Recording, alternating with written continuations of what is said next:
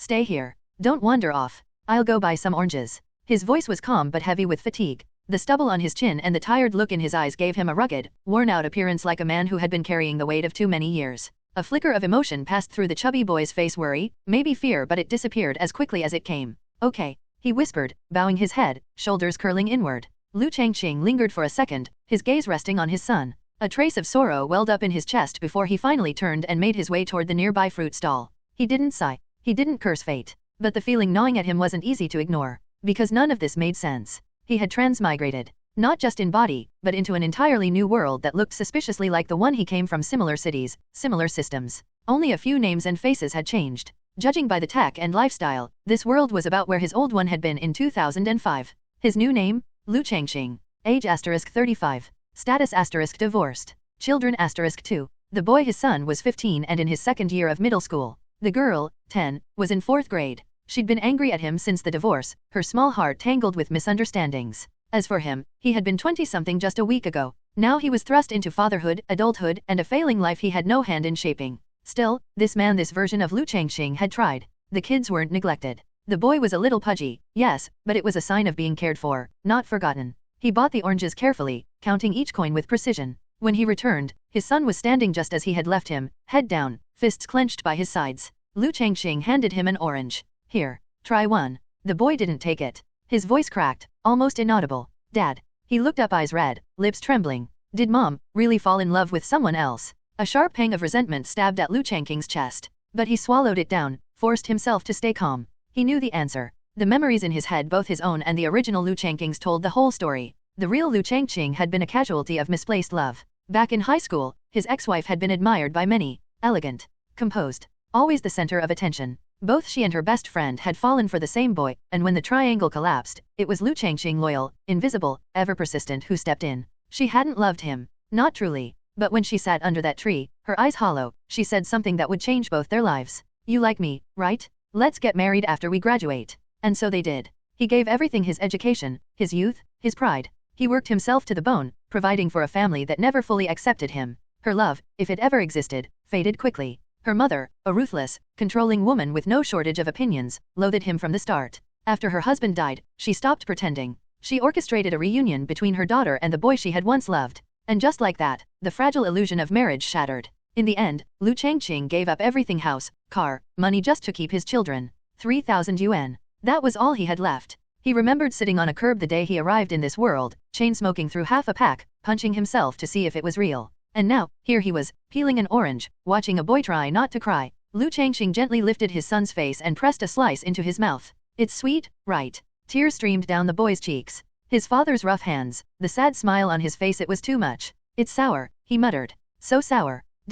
Elsewhere, inside a luxury car, Li Wanran stared out the window, her fingers tightening slightly against the glass. The man beside her leaned over and wrapped his arm around her shoulder. What's wrong? Are you feeling down? She shook her head lightly. No, it's nothing. Her hand lifted, caressing his face, gentle, almost reverent. The man chuckled and caught her hand, teasing her with a grin. She smiled back, but it didn't reach her eyes. Her gaze locked onto his, and for a moment, she saw the boy she used to love. The one who made her heart race and her world spin. That infatuation had never quite faded. But her mind betrayed her, flashing images of 2 children of Liu Changqing's face. She pushed the man away and sank into the seat. She wasn't sure anymore. Did she still love Liu Changqing? If she hadn't met this man again, if fate hadn't intervened at her mother's party, maybe things would have been different. Her son had been a mistake. Her daughter, a choice. Yet now, here she was, caught between 2 lives. Her eyes drifted back to the man beside her. He was charming, confident, everything she thought she wanted. This time, she told herself, I won't let go. But a quiet voice echoed in her heart.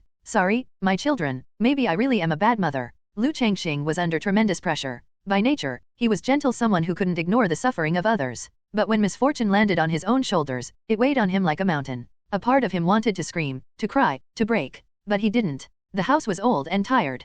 Paint flaked off the walls in large sheets, exposing the gray cement beneath. Mold crept into the corners like silent rot. Liu Changqing swept his eyes over the room with faint disgust, not because he couldn't endure hardship, but because his children had to endure it with him. He was now a divorced father of 2. That reality hit harder than any blow. His son was Liu Ziya, the elder. His daughter, Liu Ziyazi, the younger. Their names had been chosen by his ex-wife. Before everything fell apart, the children had adored their mother. But in the fragmented memories of the man who once owned this body, one moment stood out, etched into his soul like a scar. It had been raining that day. She came home without warning, face cold, hair slightly damp, and behind her, a luxury car idled at the curb. She didn't speak. She simply packed. Liu Changqing had been crumbling for days, refusing to sign the divorce papers. But she didn't waver. She handed him another copy and calmly laid out her condition. Custody of the children. She didn't want anything else. It shattered him. He refused. Gave up the house, the car, everything just to keep the kids. His daughter clung to her mother's leg, sobbing, begging her not to leave. His son just stood there, silent, his eyes like frozen glass.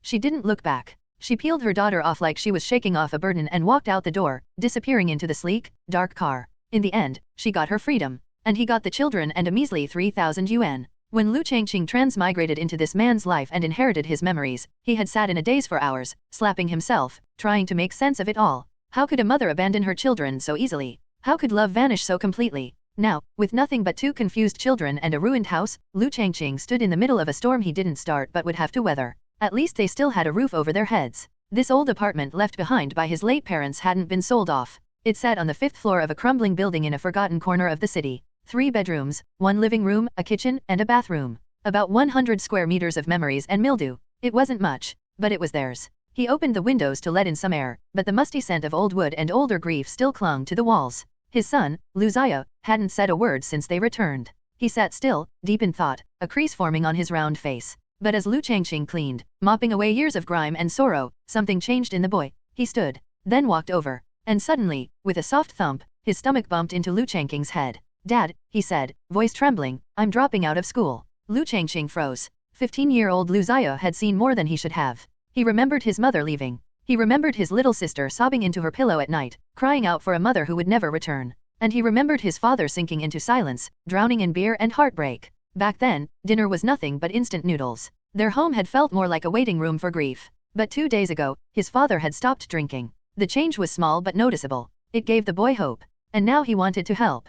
Carry bricks, wash dishes, serve food, whatever it took to ease his father's burden. Then, a rough but warm hand landed on his head. He looked up. His father was smiling. "What are you thinking?" Liu Changqing said gently. "You really think I've fallen so far that I need my son to quit school and work? But, don't worry." Liu Changqing returned to scrubbing the floor, his tone firm. "The best way you can help me is by getting into a good school. Study hard. Get into a university. That's how you repay me." His words struck like thunder in Liu Zaya's heart. "This family isn't short on money," Liu Changqing added, even though they both knew it wasn't true. Later that night, Liu Changqing collapsed onto his bed. The exhaustion of cleaning was nothing compared to the weight on his shoulders. Only 3,000 yuan remained. It might get them through the month, maybe 2 if they stretched it. But the next semester loomed ahead and so did the tuition fees. Both children attended private schools. Over 2,000 yuan per child, per semester. Not a huge sum in the past, but now, it felt like an insurmountable wall. Back in his original life, Liu Changqing had been a young graduate with a degree in design, working in an ad agency making posters.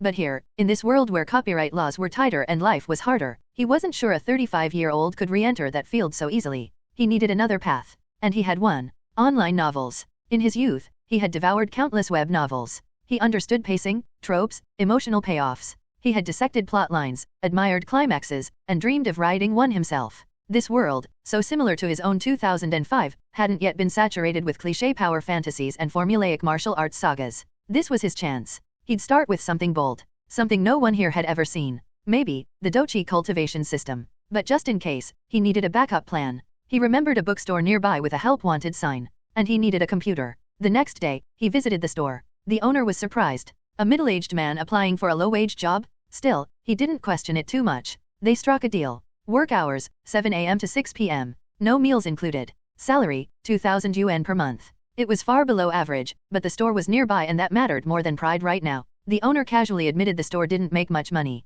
It was more of a personal interest than a business. Probably how the rich think, Liu Changqing thought. He wasn't bitter, just tired. But now he had a plan. He'd start work tomorrow. And tonight, he'd start writing. Hey everyone, I sincerely appreciate your support.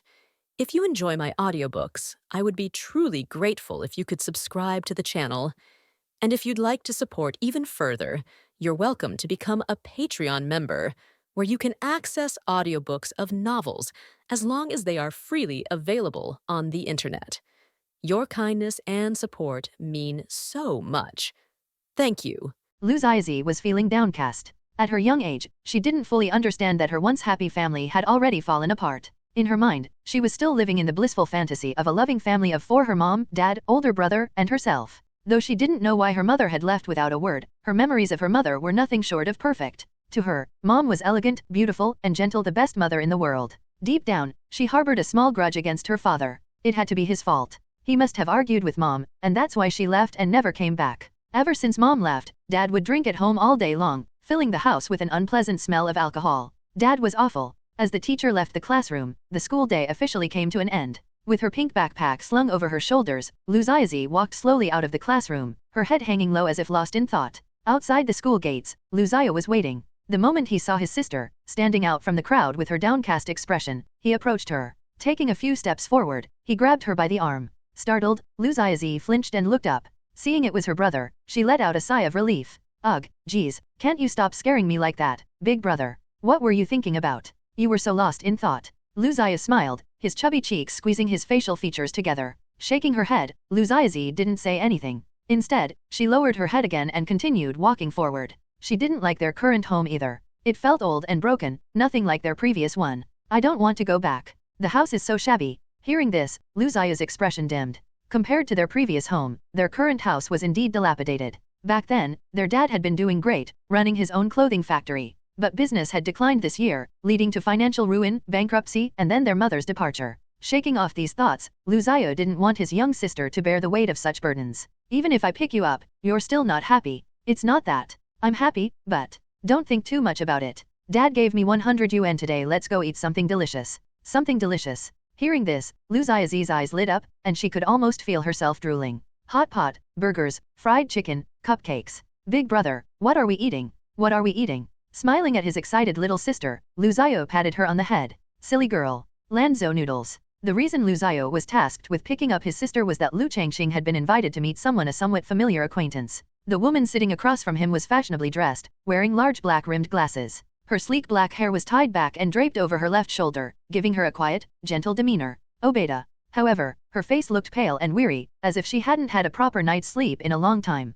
The two of them sat in a cafe, with 2 cups of coffee on the table between them. Liu Changqing wasn't particularly fond of drinks like this, ones you couldn't gulp down all at once. Changming hasn't been home in a long time. Her voice sounded hoarse, as though she had been crying for hours, leaving her barely able to speak. The Changming she mentioned was none other than Liu Changqing's ex-wife's affair partner, and the woman sitting across from him was once a close friend of his ex-wife. In the memories of this body's original owner, she had even attended their wedding. The two of them, who should have had little reason to interact, now sat face to face. What connected them was the fact that their respective partners had both cheated on them. 2 downtrodden souls in relationships, huddling together like shivering creatures in the coldest winter. That was their current state. Before Liu Changqing replaced the original owner of this body, the two would often communicate, sharing information about their unfaithful partner's whereabouts and teaming up to catch them in the act. They never succeeded. But even if they had, what difference would it have made? Some things were destined to remain unchanged. Her eyes, red and puffy from crying, struggled to stay open. They burned, and tears threatened to fall again. She stared at Liu Changqing, her gaze empty and lost.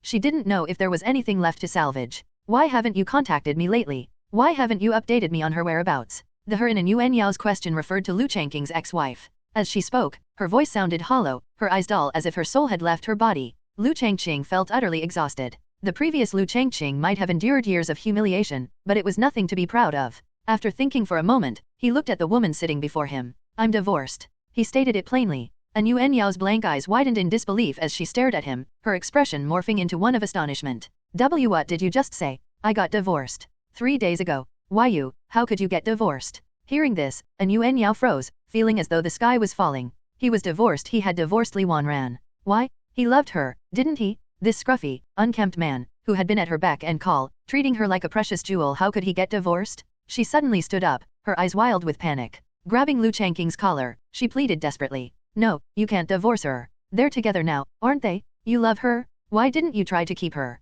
Since marrying Li Changming, Yuan Yao had never had children. Every day felt like living in his shadow, haunted by the fear that he would leave her. She had played the role of the perfect wife, pouring all her love into him. Why would you let go? We agreed back then, didn't we? How could you abandon me first? Did you call me here just to show me how pitiful you are now? Liu Changqing's voice was calm as he spoke. He raised his hand and gently pried her grip off his collar, his gaze cold. Straightening his faded shirt, he looked at her stunned face and said firmly, if it doesn't work, you divorce. There's no why. That's impossible. In high school, you were so crazy about her. You loved her so much. There's no way you'd let go. It sounded like she was denying reality. The news of Liu Changqing's divorce hit her so hard that she couldn't process it. She thought, if he lets go, she'll be left completely alone, without anyone to stand by her side. Liu Changqing glanced at Yuan Yao, who sat dazed, staring blankly into her coffee cup. Softly, he said, if it wasn't real love, who would willingly degrade themselves? Her wide eyes slowly rose to meet his. Standing up, Liu Changqing looked down at her. But that was the old Liu Changqing.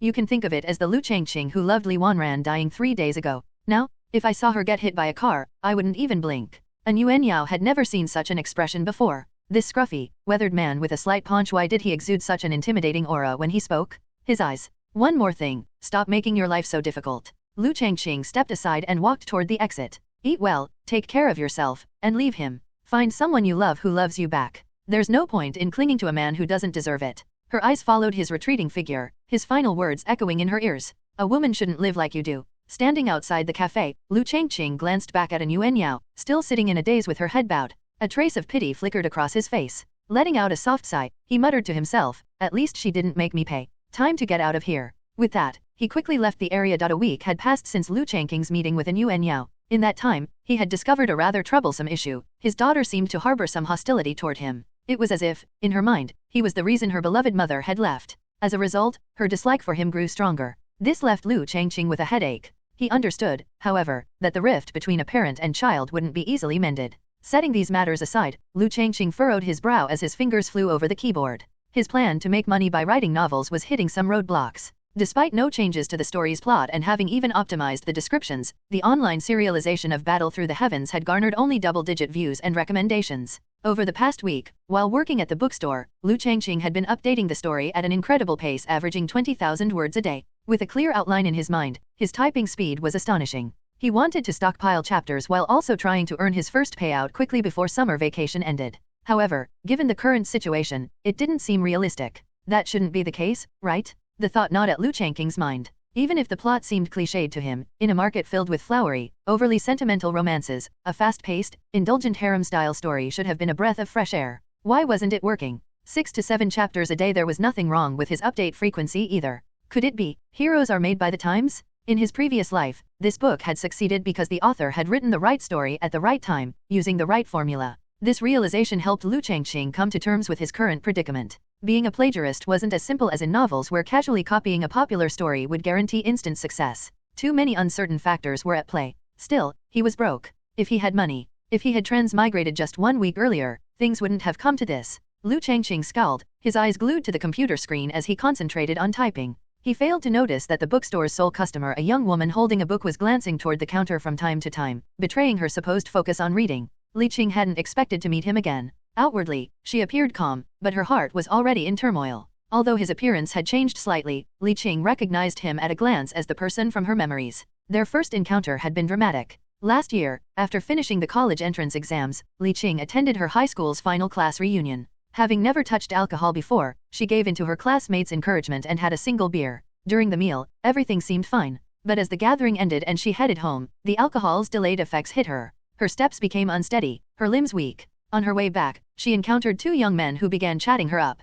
Perhaps it was her dazed appearance that emboldened them. What started as seemingly harmless conversation soon escalated. The 2 men began to touch her inappropriately, half pulling and half dragging her off her route home. Although her body was out of her control, Li Qing's mind remained clear. It was late at night, the streets dimly lit. People walked by hurriedly, some glancing her way but none stopping to help. She wanted to cry, but the dizziness in her head left her too weak to do much. Just as the 2 men were about to haul her onto an electric scooter, a voice rang out beside her. "What are you 2 doing?" It was a calm and steady voice. In her hazy state, Li Qing felt a strong hand grasp her wrist, pulling her away from the 2 men who were trying to drag her off. Still dazed, she vaguely felt a hand slap her cheeks firmly. The stinging pain jolted her awake. When she opened her eyes, she saw his face. Sharp features, a defined profile, and a shadow of black stubble on his upper lip. He looked like a mature, weathered man, an uncle. The 2 men, clearly unhappy with this interruption, charged forward, trying to reclaim Li Qing. Frightened, she clung tightly to the man's shirt and hid behind him. "Doesn't seem like you know these 2, the man said, his tone shifting slightly as he glanced at them. "You 2 punks? Young as you are, instead of learning something decent, you're out committing crimes? Fine. Today, I'll teach you a lesson on behalf of your parents." With tildenui. In Li Qing's eyes, he charged at the 2 like a hero. What girl doesn't dream of romance? Li Qing wasn't immune to such feelings either. After the college entrance exams, she decided to attend a local university. But after that night, she never saw the man again. It was as if he had been sent by the heavens to save her. If I ever meet him again, I'll properly thank him. That thought stayed with her for an entire year. Near the end of the semester, Li Qing, an outstanding student in her class, stopped by a quiet bookstore after school to buy some well-known literary works. The moment she walked in, she saw him, the person she had been searching for. It's him? She couldn't hide the joy in her heart and wanted to rush over to greet him. But just as she opened her mouth, she saw him frowning deeply, his hands flying over the keyboard. Is he busy? The words she wanted to say were swallowed back. Trying to cover her emotions, she shuffled over to the shelves, picked up a random book, and pretended to read. But her curiosity got the better of her. I can't see him clearly from here. Changing positions, Li Qing set the book down and moved closer to the counter. Once she found a good spot, she grabbed another book and held it up to cover her face, leaving only her big, round eyes peeking over the edge, staring at Liu Changqing. Humans are strange creatures. Even with his back turned, Liu Changqing couldn't shake the feeling that someone was watching him. He stopped typing and turned toward the customer. Letting out a startled cry, Li Qing raised the book above her head, completely covering her face. Her cheeks flushed bright red. What do I do? What do I do? What do I do? Her mind spun in panic. Her grip on the book was so tight that her fingertips turned white. I didn't wash my hair this morning. Is it greasy? I didn't put on makeup either. And I stayed up late. Do I have dark circles under my eyes? The more she thought, the more frantic she became. Li Qing felt like she was about to explode from embarrassment. There's no way I can let him see me like this. In a desperate attempt to escape, she tried to dash out of the store. However, her hurried movement made her trip over her own feet. She barely managed to regain her balance before bolting out like the wind. Liu Changqing blinked in surprise, completely at a loss. The whole thing had happened so quickly that he had no idea what was going on. For a moment, time seemed to stand still. Then, suddenly, Liu Changqing slapped his thigh. He remembered the book that girl had been holding wasn't paid for. Damn it, is this some kind of new shoplifting technique? He hadn't seen it coming at all. Frustrated, Liu Changqing rushed out the door, scanning the crowd of passersby. But she was already gone. Li Qing wasn't even sure how she had managed to return to her dorm room.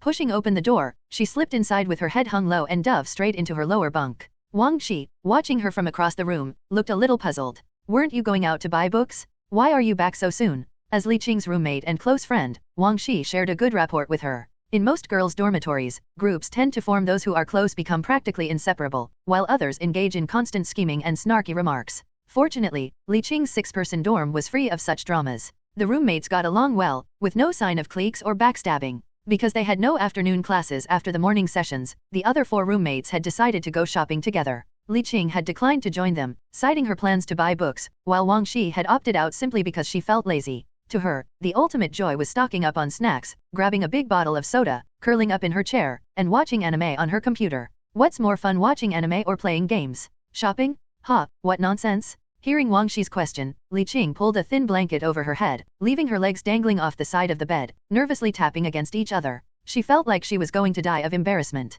I actually ran away. Will he think I'm weird? Of course he will. Who hides behind a book and then bolts out of the store? Lost in thought, she froze for a moment. Then, suddenly letting out a loud ah, she threw off her blanket and turned her gaze to the book she had tossed onto the desk when she entered.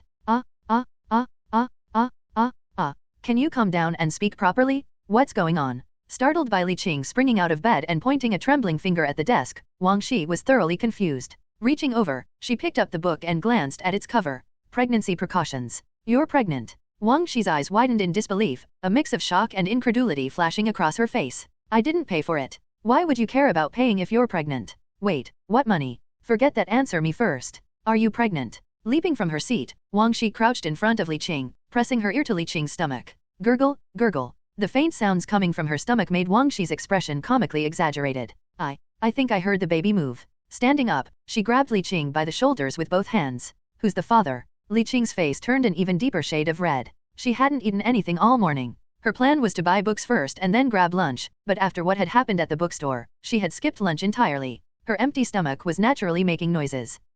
It's not that. Pushing Wang Shi away, she stammered, I didn't pay for the book. And no, I'm not pregnant. You're not pregnant. Wang Shi stared at her face, trying to find any hint of deceit, her eyes unblinking as they bore into Li Qing's. Are you trying to fool me? I told you, I'm not. Li Qing felt like her face was on fire. She bounced up and down a few times, trying to prove she wasn't pregnant, only for Wang Shi to stop her and firmly pull her down to sit on the edge of the bed. What if you disturb the baby? Sit still, Wang Shi said, looking completely serious. Does your uncle know? Stop joking around. I'm really not pregnant. Li Qing slapped her stomach hard, the sound echoing through the dorm room as Wang Shi winced sympathetically. Thinking carefully, Wang Shi realized Li Qing didn't seem like the type to get pregnant. Although Li Qing was quiet and delicate, with a naturally pretty face that didn't require makeup, she tended to dress loosely. However, during their trips to the communal bathhouse, Wang Shi had discovered Li Qing's hidden assets. Her future children definitely wouldn't have to worry about food. Why'd you even grab this book? Wang Shi asked, looking at Li Qing with confusion. And why didn't you pay for it?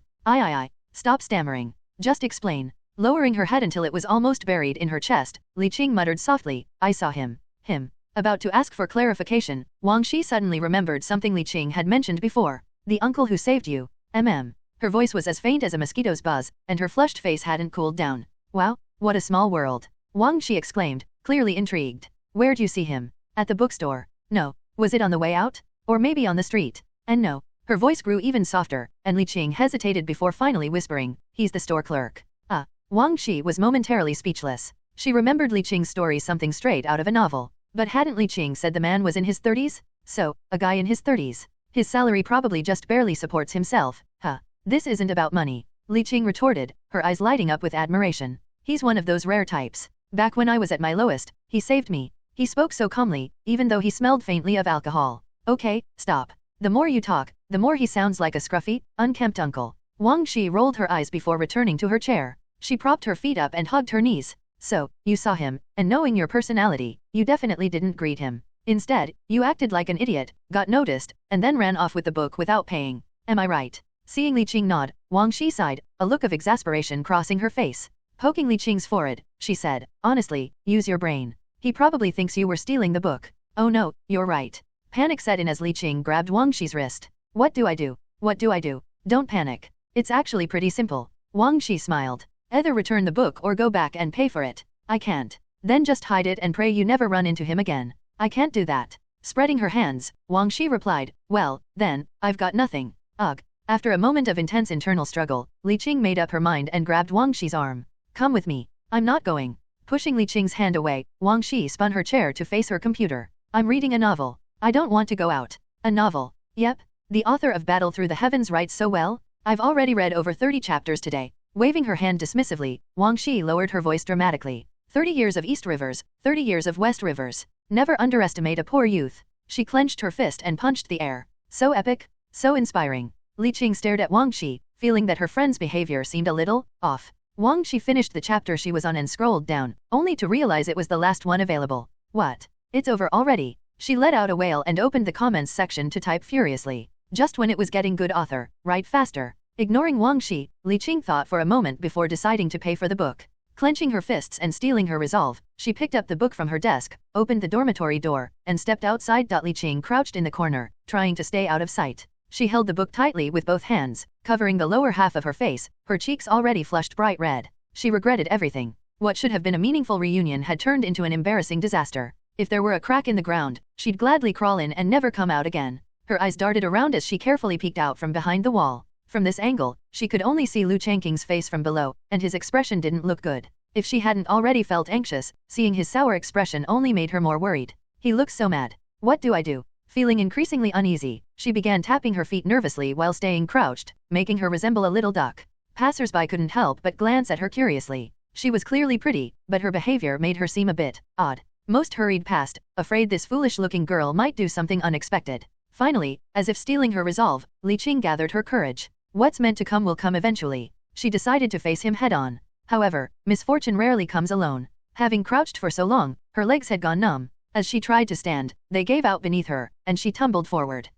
She let out a cry as her body hit the ground with a thud. Hearing the commotion, Liu Changqing immediately stood up. His expression shifted as he saw someone sprawled on the ground outside. Is this some kind of new performance art? Lying on the ground in broad daylight? Ouch, that really hurts. Muttering to herself, Li Qing examined her palms, which had scraped against the pavement. The stinging pain made her eyes well up with tears. Kneeling on the ground, she looked at the raw skin on her hands where her palms met her wrists. The burning pain made her feel like today was the unluckiest day of her life. Are you okay? Liu Changqing recognized her immediately. Although he hadn't seen her face clearly earlier, he remembered her outfit. Not sure what she was trying to pull this time, Liu Changqing resolved not to let her escape again. Walking to the door, he picked up the book she had dropped, dusted it off, and gripped it tightly before turning his attention to the girl still kneeling on the ground. With Tildanu. Her sense of grievance momentarily overshadowed her embarrassment, and Li Qing turned her tearful eyes to Liu Changqing. My hand hurts. Let me see. At his words, Li Qing extended her hand toward him. Squatting down, Liu Changqing examined her palm. His expression shifted immediately. That's terrifying. Li Qing nodded solemnly, agreeing wholeheartedly. In a few minutes, it'll probably heal completely. Li Qing froze for a moment, confused. But it really, really hurts. Her pitiful tone, trembling with emotion, made it hard for Liu Changqing to make any sarcastic remarks. He could tell from her voice that she was on the verge of tears. Come inside. Wash your hand with water first, and I'll put some medicine on it, Liu Changqing said as he walked back into the store. Li Qing stared at his retreating figure, watching his back as it overlapped with the one etched in her memory from that night. A smile broke through her tear-streaked face as she quickly got to her feet, brushed off the dust from her clothes, and followed him inside. About that book. Don't worry about that right now. He led Li Qing to the store's restroom, turned around, and grabbed her wrist. She let out a startled yelp as he turned on the faucet and started rinsing her hand under the running water. After a brief rinse, he examined the wound. It was just a small scrape, barely enough to bleed. If it were him, he'd probably just give it a quick rinse and wait for it to heal naturally. Girls really are a bit more delicate, he thought. Once the rinsing was done, Liu Changqing let go of her hand and motioned for her to follow him to the counter. He pulled open a drawer, rummaged through it, and took out a bottle of powdered Yunnan Biao. Opening the lid, he looked at Li Qing, who obediently extended her hand toward him. Pouring the powder onto her wound, he heard her hiss sharply as the sting set in. Li Qing felt a sharp, burning pain and was about to cry out, but stopped herself. She didn't want to seem overly dramatic after having already caused him so much trouble. Clenching her teeth and turning her head away, she shut her eyes tightly, her body trembling slightly as though she were enduring an electric shock. Her eyes glistened with unshed tears. This girl. Liu Changqing couldn't help but feel amused. Putting everything else aside, her attempt to endure the pain was oddly endearing. Looking closely at her, he noticed she had a hint of baby fat. Her black hair fell loosely over her shoulders, framing a round face that was soft and pleasing to the eye. While her features weren't stunning, they were delicately attractive, perfectly complementing her facial structure. She had a natural charm that made her seem like a girl next door type. Her hands were soft and slightly plump, not the frail, bony kind. Her clothes were loose, making it hard to tell what kind of figure she had. All done. The wound should scab over by tomorrow, and it'll probably heal completely by the afternoon, Liu Changqing said. Thank you. Her voice was so quiet it was almost inaudible, making Liu Changqing wonder if he'd misheard her. Leaning back in his chair, he looked at her and asked, Now, care to explain? I didn't do it on purpose. I was just too embarrassed. Staring at her toes, Li Qing didn't dare meet his gaze. Too embarrassed. Liu Changqing glanced at the book's title and his lips twitched. Well, that makes sense now. Young people these days, why are you so careless about safety? Scratching his face awkwardly, he added, All right, I'll let it slide this time. But next time, don't just grab something and run off. Having kids is a normal thing, it's nothing to be embarrassed about. Be bold. Be confident. I'm not. Waving her hands frantically, she looked utterly flustered. I'm not PP pregnant? I just grabbed the wrong book. Really? Watching her nod furiously, Liu Changqing felt puzzled. Why is she going to such lengths to explain herself to me? Well, since it's all cleared up, let's not make a habit of this, he said, waving his hand dismissively. His message was clear, if there's nothing else, you can leave. What is it? Seeing her hesitating, Liu Changqing asked, Is there something else you need? It's just, haven't we met before? Her words made Liu Changqing look at her, his gaze meeting hers. In her eyes, there was an inexplicable hint of hope. Time seemed to slow. Li Qing felt her heartbeat quicken with each passing second. Thump, thump, thump. You do look a bit familiar, but I don't think we've met. I don't recall knowing anyone your age, Liu Changqing replied, lowering his gaze. Hearing this, Li Qing's face turned pale. Her mouth opened as if she wanted to say something, and she even took a small step forward. But in the end, she couldn't bring herself to speak. Her expression shifted, less anxious now, but tinged with disappointment. Walking toward the door, she glanced back at Liu Changqing, who had already resumed typing on his keyboard. Letting out a long sigh, she stepped outside. Meanwhile, Yuan Yao sat on a sofa, her gaze fixed on the clock hanging on the wall. The second hand ticked away, its sound echoing in the empty living room. Her eyes shifted to a photo hanging nearby. In the picture was a mature, steady-looking man standing expressionlessly next to a woman clinging tightly to his arm, smiling brightly. The woman was Yuan Yao. She was waiting. The first time Yuan Yao met Liu Changqing was at the wedding of her former best friend, Li Wanran. Dressed in a suit, Liu Changqing exuded charm. His hair was neatly styled, and he looked exceptionally handsome. His face was lit up with a smile so bright it seemed to overflow. In stark contrast to him, the bride, Li Wanran, maintained a cold and indifferent expression throughout the toast. Despite this, whenever Liu Changqing noticed his wife's odd demeanor, he would lower his head with a worried look and softly ask if she was all right. Yuan Yao watched this scene unfold. For the first time, she felt envious of Li Wanran. Though she had won the battle of the love triangle and secured the man she had longed for, keeping him by her side, it didn't bring her the joy she imagined. She took meticulous care of him, ensuring everything was perfect. Every night, she stayed up until he came home, reheating his meals and preparing everything for him. But every time, he would glance at the food with indifference and either claim he wasn't hungry or that he had already eaten out. She had never stepped foot in the kitchen before. Yet, for him, she sought out teachers, studied cookbooks, and consulted others. She worked hard to improve her cooking skills, imagining the day he would smile and praise her cooking even if just for a second. But reality was harsh. Over the years of their marriage, she prepared meals daily, waited until midnight for him to come home, heated water for his bath, handed him his slippers, and hung up his clothes, all of which she washed by hand. The constant late nights took a toll on her mental state. Compared to Liu Changqing's ex-wife, Li Wanran, An Yao felt there was no comparison. Outsiders might not see such a stark difference, but to An Yao, it was an undeniable chasm. One had never known happiness since her marriage, often sleeping late, suffering from insomnia, and never experiencing spiritual fulfillment. The other was pampered by a devoted husband who expressed his love daily, prepared monthly gifts, and handled all the household chores, including cooking delicious meals. She remembered asking Liu Changqing for cooking tips when she first started learning. Li Wanran was happier. An Yao had envied her for that. She didn't wish for a marriage as perfect as hers, just a little, even just a simple I love you would suffice. On the clock hanging on the wall, the hour, minute, and second hands all pointed to 12. Not coming home again today. A faint, desolate voice escaped her lips. Her gaze drifted to the door. She had waited long enough and felt a throbbing in her head. Using one hand to steady herself on the sofa, she stood up with some effort. She had barely taken 2 steps when she heard the sound of the door unlocking. A with tilde o epsilon s. She froze momentarily before her heart leaped with joy. He's back? Changming. Calling his name, An Yao hurried toward the door. Her rushed steps nearly caused her to trip, but she steadied herself and looked up. The door opened, revealing Li Changming's expressionless face. He merely glanced at her, too indifferent to show any emotion, and gave her a slight nod.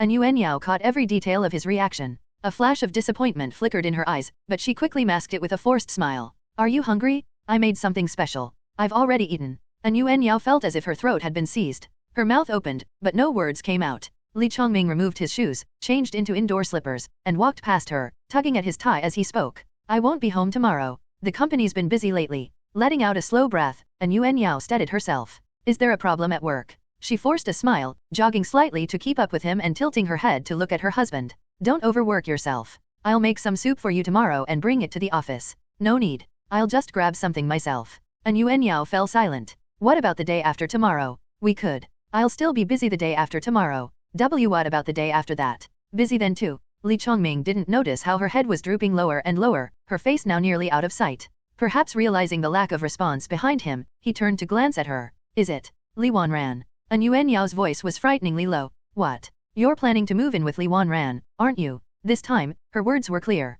Li Changming frowned, his expression tightening for the first time. It was only now that he took a good look at An Yao. How long had it been since he'd properly looked at her? He couldn't quite remember. Her features appeared haggard. Her lips, once rosy and vibrant, were now a pale purplish hue. The light makeup she had applied only slightly concealed the tiredness etched into her face. And her eyes. They no longer sparkled with the clarity they once had. Now, they were dull like stagnant water. It's not that. It's work-related, he replied. So, you're not coming home at all? Her eyes bore into him. Is it because of me? Am I not good enough? Tell me what's wrong, Changming. She took a few steps forward until she was standing right in front of him. Grasping his arm, she shook it gently. I'll change. Don't do this to me, please. I'm begging you, Changming. Don't leave me like this. I'm so scared. I'm scared of being alone. Don't treat me like this. I'm begging you. By the time she finished speaking, her tone was frantic and her demeanor almost hysterical. Li Changming was startled. At his core, he was a timid and indecisive man. Though he tried to maintain a cold, detached facade, the sight of his once submissive wife in such a state unnerved him.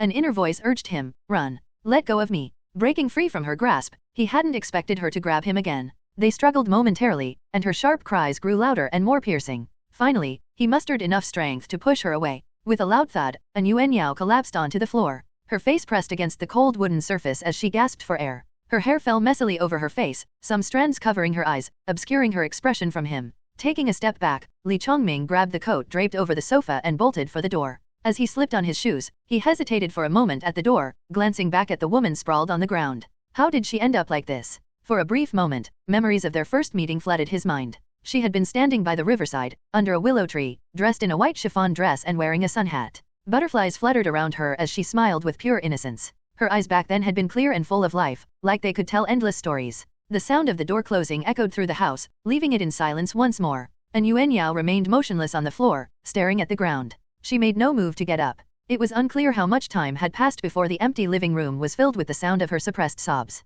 The deafening ringtone of Liu Changqing's phone shattered the quiet of his room. Having barely slept 2 or 3 hours, he woke up with a start. Since it was the weekend, the kids had stayed up later than usual. It was also the bookstore's only day off, and Liu Changqing had planned to sleep in. But his plans were interrupted by the relentless noise. Not wanting to disturb the kids next door, he quickly answered the call. His eyes, still heavy with sleep, barely opened. Hello? Who is it? The other end of the line was silent, save for some faint noises. Liu Changqing waited, his grogginess fading as the silence stretched on. Hello? Speak up. Could you come over? It was a woman's voice. Liu Changqing was taken aback. Pulling the phone away from his ear, he glanced at the caller ID. An Yuan Yao? Liu Changqing thought he might be seeing things. He rubbed his eyes hard and looked at his phone again. The screen still showed An Yuan Yao's name. Why is she calling me? They hadn't spoken in over a week. Liu Changqing figured the last time they met, he had made his feelings quite clear. Could this woman have gone off the deep end again? What do you want? He didn't know how she would take it, but Liu Changqing, already in a foul mood from being woken up, didn't bother masking his irritation. Come pick me up.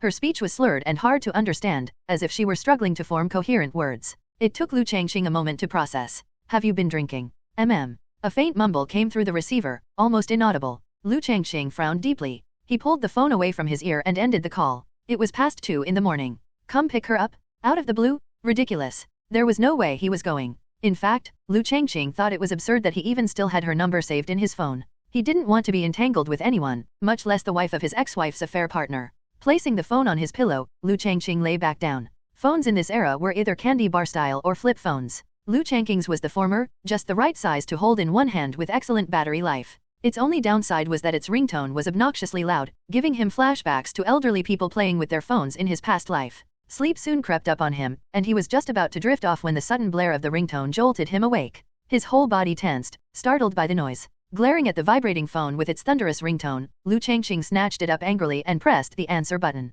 Do you ever stop? It's the middle of the night. Don't you need to sleep? To his surprise, it was a man's voice on the other end. Perhaps intimidated by Liu Changqing's outburst, the man sounded hesitant. Sir, this lady kept insisting she wanted to call you. I tried calling the number saved as her husband's, but no one answered. If possible, could you come pick her up? We've already closed for the night, Anne. Liu Changqing felt like it wasn't his problem. He was about to refuse outright, but for some reason, an image of An Yuan Yao's pitiful expression from their last encounter flashed through his mind. Tightening his grip on the phone, he let out a long sigh. Where are you? An Yuan Yao's mind was hazy. She tried to lift her head, but it felt as though a heavy weight was pressing down on it, leaving her unable to move. Her gaze remained fixed on the door, a position she had maintained for some time. Beside her, a young waiter stood awkwardly, unsure of what to do. The guest had arrived at the restaurant in the middle of the night. She hadn't ordered any food, only requested drink after drink. The young waiter glanced at the table and the floor. The table was piled high with empty bottles, and more were scattered across the ground.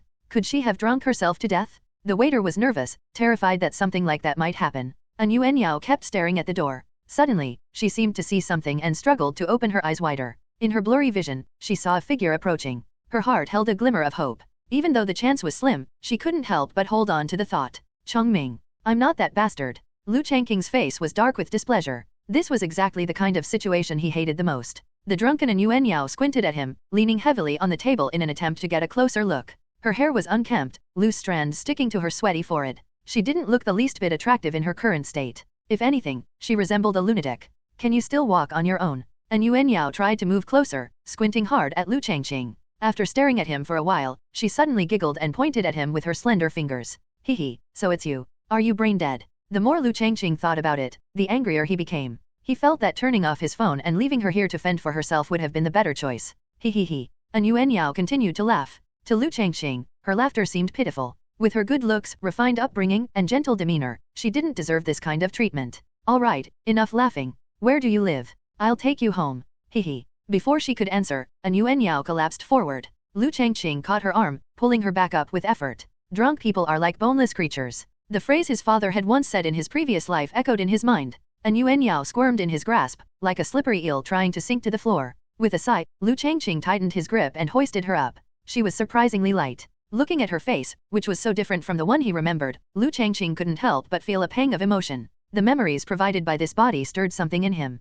Back in high school, Liu Changqing had been at the same school as her and Li Wanran. Although they weren't in the same class, pretty girls always became the subject of discussion. Especially girls like her. She always wore a smile. Her eyes were particularly captivating, curving like crescent moons when she laughed. Her slightly downward tilted eyebrows gave her face a gentle, delicate appearance, stirring a protective instinct in most boys. Of course, Liu Changqing wasn't one of those boys. Sighing again, he decided to get her out of the restaurant first.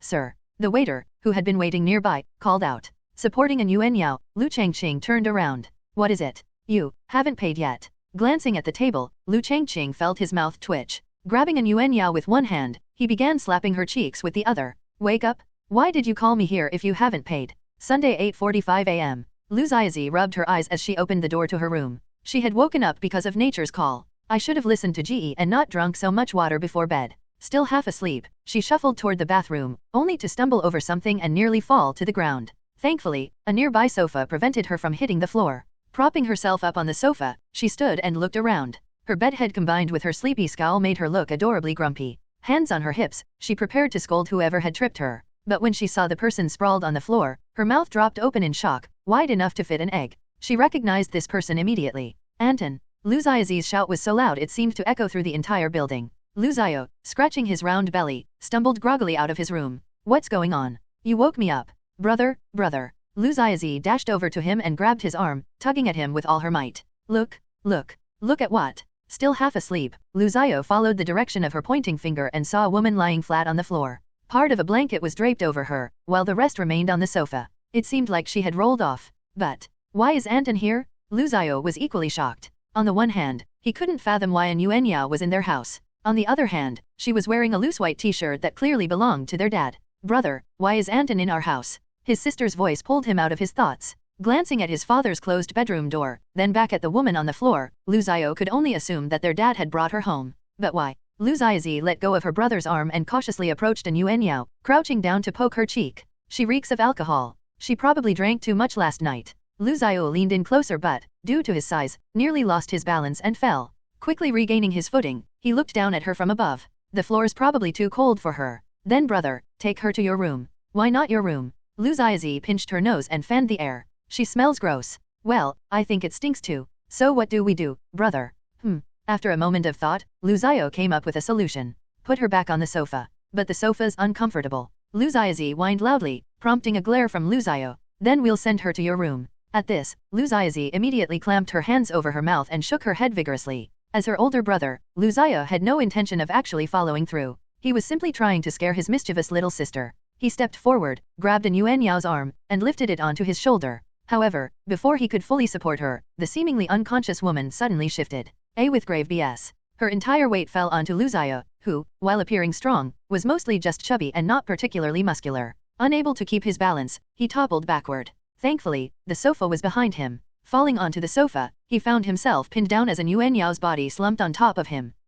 Brother. Panicking, Lu Ziazi rushed forward and tried to pull her off, but her small hands weren't strong enough to make a difference. With a sudden burst of effort, Lu Zio pushed an Yuan Yao off him, shifting her into a side-lying position on the sofa. Breathing heavily, his face flushed red, Lu Zio finally sat up. Brother, are you okay? Her worried eyes met his, and Lu Zio shook his head. I'm fine. His gaze shifted to the still sleeping an Yuan Yao. Why did Dad bring her home? Liu Changqing hadn't slept for long. Checking his phone, he saw it was only a little past 9:30. Although he hadn't gotten to bed until after 3 a.m., he got up, slipped on his slippers, and opened his door. In the dining area, Lu Ziazi and Lu Zio were eating breakfast. They had bought takeout, 2 cups of 8 treasure porridge, a plastic bag of xiaolongbao, 4 leftover yushao, and 2 unpeeled eggs sitting beside a pile of eggshells. As soon as Liu Changqing stepped out, Lu Ziazi's previously cheerful expression changed. Lowering her head, she sipped her porridge through a straw. Her reaction didn't escape Lu Zio's notice. Looking up at his father, he said, Dad, want some breakfast? Sure, let me wash up first.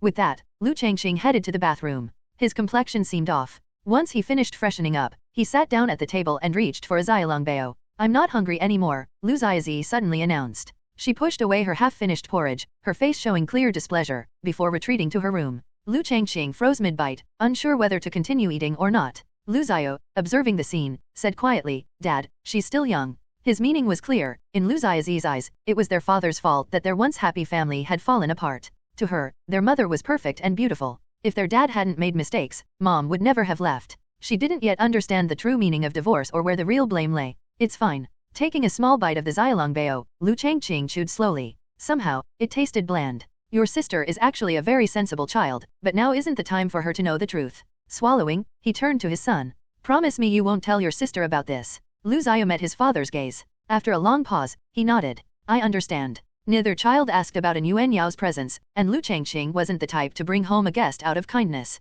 He had only brought her back to settle the bill for last night. That woman, she drank 2 cases of beer. And half a liter of white liquor? Was she trying to drink herself to death? Sitting on the sofa, Liu Changqing recalled the events of the previous night. His already sour expression darkened further. He had even changed his clothes. His white shirt from last night was a lost cause, discarded in the trash. He didn't even bother washing it. The thought of taking it home made his stomach churn. And Yuan Yao hadn't eaten anything while drinking, so her vomiting had been relentless, like a fountain. The memory alone made Liu Changqing regret eating breakfast. Ugh. At that moment, Yuan Yao finally stirred. Like a cat, she stretched out from her curled-up position, her back arching gracefully. Liu Changqing barely noticed, his focus on containing his irritation. Still half asleep, Yuan Yao blindly patted around the sofa, likely searching for her phone. Failing to find it, she reluctantly opened her eyes, rolled over, and came face to face with Liu Changqing's cold stare. Their eyes met. For a moment, time seemed to freeze. Yuan Yao's gaze fell on Liu Changqing's stern and displeased face. Her mind, fogged by the aftereffects of her hangover, felt like it was grinding to a halt.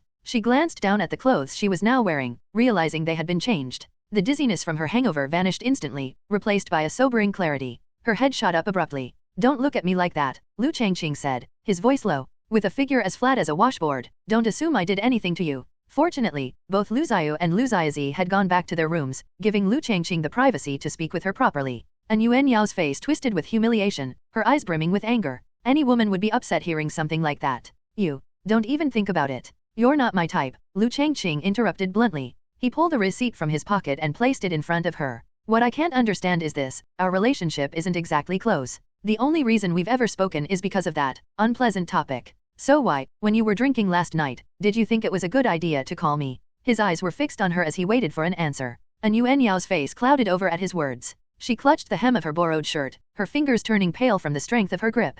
"There's no one left." It took her a long time to utter those words. "Well, that explains it," Liu Changqing replied with a nod. "Given the way you look now, I wouldn't be surprised if you've been out of touch with everyone around you for years." There was a faint trace of mockery in his tone. Who would have thought that the campus queen would end up like this? All for the sake of so-called love. He let out a long sigh. And Yuan Yao wasn't the only one to end up alone. Liu Changqing was in much the same situation. The phrase abandoned by all wasn't too far from the truth. In his memories, his parents had strongly opposed his choices, but the original Liu Changqing had been relentless, moving out and only seeing them again after their deaths. Ao Thailand bot yes. At that final meeting, he was the only one left alive to witness their last breaths. After settling their affairs, Liu Changqing had left his childhood home, never to return. Now, this house was the only remnant of those memories. All his friends and family had drifted away, which he saw as a bittersweet blessing. At the very least, no one would notice that the current Liu Changqing wasn't the same person they used to know. And Yuan Yao looked at him, as if seeing him for the first time. Her impression of Liu Changqing had always been of someone kind and innocent, a man who had left school early to work but remained honest and pure-hearted.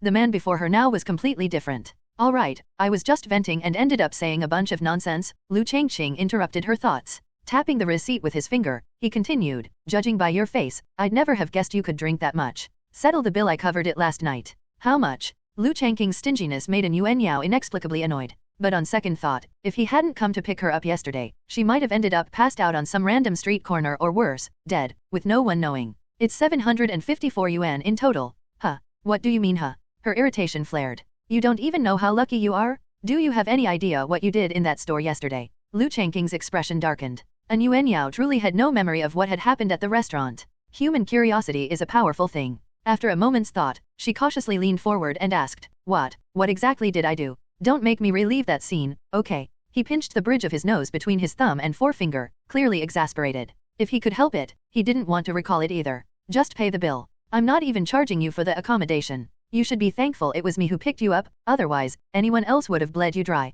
And Yuan Yao found Liu Changqing's words infuriating. All she wanted was to pay him back and never have any contact with him again. She reached for her bag, only to realize it wasn't there. "Where's my bag?" "What bag?" Liu Changqing shot her a disdainful look. "When I got to the store, you weren't even wearing shoes. You think you had a bag? No shoes?" She glanced down at her feet. They were still clean and white. "Don't bother looking. I washed them for you when we got back." You washed my feet. What else was I supposed to do?" He held up his hand, showing a rough thickness with his fingers. "Your soles were covered in dirt this thick." Her face turned beet red. Though she was in her 30s, she had never experienced anything so humiliating. Her mind felt like it was going to explode from embarrassment. I. Enough already. You couldn't even walk properly. I carried you back. And when I asked for your address, all you did was giggle non-stop. You were driving me insane." "Carried me? The after effects of her hangover hit her like a brick, and she slumped back onto the sofa, covering her face with her hands. She didn't know how she could ever face him again. After a moment, she regained some composure and looked around herself. It seemed like she had nothing with her. I don't have money on me right now, I know. Tomorrow is fine. No need for an IOU. I doubt you're the type to stiff me for a few hundred yuan. He pulled out her phone and tossed it onto the table in front of her. I charged your phone for you. While you were out cold, I sent myself a text with my work address. If you want to repay me, come find me there. I can't leave during work hours. An Yuan Yao checked her phone and found the text message. XX District, XX Street, XXXX Bookstore. Bookstore. You didn't know. Liu Changqing gave her a surprised look. I left with nothing, and my clothing factory went bankrupt. I'm a certified broke man now. The self-deprecating tone in his voice hit her like a thunderclap. Left with nothing? Why, think of it as a moment of insanity. Liu Changqing's tone was dismissive, his face showing no interest in elaborating. When he had first learned the truth himself, he had slapped his own face until it was swollen. And Yuan Yao's gaze grew complicated as she looked at him. To love someone to this extent, how could he let go? And one more thing, please don't call me again unless it's absolutely necessary. His sudden comment left her momentarily stunned. Our relationship is far too complicated. I don't want to keep living in the past, it's better to look toward the future. As if recalling something, a faint smile appeared on Liu Changqing's lips. People who live in their memories can never find happiness. The smile quickly faded, replaced by his usual indifferent expression. So, unless it's important, let's not contact each other. You're still a married woman, after all. Isn't that right, Mrs. N? For some reason, his words irritated her deeply. Every sentence he spoke seemed to evoke a new emotion, sympathy one moment, and frustration the next. I'll pay you back tomorrow. Got it. Seething with anger, An Yuan Yao stood abruptly, only to find her legs weak. She stumbled forward. A hand caught her. She looked up to see Liu Changqing holding her arm. Grumble. Her stomach let out a loud, empty growl. Liu Changqing's expression shifted as he struggled to suppress his laughter. Finally, he couldn't hold it in anymore and burst out laughing. Ha ha ha. Seeing her mortified expression only made him laugh harder. He gestured toward the table. I saved you some 8 treasure porridge. Want me to add some sugar? An Yuan Yao's stomach felt terrible. After drinking so much, vomiting repeatedly, and eating irregularly for a long time, she knew that if she didn't have something to eat this morning, her stomach wouldn't be able to handle it. So, after a long silence, she nodded in response to Liu Changqing's suggestion, also requesting that he add extra sugar. She preferred things sweet. The porridge from earlier that morning had cooled down. Liu Changqing tore open the plastic lid, poured the porridge into a metal bowl, and placed it on the induction cooker to heat it up. The house didn't have the luxury of a microwave. In just a few moments, the porridge was warm again. Liu Changqing added a generous spoonful of sugar and stirred it thoroughly before placing it in front of An Yuan Yao. Eat while it's hot. This is all that's left. There's one yushao left too, but you probably don't like those. Surprisingly, he was right, and Yuan Yao didn't care for yushao. Scooping up a spoonful of porridge, she blew on it to cool it down before placing it in her mouth. The sweetness spread across her tongue, and a faint smile appeared on her face, though she quickly suppressed it.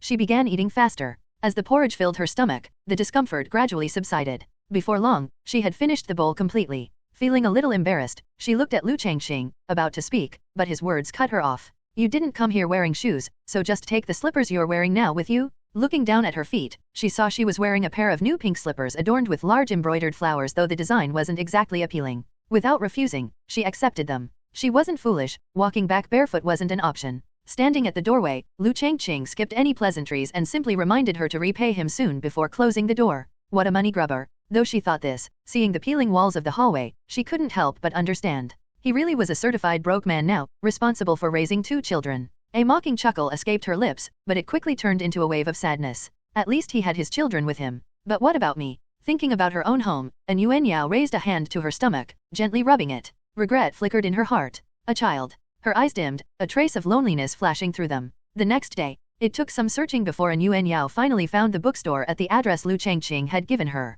Her first impression was that the storefront was tiny. Her second was that there were no customers. Standing at the entrance, she spotted Liu Changqing inside, his expression sour as ever. It seemed he had recently developed a habit of wearing that scowl. Liu Changqing felt a bit unsettled. At first, he'd been confident, thinking writing novels and making money would be a piece of cake. But now, after submitting his signing application to the platform once his word count was sufficient, and receiving no response, his confidence had wavered. With grave. Slowly, anxiety began creeping in. Here's your money. A calm voice snapped Liu Changqing out of his restless thoughts. Looking up, he saw that it was An Yuan Yao. Something about her seemed different today. This was the 3rd time they'd met since Liu Changqing had taken over the original owner's body. The first time was at the cafe, where she had seemed on the brink of a breakdown. The second time was at his bookstore, where she had been drunk beyond belief. And now, this 3rd time she had put on light makeup, which made a noticeable difference. Liu Changqing accepted the cash she handed him without counting it, shoving it directly into his pocket and shifting his gaze back to the computer. That lipstick color doesn't suit you.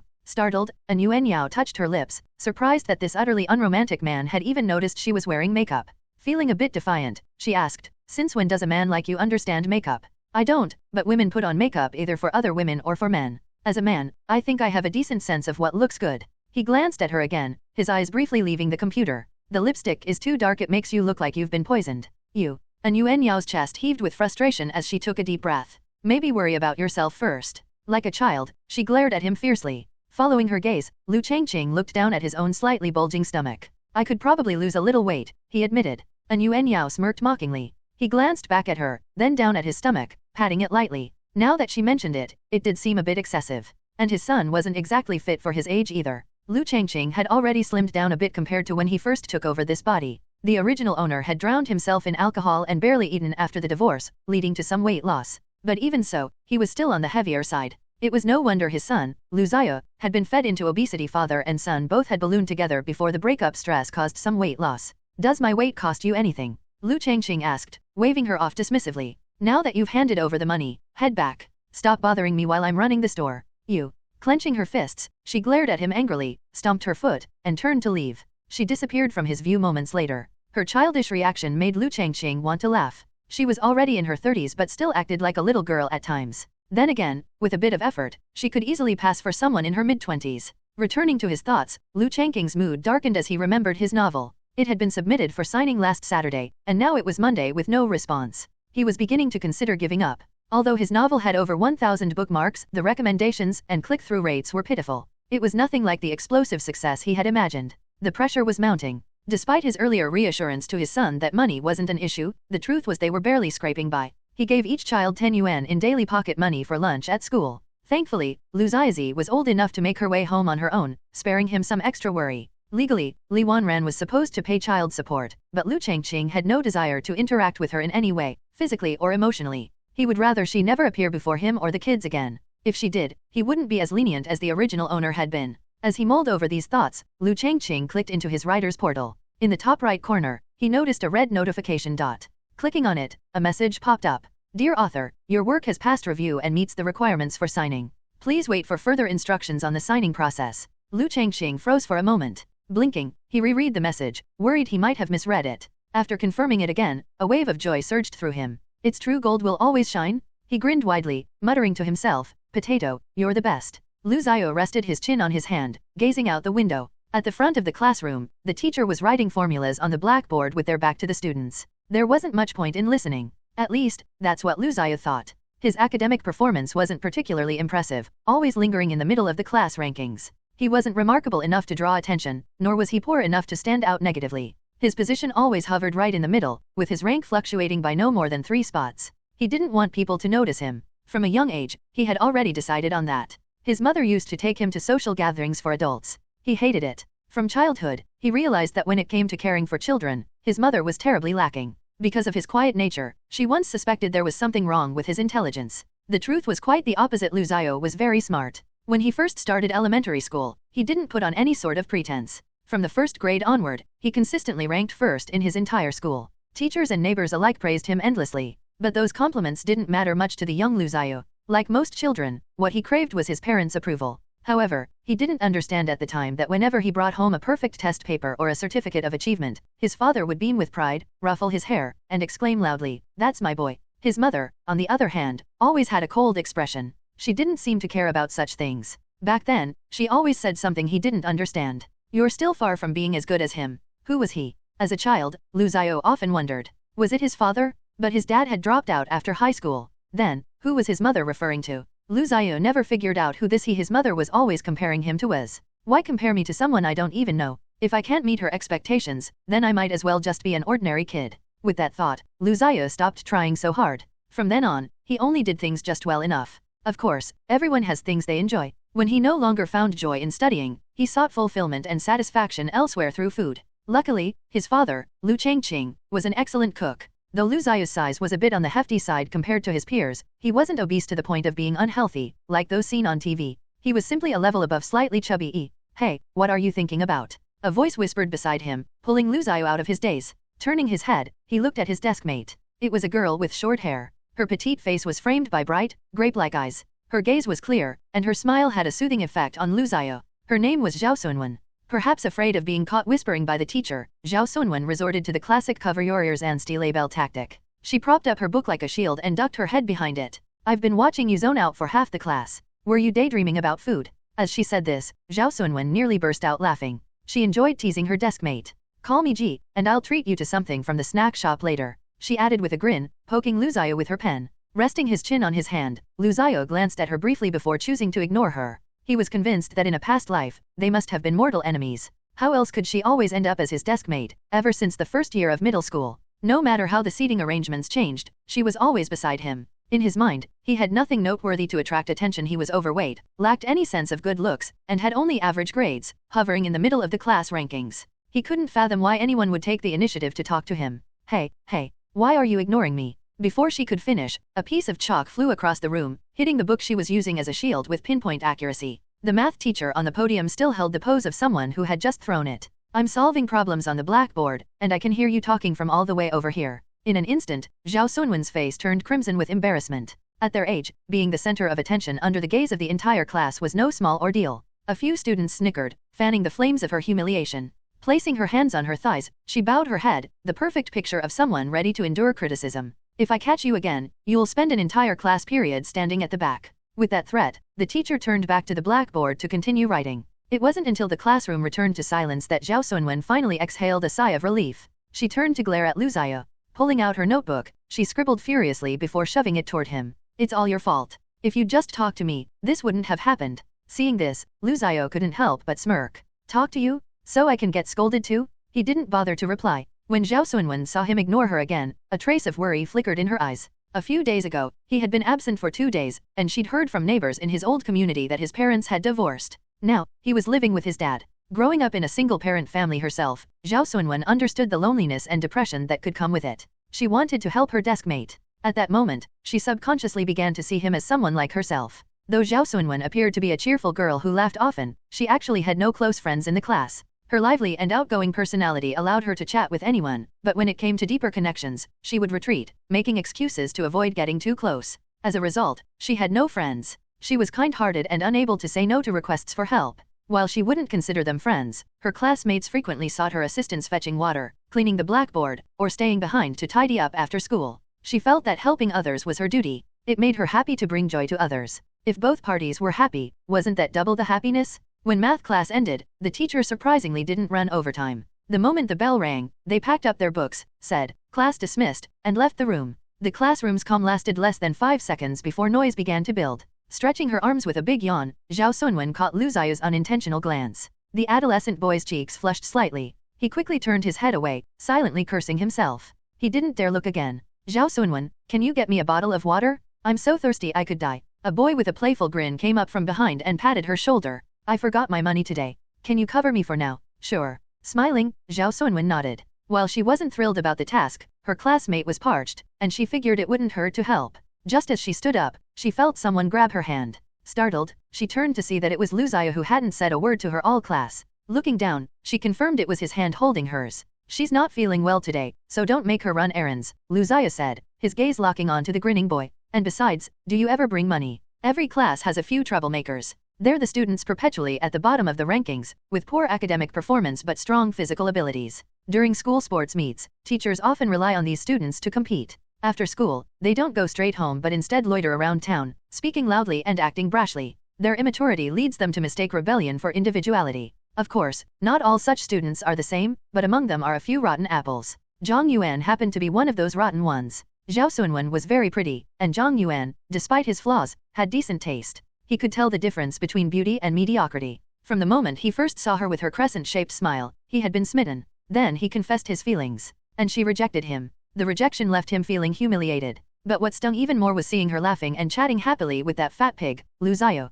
Though she smiled at others as well, her laughter toward them always seemed to carry a sense of distance. Zhang Yuan held a grudge against Liu Xiao and, by association, against Zhao Sunwen. If he couldn't have her, then no one else could. Zhang Yuan's gaze fell on Liu Xiao, and he used his usual tactic, glaring fiercely. However, to his surprise, it didn't work. Liu Xiao didn't flinch or cower. Instead, Lu Ziyo shifted his gaze back to Zhao Sunwen and spoke softly. If you're not feeling well, just rest. Why bother running errands? Okay. Hearing her desk mate's words, Zhao Sunwen felt her brain short-circuit. She allowed herself to be pulled back to her seat, lowering her head and not daring to look at Zhang Yuan behind her. Even she could sense the tension between the two boys. Squinting, Zhang Yuan stared at Lu Ziyo. Hey, buddy, what's the deal? Exactly what I just said. Without any hint of fear, Lu Ziyo shifted in his seat so he could turn around more comfortably. You've got hands and feet. Why are you always making girls run errands for you? And never paying? At that, Zhang Yuan's expression remained unchanged. Once or twice without money is fine. But every time. And another thing, have you ever paid her back? As Lu Ziyo finished speaking, Zhao Sunwen began to panic. She had heard about Zhang Yuan's reputation and, not wanting to escalate things, tugged at Lu Ziyo's sleeve, her large eyes filled with worry. Yes. Zhang Yuan's expression darkened. At this age, saving face was everything, and their voices weren't exactly quiet. Several classmates had already turned to watch them. Are you lecturing me? Hardly. Lu Ziyo shook his head slightly, locking eyes with Zhang Yuan. I'm just asking you to stop making her run errands for you. Zhao Sunwen was taken aback. Was this, for me? Huh? And here I thought the little fatty had suddenly grown a backbone. Turns out you just wanted to impress her, huh? Zhang Yuan burst into laughter, but his expression shifted abruptly as he raised his hand and slapped Lu Ziyo across the face. The crisp sound of the slap echoed in the silent classroom. Lu Ziyo's head turned to the side. Zhao Sunwen's mouth hung open in shock. Within seconds, a red handprint appeared on Lu Ziyo's cheek. You think you deserve respect? What kind of trash gave birth to a bastard like you? Zhang Yuan roared, his so-called friends standing behind him with mocking grins, as if jeering at Lu Ziyo's attempt to play the hero. The classroom was deathly silent. A petite girl in the front row, witnessing the scene, hurriedly bolted out of the classroom in a panic. Lu Ziyo raised a hand to touch his stinging cheek. He glanced at Zhao Sunwen, who wore a look of fear and concern, and managed to smile at her. Then he sprang to his feet, grabbing the chair he had been sitting on and hurling it at Zhang Yuan. Zhang Yuan, caught completely off guard, had no time to react. The chair hit him squarely, sending him toppling backward onto the ground. For a moment, everyone froze. Lu Ziyo flipped the desk behind him, scattering books and supplies across the floor. He charged at Zhang Yuan, grabbing him by the collar with one hand and his waistband with the other, hoisting him off the ground and slamming him against the wall. Leaning in close, his red, furious face loomed over Zhang Yuan's. You dare call me a bastard, he bellowed, his voice trembling with rage. Liu Changqing quickly abandoned what he was doing. His good mood from signing his novel vanished entirely when he received a call from Lu Ziyo's homeroom teacher. His obedient son had injured another student in a fight. After locking up the bookstore, Liu Changqing hurriedly hailed a cab to his son's school. When he arrived at the office, panting, the first thing he saw was Lu Ziyo standing there. A bright red handprint marked the boy's cheek, and his expression was grim. The homeroom teacher, a woman in her 40s, was stout and wore glasses. Her thin lips and stern demeanor gave off an unapproachable vibe. When she saw Liu Changqing, she spoke in a sharp, sarcastic tone. Your son is so impressive, attacking classmates in the middle of class.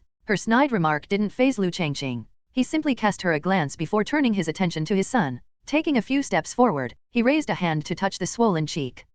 The moment his fingers brushed the wound, Lu Ziyo hissed in pain. Seeing his son like this, Liu Changqing couldn't help but feel a pang of guilt. It must hurt. I'll take you to get some medicine in a bit, he said softly. I'm talking to you, parent. The homeroom teacher, annoyed at being ignored by Liu Changqing, cleared her throat loudly before speaking again. Your son's behavior in this incident was exceptionally bad. After discussion, the school leadership has decided to suspend him for 1 week. At these words, Liu Changqing finally turned to look at her seriously for the first time. A 1-week suspension. This is already a lenient punishment. Do you even realize he nearly tried to kill that student? Her hand tapped the desk for emphasis, her tone filled with dissatisfaction toward Lu Ziyo. We've been more than fair. A week's suspension is the best outcome for a student like this. So, what you're saying is that I should thank the school. Liu Changqing's voice was laced with sarcasm as he turned back to his son. Did you start the fight? Lu Ziyo shook his head. No. Liu Changqing chuckled. Did you hear that? My son said he didn't start it. What kind of era are we living in where you get hit and can't hit back? You're just being unreasonable.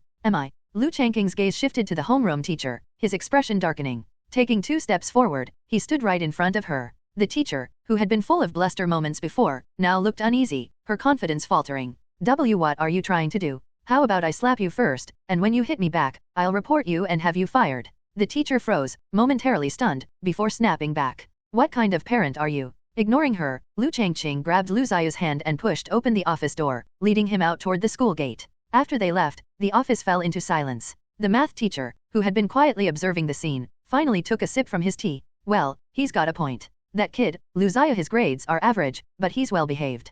Zhang Yuan, on the other hand, is always causing trouble. He probably thought he could bully Lu Ziyo because he's quiet. Taking another sip, the math teacher glanced at the homeroom teacher, whose face was a mix of frustration and embarrassment. Shaking his head, he chose not to say more. After getting a spray at a small clinic, Liu felt the stinging pain on his face ease significantly. On the way home, he glanced up at his father hesitantly. He wanted to say something but couldn't bring himself to speak. Noticing his son's hesitation, Liu Changqing smiled at him. Don't worry. I know you wouldn't be the one to start a fight. Liu was surprised to hear his father say that. In the past, he'd been in fights before. Conflicts between kids are often sparked by a careless word or action. But back then, whenever the school called his mother, she would always scold him first without hearing him out. Gradually, Liu learned to suppress his temper. His father, at the time, would always follow his mother's lead and never comfort or support him the way he did now. All Liu had ever wanted was a bit of recognition, a little affection. A warm feeling surged in his heart. He kept bullying my desk mate. I just couldn't stand it anymore. The image of Zhao Sunwen's face flashed through Liu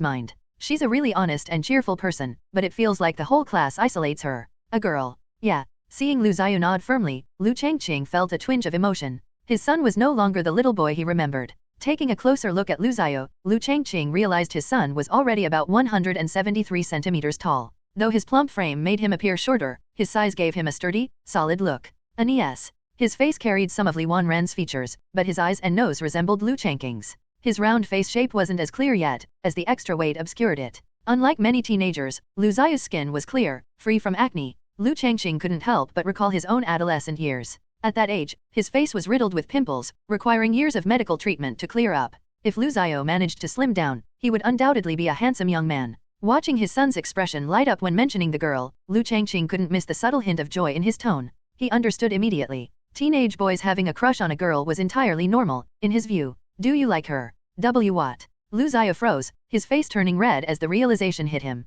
Dad, stop joking around. I just feel bad for her. Okay, I get it. It's true. Liu Changqing grinned, amused by his son's flustered reaction. Looking at Liu round, nervous face, he suddenly thought of something Yuan Yao had mentioned. After a moment of reflection, he spoke. Son. Yeah, let's lose weight together. Liu stared at his father in disbelief, his mind filling with question marks. For years, Liu Changqing had periodically brought up the idea of dieting, only to give up after a few days. While his post-divorce weight loss had been noticeable, it wasn't enough to bring him down to a healthy size. Here he goes again. Dad, if you lose weight, I'll lose weight. I'm serious? So am I, Liu replied, though inwardly he doubted his father's resolve. All right, it's settled then. Clapping his hands together, Liu Changqing began planning. From now on, we'll wake up at 5:30 every morning to go running. That way, I can also drop your sister off at school afterward. 5:30? Isn't that way too early? Early? This will help you break that habit of staying up late. And if you do stay up late, I'll drag you out of bed myself in the morning. Hearing this, Liu lips twitched. I just have to endure it for a few days. There's no way Dad will stick to it this time. Unconsciously, the two arrived at their doorstep. Just as Liu Changqing was about to unlock the door, he noticed something unusual. He could hear his daughter laughing inside. Frowning, he checked the time on his phone. At this hour, she should still be at school. Fearing something might have happened, Liu Changqing hurriedly opened the door. The scene inside left him momentarily stunned. A woman wearing a black dress with her hair down sat with her back to him, showing something to his daughter. Hearing the door open, Liu looked up. Upon seeing Liu Changqing, her expression changed. The woman turned around, brushing her hair back with one hand. Long time no see, she said. Li Wanran. It's only been 2 weeks. Liu Changqing glanced at her briefly before looking away. Patting his son on the back, he signaled him to go inside. Upon seeing who was there, Liu's expression grew complicated. Without saying a word, he removed his shoes and walked over to his sister. Li Wanran called out softly, Ziyu. Come on, let's go to the room, Liu said, ignoring her. Taking hold of Liu who was holding a brand new recorder, he glanced around and noticed shopping bags filled with clothes. I don't want to go. Mom hardly ever visits. Clearly, Liu didn't want to leave. She clung to the sofa, refusing to move. Be good. No, don't make me angry. The outburst shocked Liu. She had never seen her brother act this way before. Startled, she froze. Realizing what had just happened, tears quickly welled up in Liu eyes. Before she could start crying, Liu stepped forward, grabbed her arm, and lifted her into a tight hug. Only then did Liu burst into tears, her small fists pounding against her brother's chest. Standing nearby, Li Wanran watched the scene unfold, her expression complicated. The sound of the door closing was soon followed by muffled crying from inside. For a moment, the atmosphere between Liu Changqing and Li Wanran turned silent and tense. Finally, Liu Changqing broke the stalemate. He gave a small jerk of his head, gesturing outside. It's not convenient to talk here. Let's go out. With that, he turned and stepped out the door. After a brief moment of hesitation, Li Wanran grabbed her purse from the sofa and followed him out. As soon as they exited, Liu Changqing shut the security door behind them. Reaching into his pocket, he pulled out a pack of cigarettes, took one out, and lit it. He took a deep drag, then exhaled a cloud of smoke. What do you want? Li Wanran's brows furrowed as she looked at him in surprise. It had been years since she'd last seen him smoke. After all, she had once said she disliked the smell of cigarettes. Liu Changqing noticed the shift in her expression but showed no intention of stopping. In fact, a faint smirk of mockery played on his lips. We're no longer married. Whether I smoke or not is none of your business. Taken aback by his tone, Li Wanran froze. It was the first time he had ever spoken to her like this. When she regained her composure, her face returned to its usual cold and indifferent look. Of course, it's not my concern. Good. Let's skip the pleasantries and get straight to the point. Squinting slightly, Liu Changqing fixed his gaze on her. So, what's your purpose in coming here today? I don't have any ulterior motives, she said, shaking her head. I just wanted to see the kids. Her eyes drifted to the walls of the building's hallway, where large patches of paint had peeled away, exposing the rough concrete beneath. The sight made her uncomfortable. This place is a complete dump. How can you live here? How noble and detached from reality, Liu Changqing replied sarcastically. If he could, he would have spat in her face. Suppressing his anger, he said, I think it's fine. Sure, it's not as nice as the house I spent over a decade working to buy, but it's cozy enough for the three of us. No need for your concern, princess. At his words, Li Wanran's perpetually stoic expression finally cracked, her face tinged with anger. Placing a hand over her chest, she said, I'm still their mother. I have every right to be concerned. She glanced around the area, her displeasure evident. How could you let the children live in such a dirty, chaotic environment? Liu Changqing felt his entire body trembling. It wasn't from fear, but from anger rage provoked by the words of the woman standing in front of him, Li Wanran, the mother of his 2 children and his ex-wife. How dare she ask such a question? Who was the one who shamelessly took away all his assets? Who was the one who abandoned the children and disappeared for so long without a word? And now, she has the nerve to say things like this? Flicking the cigarette butt onto the ground, Liu Changqing crushed it underfoot. I don't want to talk to you anymore. If you have nothing else to say, don't come here again.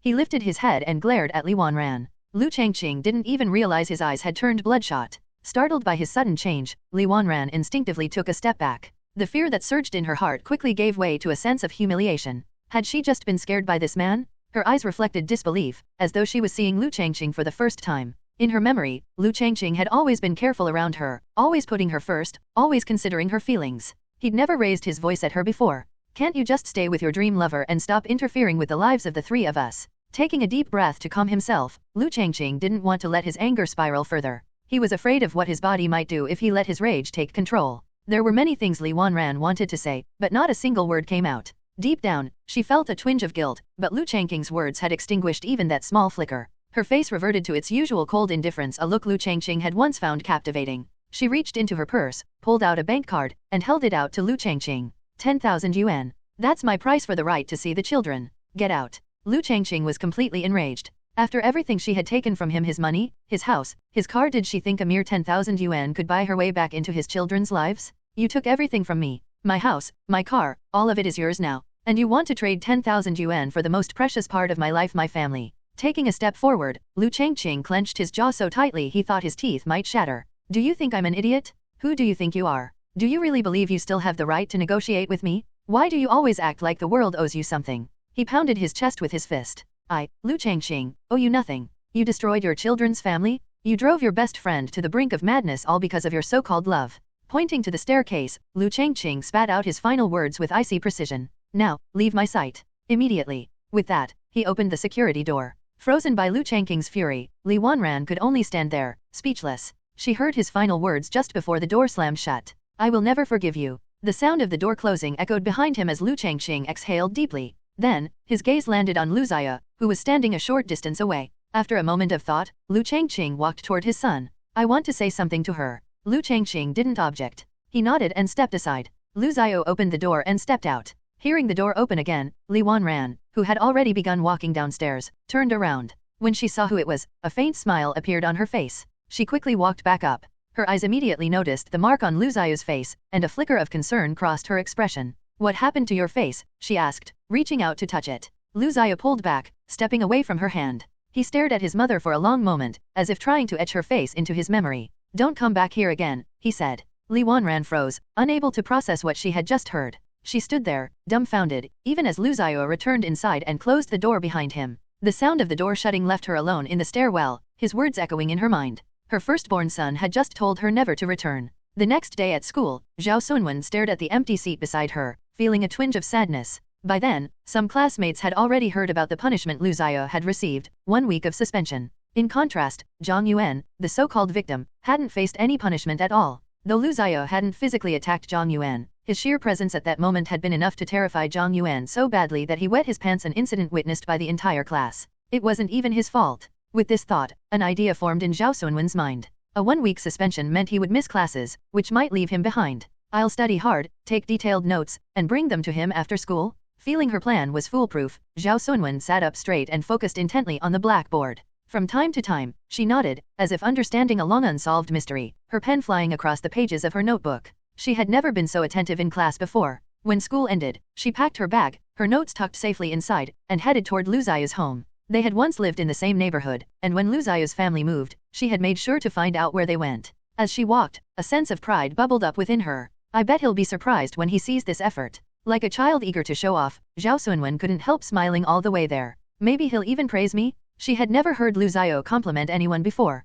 Imagining the scene, she couldn't suppress a giggle. When she finally found the building, Zhao Sunwen checked her outfit to make sure everything was neat and proper. Clearing her throat, she raised her hand and knocked on the door. It didn't take long for the door to open. Liu Xiao had just returned home with his sister, and his father wasn't back from work yet. When he opened the door, he initially thought his father had come home early, but seeing Zhao Sunwen standing there, his expression turned to surprise. Noticing his rare reaction, Zhao Sunwen covered her mouth and giggled. Feigning seriousness, she cleared her throat. Aren't you going to thank me? Thank you. Liu Xiao looked at her, confused. Like unveiling a surprise gift, Zhao Sunwen pulled a notebook out of her bag. Tada, I took detailed notes for you this morning. Holding the notebook next to her face, her crescent moon eyes sparkled with pride. Aren't you surprised? Standing in the doorway, Liu Xiao stared at the girl in front of him. For some reason, he sighed. Stepping aside, he made space for her to enter. Standing out there, someone might mistake you for an idiot. Just come in. Then I'll make myself at home. Completely unbothered, Zhao Sunwen stepped inside with a skip. Sighing again, Liu Xiao closed the door behind her. After entering the house, Zhao Sunwen's eyes scanned her surroundings. The interior showed signs of age. In the corners of the ceiling, faint patches of mold could be seen, and the overall atmosphere of the home felt a bit damp.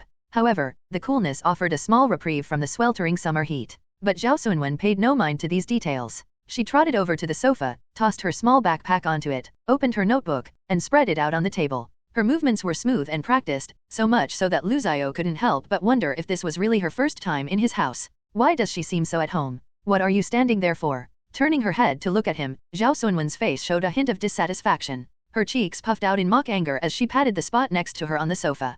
Come on, sit down already. Anyone watching would think this is your house. After a moment of hesitation, Liu Xiao gave in and sat down. Seeing him comply, a flash of triumph crossed Zhao Sunwen's face, but it quickly disappeared.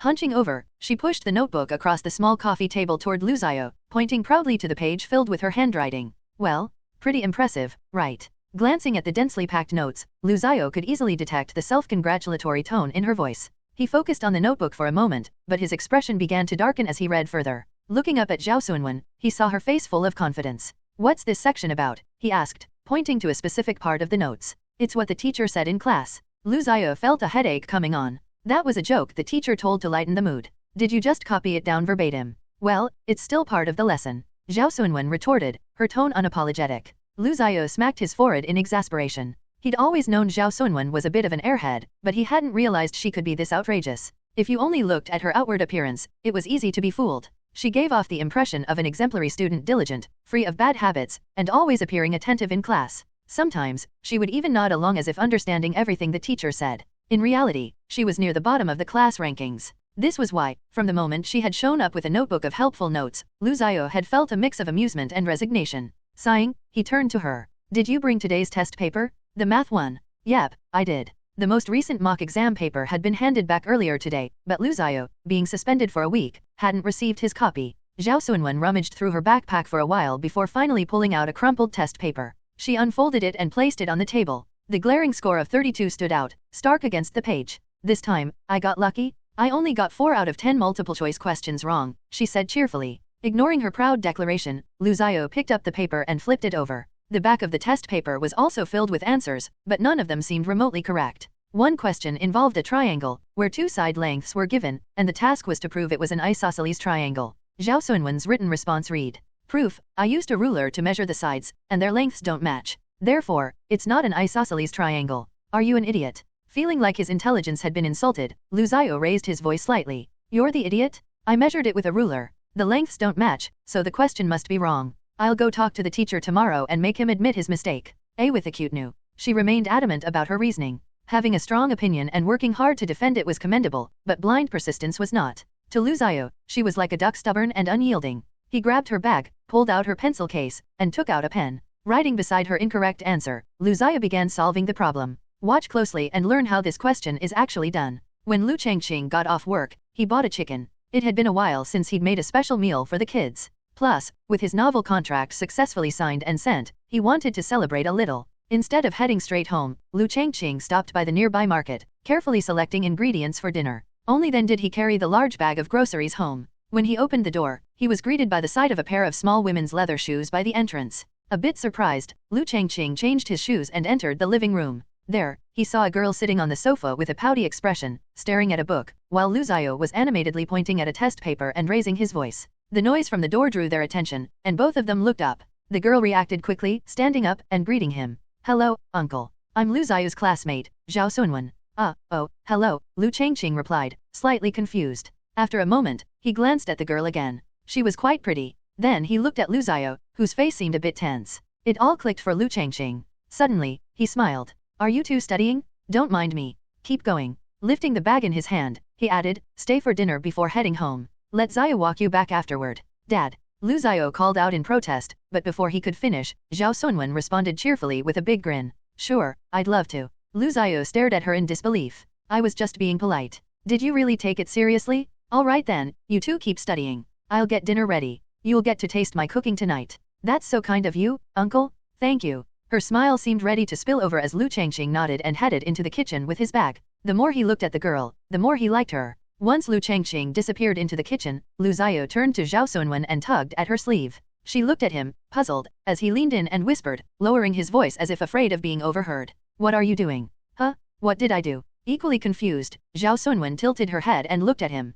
Rubbing her stomach, she added, I'm hungry, you know. Oblivious to Liu Xiao's expression, she suddenly seemed to remember something and grabbed his arm excitedly. Uncle was carrying chicken, wasn't he? I love chicken. I wonder if he'll make it braised or something else. If it's spicy, that'd be amazing. Liu Xiao's face twitched, and he deadpanned, raw. Zhao Sunwen's eyes widened in shock. Lowering her head, she seemed lost in thought for a moment before carefully raising her head to look at him. Raw, would it taste better that way? Slapping his forehead, Liu Xiao let out a deep sigh. He concluded that this girl was beyond saving. Since being picked up from school, Liu Xiaozi had stayed in her room, refusing to come out. She was in an incredibly irritable mood.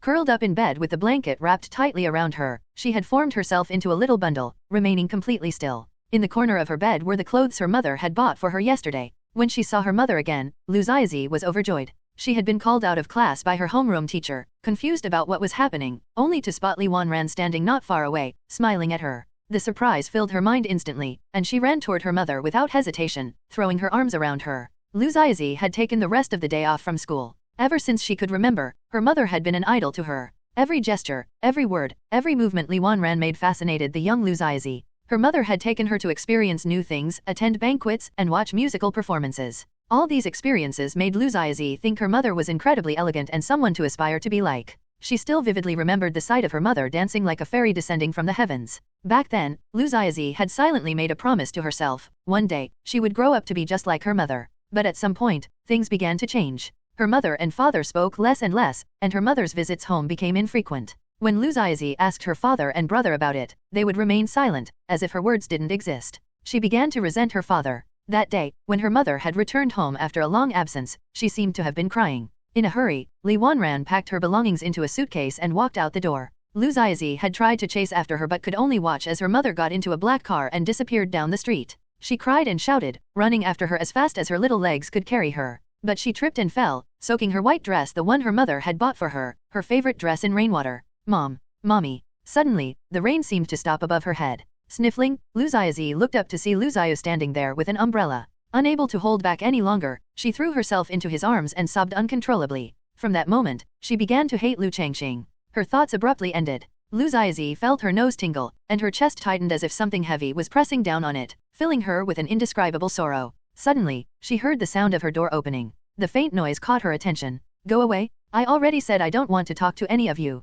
She assumed it was her father or brother coming in. She was still upset about how her brother had yelled at her yesterday when their mother was visiting. Liu Changqing felt she had been terribly wronged at the time. There was no response from whoever had entered. Instead, she heard the rustling of a shopping bag near her bedside, as if someone was opening it. Anger flared within her. "Don't touch my clothes." She threw off her blanket, her face flushed red from being under the covers for so long. Trying her best to look fierce, Liu Changqing bared her little teeth like a tiger cub. But the moment she saw the face of the person in front of her, her expression froze. "Who is she?" "Hi there." With a bright smile, Zhao Sunwen greeted her. She pulled one of the new dresses from the shopping bag and held it up in the air, spreading it out. "This dress is so pretty. Who are you?" "Me." Suddenly leaning in close, Zhao Sunwen startled Liu Changqing, who instinctively leaned backward and nearly fell flat. Quickly steadying herself, Liu Changqing's heart raced in alarm. "I'm Zhao Sunwen. And you?" "Liu Changqing. Your name's much nicer than your brother's." After a moment of thought, Zhao Sunwen made her conclusion. She looked up at the somewhat dazed Liu Changqing, her face brimming with a warm smile. Liu Changqing sat on the bed in a duck-like position, her head slightly bowed. Perhaps because she had been curled up in bed for too long, some strands of her hair stuck to her flushed cheeks. Her eyes were red, as if she'd been holding back tears. Nes. Her clothes were a little askew, and her petite frame seemed even smaller than other kids her age. She looked just like a delicate porcelain doll. "She's so adorable." Unable to resist, Zhao Sunwen lunged forward and scooped Liu Changqing into a hug. "Such a cute little girl. Let me hug you." The sudden move left Liu Changqing completely stunned. She struggled desperately, but Zhao Sunwen's grip was surprisingly strong. "She's so strong?" Liu Changqing thought as she realized she couldn't break free. "Brother, save me." "That's enough. Don't bully my sister," Liu Changqing's voice called out from the doorway. Earlier, Zhao Sunwen had asked about his sister, and upon hearing that she had been sulking in her room since school, she had confidently volunteered to go talk to her. "What do you mean bully? I wasn't bullying her." Puffing out her cheeks in protest, Zhao Sunwen denied Liu Changqing's accusation. She truly didn't think she was bullying Liu Changqing. Liu Changqing didn't bother to argue. He stepped forward and gently pulled Liu Changqing out of Zhao Sunwen's embrace. Finally free, Liu Changqing clung tightly to her brother, burying her face in his shoulder. "Who is she? I don't like her." Her arms wrapped tightly around Liu Changqing's neck, refusing to let go. Hearing Liu Changqing declare her dislike, Zhao Sunwen's face fell into an exaggerated pout. "Why don't you like me? I just wanted to play with you." "I don't like you. I don't like you. I don't like you." Liu Changqing shot back a triple rebuttal, glaring pointedly at Zhao Sunwen's chest before adding a defiant humph. Watching the two interact, Liu Changqing couldn't help but stifle a laugh. Reaching out, he gently patted his sister's head. "See what happens when you stay buried under your blanket all day? You're all sweaty now. I don't like you either." Though she shouted this loudly, Liu Changqing still buried her face deeper into her brother's shoulder, hugging him even tighter. "Fine, fine. You don't like me." Liu Changqing chuckled and softly patted her head. He had long grown used to his sister's unique way of expressing herself. "Are you hungry? Dad's almost done cooking. I don't want to eat." Her voice was soft, still filled with stubbornness, but her stomach betrayed her with a loud grumble. "Pfft." Zhao Sunwen covered her mouth, almost bursting into laughter. Liu Changqing buried her face even deeper, embarrassed. "All right, if you keep this up, she's really going to get mad." Liu Changqing turned to Zhao Sunwen as he spoke, then carried his sister out of the room. As he walked, he heard Liu Changqing whisper something, so faint it was almost inaudible. "Brother."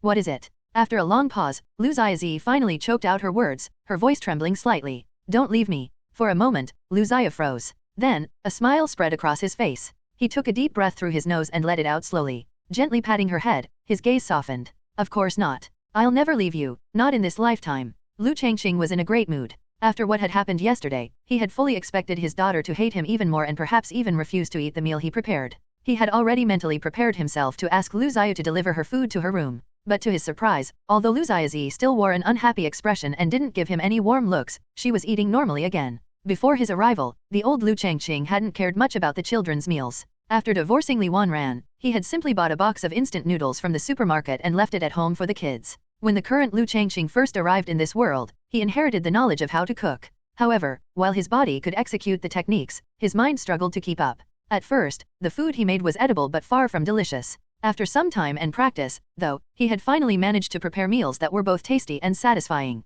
Of course, the main reason for cooking chicken tonight was that Liu Changqing loved chicken. Recalling the memories in his mind, he smiled at the thought of her once clutching his hand and begging him to take her out for fried chicken. Remembering those moments, Liu Changqing couldn't help but chuckle. His good mood persisted, even as he tidied up the dining table, humming a little tune. "Uncle, it's getting late. I should head home now." Zhao Sunwen's voice pulled Liu Changqing out of his reverie. He paused his cleaning and looked at his son's classmate. "Won't you stay a little longer?" "I'd love to, but it's already late. If I don't get home soon, my mom will scold me." "You're right. Zio, walk her home," Liu Changqing said after a moment of thought. Lu Xiao didn't object. He nodded, picked up Zhao Sunwen's backpack, and opened the door. As they put on their shoes, Zhao Sunwen beamed a bright smile. Uncle, your cooking is amazing. Thanks for the compliment. I'm glad you liked it. It was always gratifying to hear someone praise your cooking, and Liu Changqing was no exception. With her large, sparkling eyes fixed on Liu Changqing, Zhao Sunwen clasped her hands together as if in prayer. Uncle, can I come again next time? Liu Changqing was momentarily stunned before bursting into laughter. Of course. You're welcome anytime. Thank you, Uncle. Leaping into the air with joy, Zhao Sunwen gave Liu Changqing a deep bow before trotting toward the door. She turned back and shouted, "Goodbye, Uncle." But before Liu Changqing could respond, Lu Xiao, clearly exasperated, dragged her away. As the door closed, the house fell silent once more. Reflecting on what had just happened, Liu Changqing's face lit up with an uncontrollable grin. Carrying her bag for her? That's my boy. He's got some moves. I'm so happy today. Zhao Sunwen skipped ahead, her empty hands swinging at her sides. A step behind her, Lu Xiao followed, watching her bounce along the street. Night had fallen, and the streetlights cast a soft glow over the quiet road. The area where Lu Xiao's family lived was quite remote. Initially, he had planned to call a cab to take Zhao Sunwen home, but she had unexpectedly refused. Arnu. She claimed she wanted to walk off the food. Remembering how much she had eaten during dinner, Lu Xiao couldn't help but worry about whoever ended up marrying this girl in the future. She had eaten so much, it was hard to believe her flat stomach could hold it all. Lu Xiao. Huh? What is it? Ahead of him, Zhao Sunwen stopped under a street lamp, her back to him. Do you remember the first time we met? You mean in our first year of middle school? After thinking for a moment, Lu Xiao asked, unsure. For a brief moment, Zhao Sunwen didn't respond. Standing behind her, Lu Xiao couldn't make out what was on her mind. He was about to ask when she suddenly turned around with a bright smile. Nope. No. He was surprised. In Lu Xiao's memory, they had met when they were assigned as desk mates at the start of middle school, a seating arrangement that had continued to this day. Then when was it? I'm not telling. With that, Zhao Sunwen darted forward. If you catch me, I might consider telling you. Laughing, she dashed ahead. Startled, Lu Xiao quickly began chasing after her, worried she might get lost in the unfamiliar surroundings. His heavy footsteps pounded the pavement, and before long, he was out of breath. After a while, noticing he hadn't caught up, Zhao Sunwen turned around, visibly displeased. What she saw, however, was Lu Xiao bent over, hands on his knees, breathing heavily. She immediately ran back to him. Stopping in front of him, her tone was full of concern. Are you okay? Suddenly, Lu Xiao reached out and grabbed her wrist. Startled, Zhao Sunwen let out a yelp. Gotcha, Lu Xiao said with a mischievous grin, his breathing now calm and steady. For a moment, Zhao Sunwen was stunned. Then she realized what had happened and began pounding her fists against his shoulder. You tricked me. Her punches landed with unexpected force, prompting Lu Xiao to quickly let go of her wrist. Now free, Zhao Sunwen pounced on him, determined to retaliate. The two wrestled playfully for a while before finally settling down, walking and chatting casually as they continued toward Zhao Sunwen's neighborhood. When they arrived, Lu Xiao froze for a moment. Although he had suspected it might be the case during their walk, seeing her home confirmed his thoughts. He recognized this neighborhood all too well. It was the one his family had moved out of not long ago. You never mentioned we used to live so close, Lu Xiao remarked. Well, you never asked. Grinning, Zhao Sunwen took her backpack from him. Seeing Lu Xiao's stunned expression, she couldn't help but feel delighted. Now you know. Better late than never, right? Watching her playful smile, Lu Xiao sighed and waved her off. All right. If there's nothing else, I'll head back. Be careful on your way in. I'm already at my front door. What's there to be careful about? Raising an eyebrow, Zhao Sunwen paused for a moment before her expression softened. Didn't you want to know when we first met? Hearing this, Lu Xiao perked up, though he didn't want to admit how curious he was. He nodded and looked at her expectantly. Their eyes met. The cool night breeze rustled Zhao Sunwen's hair, and she raised a hand to smooth it down. Suddenly, she turned and began jogging away, her voice floating back to him. I'll tell you next time, dummy. Lu Xiao stood frozen, watching her retreating figure until it disappeared from sight. We had met before? Stopping in her tracks, Zhao Sunwen stood still, gripping her bag tightly. Her usual playful smile was gone. She turned to watch Lu Xiao as he walked away. After a long silence, a soft sigh escaped her lips. The brightly lit living room. A woman in her 30s sat on the sofa, wearing black-rimmed glasses. Her sharp, short hairstyle was neatly tucked behind her left ear, and her lightly made-up face exuded a composed demeanor. She was dressed in a white blouse, the collar slightly unbuttoned, giving her a professional yet relaxed appearance. Her slender fingers danced over the keyboard on the coffee table in front of her, typing with precision. It was almost like playing the piano. When she finished, she leaned back, letting her body press against the sofa as she straightened her posture and exhaled deeply. Perhaps due to wearing high heels all day, her toes felt sore. She stretched out her legs, raising them slightly, and flexed her red-painted toes gently. The room fell silent except for the rhythmic ticking of the clock on the wall. Her eyes flicked to the time, and a hint of worry crossed her brow. She glanced at her phone, which had been ringing earlier but now displayed a missed call notification. Suddenly, the sound of a key turning in the lock broke the quiet.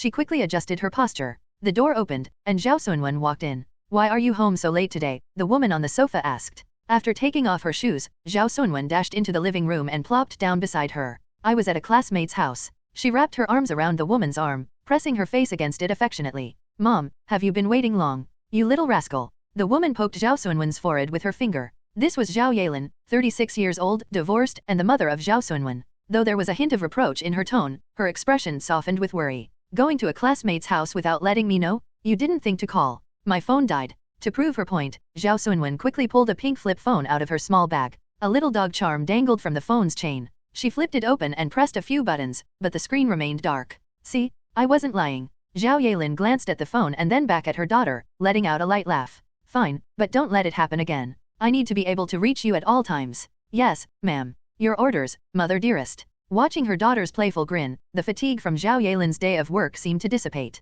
Her spirits lifted, her heart warmed by her daughter's energy. A with circumflex and epsilon. Her daughter had a way of spreading joy to everyone around her. As if suddenly remembering something, she asked, which classmate's house were you at?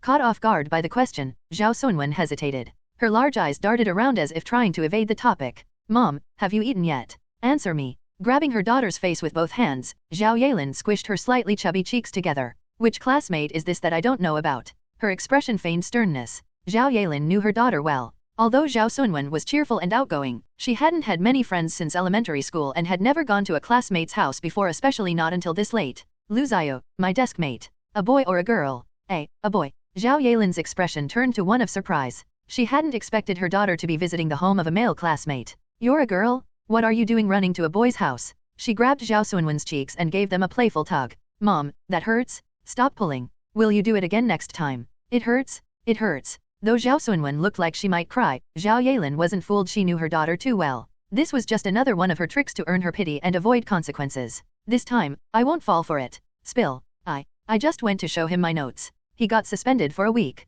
Reluctantly, Zhao Sunwen confessed, avoiding her mother's gaze. After pausing for a moment, Zhao Yelin released her grip. Finally free, Zhao Sunwen rubbed her cheeks, casting a resentful glance at her mother. Why was he suspended for a week? The rubbing motion slowed as Zhao Sunwen struggled to come up with a response. Her face grew redder, and she started to panic. Well, a boy in our class asked me to get him some water, and then Lu Xiao got into a fight with him. She mumbled softly, her voice barely audible. Zhao Yelin froze for a second, quickly piecing the situation together. She placed a hand on her daughter's head, stroking it gently. Then you should thank him properly. Nodding eagerly, Zhao Sunwen's face lit up again. His dad's cooking is really good. Is that so? Something about her mother's tone sounded off, but Zhao Sunwen couldn't quite put her finger on it. Better than your mom's cooking. Of course. You. Raising her hand as if to knock on her daughter's head, Zhao Yelin hesitated. Seeing her daughter quickly cover her head and curl up defensively, she sighed and lowered her hand. Her expression shifted to one of concern. I'm not saying this to nag, but don't go liking him just because of this, okay?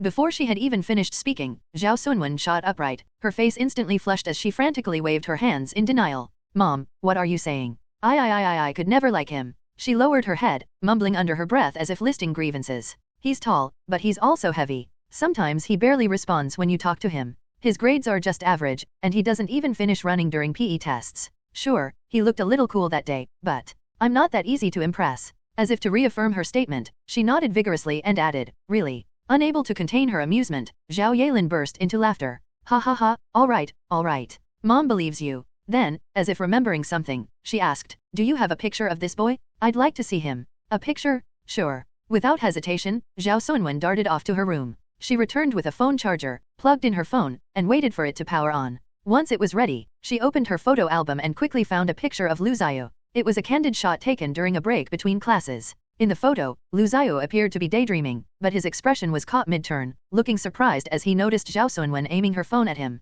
Here, this one. His reaction was so funny at the time. Holding up her phone, she showed the picture to her mother. Leaning in for a closer look, Zhao Yelin scrutinized the photo, her brow furrowing slightly. He's a bit chubby, but his features are quite decent. He has potential. But as she stared at the picture, a strange sense of familiarity nagged at her. Next one. Zhao Sunwen exclaimed, swiping to the next photo. This one's hilarious, too. He was drinking water and got choked on it. As she continued scrolling, Zhao Sunwen's excitement grew. She curled up on the sofa, hugging her phone, her face glowing with joy as she revisited the photos in her album. Watching her daughter's behavior, Zhao Yelin shook her head. She's taken so many pictures of him. Her daughter had grown up. Still, she couldn't shake the feeling that she'd seen this boy's face somewhere before. That nagging sense of familiarity only deepened as she watched her daughter giggle and smile at the photos. Suddenly, an uneasy thought crossed her mind. It feels like my little cabbage is about to be eaten by a pig. 5:30 a.m. Half asleep, Liu felt someone continuously patting his face, accompanied by the faint sound of someone calling his name.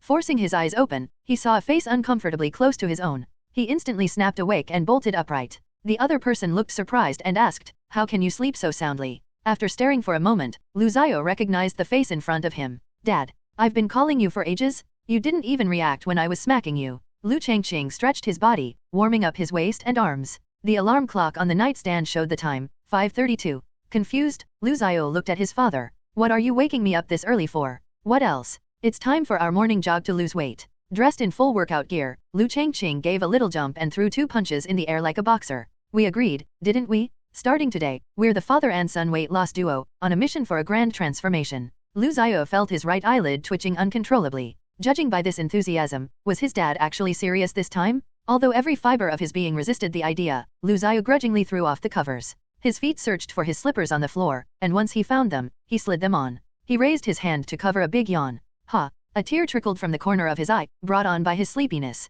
"I thought you were just joking." "I'm dead serious? Since when has your dad ever joked about important things?" Speaking solemnly, Liu Changqing pinched the fat around his waist. "Look at us, our sizes are so out of control, we can't even buy clothes easily anymore." Liu Changqing didn't get a response from his son. Turning, he saw Liu nodding off again, his head bobbing like a little pecking bird. He smacked the back of his son's head lightly. "Wake up." Okay. Grudgingly rubbing his head, Liu stood up with a sluggish demeanor. "Keep your voice down. Don't wake your sister. Once we finish exercising, you'll shower and then drop her off at school on your way. But her school starts later than mine. Doesn't matter. Since you're suspended for a week, you'll be the one taking her. Once you're back in school, we'll just send her early. Morning time is when the brain is freshest. Letting her review her studies early will help her improve." Nigerian Nairobi. Liu could tell his father wasn't joking around. "No wonder my sister hates you," he muttered. "What did you say?" Not catching his son's comment, Liu Changqing turned to him with a puzzled expression. "Nothing, just go wash up and get ready to go," Liu replied, waving his hand as he headed toward the bathroom. He glanced out the window at the dimly lit sky, still shrouded in morning grayness, and let out a long sigh. This is too much. The first day of exercising left Liu Changqing's legs trembling on his way to work. This body clearly hadn't done any proper exercise in years, which explained his severe lack of stamina. After just 10 minutes of jogging, he was completely out of breath. Of course, his son didn't fare any better. To the elderly couples out for their morning walks, it must have been a comical sight. A father and son duo, both chubby, tongues lolling out like panting dogs as they trudged forward step by agonizing step.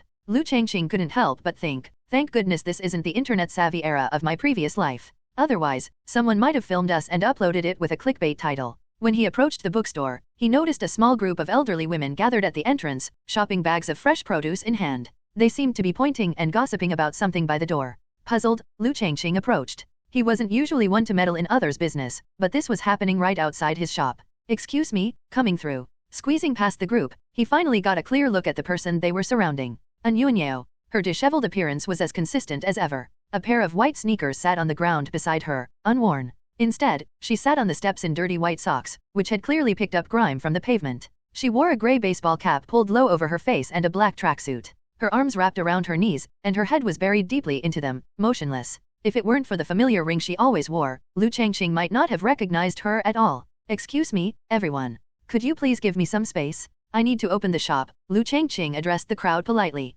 An older woman holding a leek pointed it at Anyuanyeo. "Young man, what's going on here? I've been seeing this lady squatting here since 5 in the morning." 5 in the morning? Liu Changqing raised an eyebrow in mild surprise but quickly masked it. It wasn't like this sort of thing was new for her. He'd prepared himself mentally for this kind of situation. "Don't worry about it, ma'am. Nothing major. You should head home and get breakfast ready for your grandchildren so they're not late for school." At his words, the group of elderly women seemed to snap out of their collective curiosity. "Oh no, I forgot about that. My granddaughter's probably awake by now. I need to feed her formula. Goodness, I might have left the gas on. Wait, which direction is my house again?" The leek-wielding elder turned back one last time, her expression earnest as she offered Liu Changqing a parting remark. "Treat your wife better, young man. When you're old and bedridden, she might just make you pay for it." The comment left Liu Changqing speechless. Does she think we're a couple? With the group finally dispersed and the street quiet again, Liu Changqing turned to face Anyuanyeo, who was still sitting motionless. Lowering himself into a squat, he immediately winced and sucked in a sharp breath.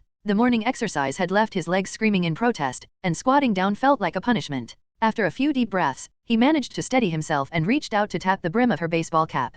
The light touch knocked the cap off, sending it tumbling to the ground. Anyuanyeo, her eyes bleary with sleep, stirred at the disturbance. Her bare face looked even more haggard than the last time he'd seen her. Squinting against the light, she blinked a few times before focusing on Liu Changqing's face. Then, her lips curved into a faint smile. "You're finally here, listen to yourself talk. I came an hour early today." Liu Changqing bent down and picked up the baseball cap he had knocked to the ground, brushing the dust off it casually before scrunching it up in his hand. "So, why are you here again?" I came to see you." Anyuanyeo's voice was weak and lifeless, as if she could pass out at any moment. Yet, she maintained that silly smile of hers. Looking at her in this state, Liu Changqing couldn't help but feel a tinge of worry. Could this woman have lost her mind? Once the thought crossed his mind, it was hard to shake. The more he looked at her, the more he felt that something wasn't right.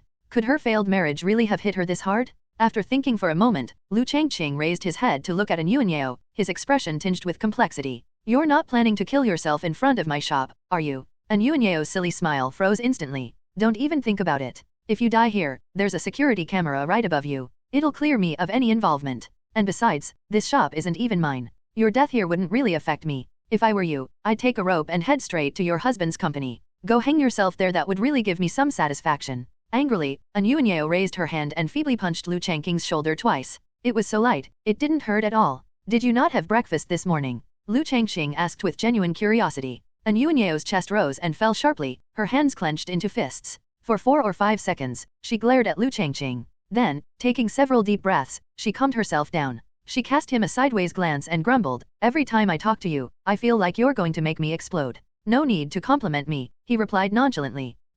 Ugh, forget it." Just as she was about to lose her temper again, something seemed to click in her mind. Her anger dissipated as quickly as it came. She pulled her stockinged feet inward, curling them to shield from the cold. Liu Changqing noticed the movement. "Cold now, huh? You had perfectly good shoes, why aren't you wearing them? They're wet." It was only after her response that Liu Changqing noticed how damp her sneakers were. As if realizing something, he reached out and pressed down on her clothes with his hand. With a slight squeeze, water dripped down from her clothes onto the floor. His expression turned complicated. "This is all you're wearing?"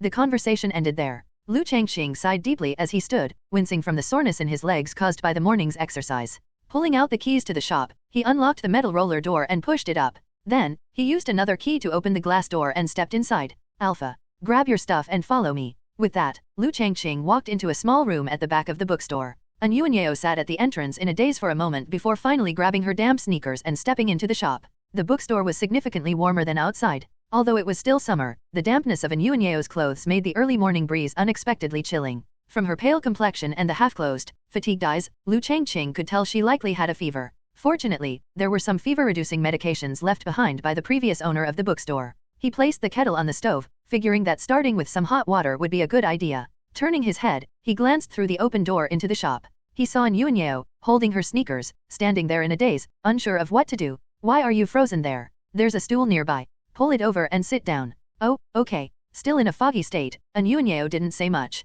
She shuffled over and dragged out a small stool, sitting down on it. Even then, she curled herself into a ball, shivering constantly. Without saying anything further, Liu Changqing finished boiling the water and poured it all into a thermos. From a nearby shelf, he grabbed a plastic basin, poured some cool water into it, and then added hot water from the thermos. He tested the temperature with his finger, it was a bit too hot. He carried the basin over and placed it in front of Anyuanyeo, who was still trembling. With a sigh, Liu Changqing knelt down, despite his aching legs from the morning jog. "Geez, your feet are freezing," he muttered as he grabbed her ankles. Startled, Anyuanyeo reflexively raised her head. When she saw it was Liu Changqing, she relaxed, no longer resisting. Her snow-white socks were now completely blackened with dirt. Liu Changqing peeled them off, revealing icy cold feet that sent chills through his hand. He tossed the socks aside and lifted her feet, placing them into the warm water in the basin. "Ah, it's hot." Anyuanyeo let out a startled cry. Liu Changqing glanced up at her, puzzled. "Too hot." She nodded, then quickly shook her head like a child unsure of how to answer. For some reason, her childlike response made Liu Changqing want to laugh.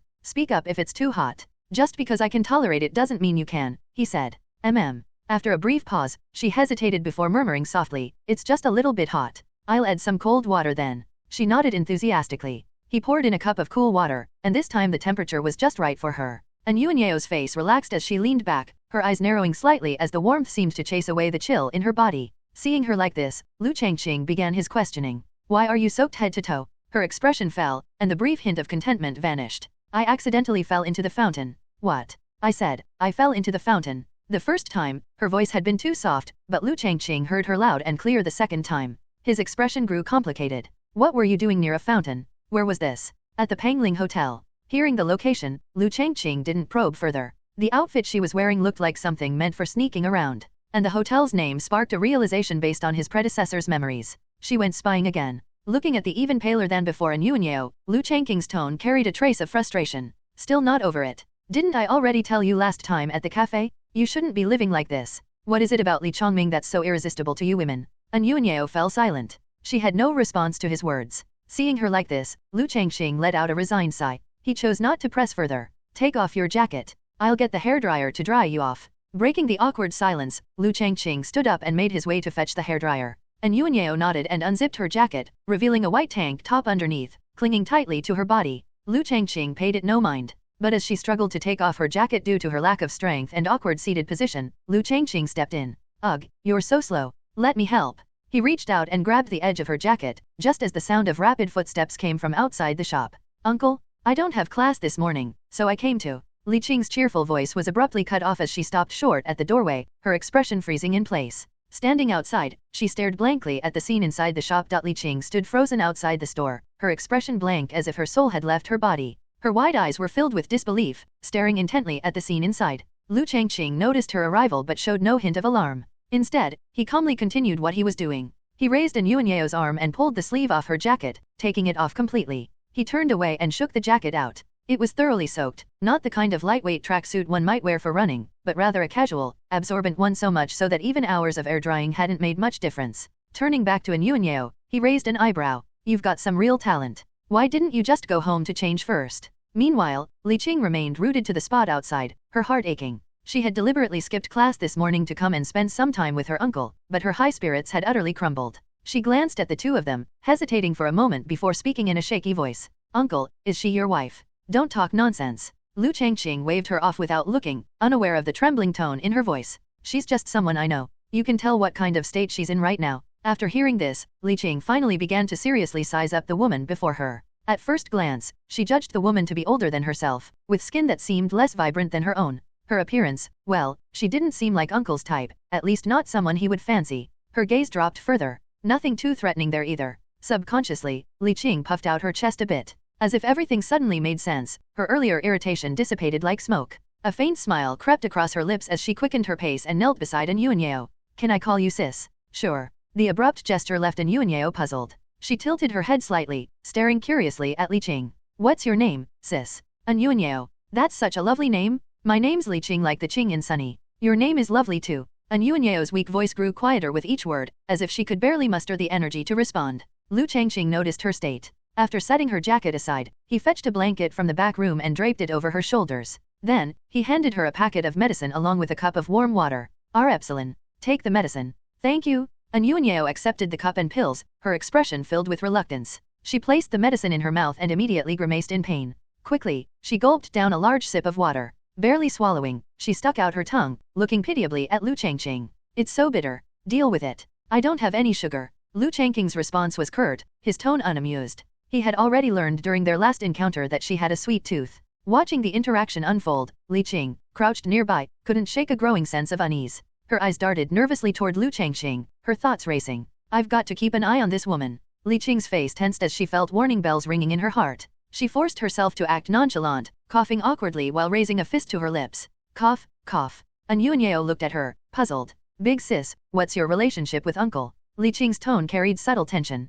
Crouching on the ground, her long skirt covering her knees, she nervously wrung the fabric in her hands, avoiding Anyuanyeo's gaze. She was deeply afraid of hearing a response she wouldn't like. Since her previous encounter, Li Qing hadn't given up on Liu Changqing. She had visited the store a few more times under the pretext of buying books, and while Liu Changqing still didn't remember who she was, their interactions had grown warmer. To Li Qing, this was progress. She believed that with persistence, she could eventually win his heart. But now, her conviction wavered. Anyuanyeo thought for a moment before answering. I guess you could say, former comrades in arms. Comrades in arms. Li Qing tilted her head in confusion. She had no idea what kind of shared experiences could warrant such a term. Just as she was about to ask more questions, Liu Changqing returned from the back room. The two women fell silent immediately. What are you two whispering about? Nothing, Anyuanyeo replied with a shake of her head. Not pressing further, Liu Changqing turned his attention to Li Qing. You don't have class this morning.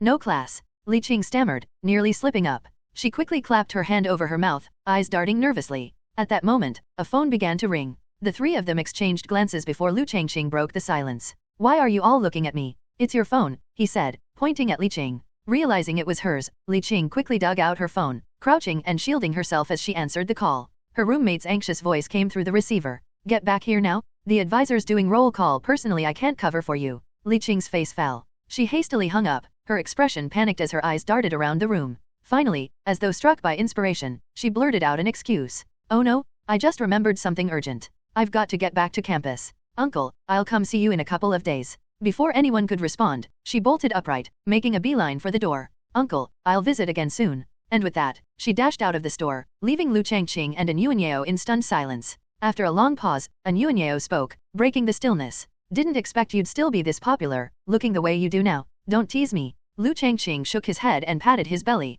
Do I really seem like I'd have that kind of appeal? Not necessarily, Anyuanyeo replied, a mysterious smile playing on her lips. Liu Changqing glanced at her, her grin making him uneasy. Wrapped in a blanket and dripping water from her damp clothes, she looked less like an alluring figure and more like a bedraggled traveler lost in the desert. Deciding not to humor her further, Liu Changqing retreated to the computer and sat down. Enough joking around. There's a towel on the rack, grab it yourself. You can also use the blow dryer in the back room for your clothes. Once you've dried off, there's a recliner you can rest on if you're feeling tired. If the sunlight's too bright, just close the curtains. There's tea in the kettle and your cup from earlier on the table. Help yourself to some warm water. Liu Changqing spoke without looking up, assuming she'd take his advice. When no response came, he finally glanced up to find Anyuanyeo staring at him intently. Her gaze was penetrating, her eyes seeming to speak volumes. For reasons he couldn't explain, Liu Changqing found himself flustered under her scrutiny. He quickly averted his gaze, feeling a rare sense of unease. After a long moment, Anyuanyeo finally spoke. Her voice was soft, yet the words carried weight.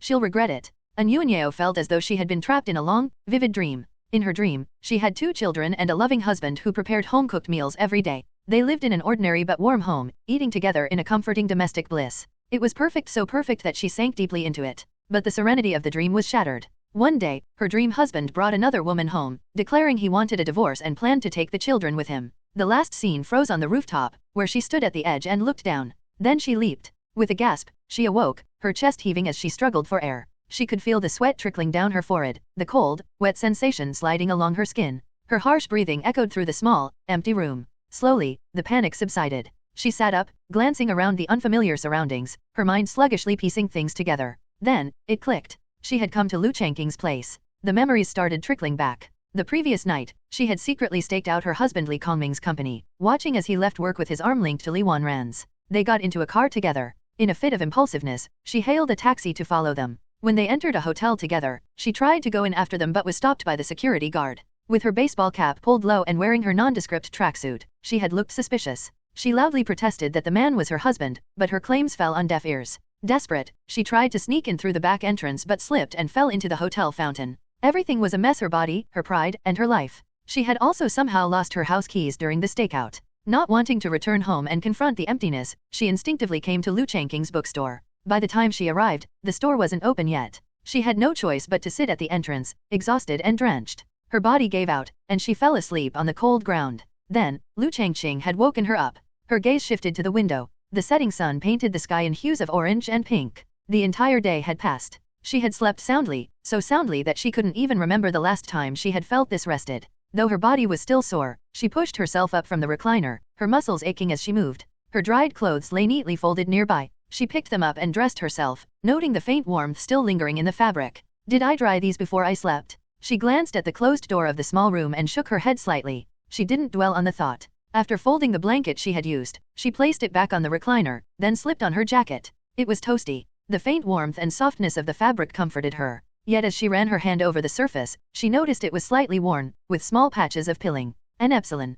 Pushing the door open, she stepped out into the store and saw Liu Changqing. He was seated at the computer, his eyes locked onto the screen, his fingers flying across the keyboard without pause. It was as if her presence hadn't even registered. His intense focus was evident, his entire being absorbed in whatever he was working on. Anyuanyeo stood there, watching him for a moment, a faint smile tugging at her lips. He hasn't changed much. After a while, she broke the silence. Still so busy. Liu Changqing's typing paused briefly. He turned his head, catching sight of her standing there, her jacket neatly in place, her eyes slightly red from exhaustion but brighter than earlier. Awake already? He asked, his tone neutral but not unkind. Yeah. Thanks for letting me rest here, she said softly. Don't mention it. He turned back to the screen. But you look better than before. I'll take that as a win. Her smile widened slightly, her hands tucked into her pockets as she walked toward the counter, sitting down across from him. I had a strange dream, she said, her voice almost wistful. Liu Changqing glanced at her briefly but said nothing, waiting for her to continue. It felt so real, she added, her gaze unfocused as if recalling something painful.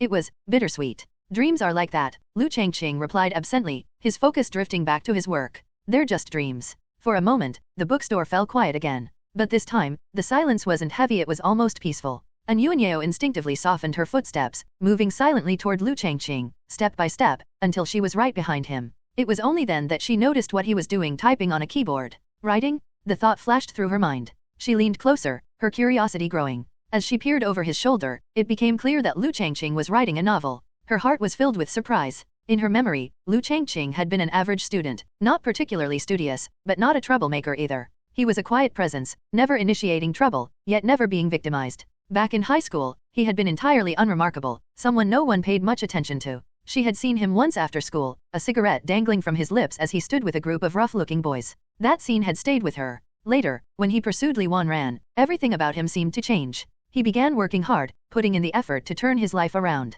But by then, it was already too late to salvage his academic record. After graduating high school, he chose to start working instead of pursuing further studies. A year later, news of his marriage to Li Wanran spread, followed shortly by news of her pregnancy. And now, this Liu Changqing, who had always seemed ordinary, was writing novels? The realization left her utterly baffled. Her head leaned closer, her hair falling like a curtain. A stray strand brushed against Liu Changqing's face, pulling him out of his focused state. He turned his head, his expression flat as his gaze met hers. What are you doing? You're writing a novel, she asked, her voice tinged with surprise. Yeah, Liu Changqing replied with a brief nod. Today, his editor had reached out to inform him that his novel had been given a small recommendation spot, not a front-page feature, but a category-based recommendation. It was a modest but significant step forward. Battle Through the Heavens was beginning to gain traction. While the click count was still under 50,000, the collection count was approaching 3,000. It wasn't the explosive success he remembered from his previous life, but it was progress nonetheless. Calculating roughly, he realized that with consistent updates and full attendance bonuses, the income would be enough to cover his family's expenses. At least, for now, the children's school fees wouldn't be a problem. But Liu Changqing couldn't help but wonder what if it became even more popular? He shook off the unrealistic thought with a self-deprecating smile. Be content with what you have, he reminded himself. If only the clothing factory hadn't collapsed. What's the title? Battle Through the Heavens. It's aimed at male readers. You probably wouldn't be interested. Liu Changqing shifted slightly, putting some distance between them. Yuanyeo straightened up and tucked her hair behind her ear. I used to read novels in high school too, she said softly. Romance novels, right? Maybe something like The Overbearing CEO Falls for Me. The what? She frowned, confused by the phrase. You know, campus love stories and the like. Did your friends introduce you to them? Hearing the word friends, her expression faltered slightly. Not anymore, she murmured. Deciding to change the subject, Liu Changqing pulled out his phone and glanced at her. Let's eat something before you go. I don't have long before my shift ends anyway. She nodded silently. Dialing a nearby noodle shop, Liu Changqing placed an order. 2 bowls of noodles, please. At this time, food delivery services weren't popular yet. However, since the shop was nearby, he had previously arranged for them to prepare takeout. After hanging up, he turned back to her. You're okay with noodles, right? They're fine. Not much of a choice, though. I'm pretty broke these days. No tact whatsoever? Yuanyeo shot him an indignant look, her heart filling with mild annoyance. But then she caught herself. Why was she even complaining? It wasn't like they were close or anything. Her gaze lowered, becoming more complicated as she looked at him. Noticing her peculiar expression, Liu Changqing felt a little uncomfortable. What's with that look? Do you not like noodles or something? He asked, genuinely puzzled. Yuanyeo had a very small appetite and ate with elegance. She used her chopsticks to pick up the noodles, bringing them to her lips and gently blowing on them before cautiously slurping them into her mouth, as if worried the splashing soup might stain her. In stark contrast, Liu Changqing was much rougher. He started by drinking a sip of soup directly from the bowl. Then, after snapping apart his disposable chopsticks, he grabbed a large clump of noodles and inhaled them with a storm-like fervor. Yuanyeo was startled by his eating style. After chewing and swallowing, Liu Changqing noticed her gaze and asked curiously, why are you staring? Eat. Logically, someone like Yuanyeo should dislike this kind of dining manner. However, watching Liu Changqing eat somehow made her appetite stir. She didn't know why, but there was something oddly satisfying about how he ate. It had been years since she'd had ramen. Trying a bite of the dish from this small diner, she found it tasted pretty decent. Due to her irregular eating habits over the years, Anyuanyeo's stomach wasn't in great condition. Her appetite had always been small, and after just a few bites, she started to feel a bit full and set her chopsticks down. Liu Changqing glanced at her as he slurped down his noodles. One gulp, chew, swallow. You're full already. Anyuanyeo nodded without saying more. Seeing that she had barely touched the surface of her noodles, Liu Changqing's face showed a pained expression. Such wastefulness? What a headache. How could she just throw this away? With that thought, he reached out, took her bowl of noodles, and dumped them into his own. Anyuanyeo's face instantly turned red. What are you doing? You eat so little. Wasting food like this is a no-go. But that's what I already ate from. You didn't spit into it, did you? So why not? Liu Changqing looked at her in confusion, seeing nothing inappropriate about his actions. For years, he had been finishing off whatever his daughter left behind. Otherwise, how could he maintain his robust physique? Anyuanyeo's face burned as she watched Liu Changqing mix the two portions together and continue devouring them heartily. This guy? Shame and embarrassment surged within her. Anyuanyeo abruptly stood up, grabbed her duckbill cap from the table, and, with her head lowered, muttered, I am heading back first. She then dashed out the door in a hurry. Watching her leave, Liu Changqing shook his head, bewildered at her reaction. Whatever. Time to focus on the noodles. Anyuanyeo returned to her residence. Since she'd lost her keys, she had to get assistance from the property manager. Fortunately, she eventually made it safely back home.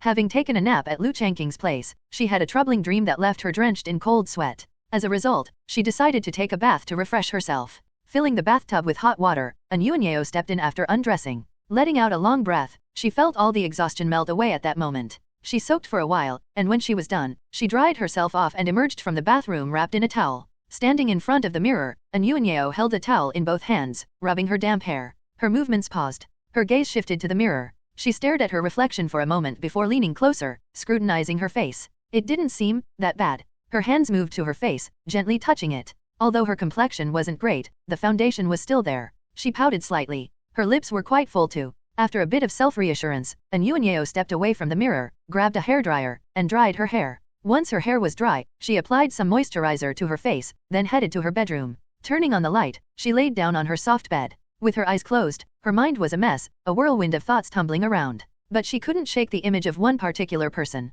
Oh, right. Suddenly remembering something, Anyuanyeo grabbed her laptop from the side and powered it on. She recalled seeing Liu Changqing writing a novel at the bookstore earlier. She hadn't forgotten the title. After the computer booted up, she opened a web browser and searched for it. It was serialized on a particular online novel platform. At the bookstore, she hadn't read much, just glanced at a few character dialogues without understanding the story's progression. Deciding to kill some time, she clicked on the first chapter. Battle Power, 3 ranks. The opening left her baffled. Even so, her eyes followed the words down the page. As time passed, Anyuanyeo found herself surprised. While the writing wasn't particularly remarkable, it far exceeded her expectations. She had assumed it would be crude and unreadable. It was okay. That thought surfaced in her mind as she continued reading. Watching the protagonist, Xiao Yan, endure unfair treatment, she felt an inexplicable tension building within her. Minutes turned into hours, and Anyuanyeo read on without realizing how much time had passed. Night had fallen, and when the wall-mounted clock struck 12, its chimes pulled her back to reality. Her legs had gone numb.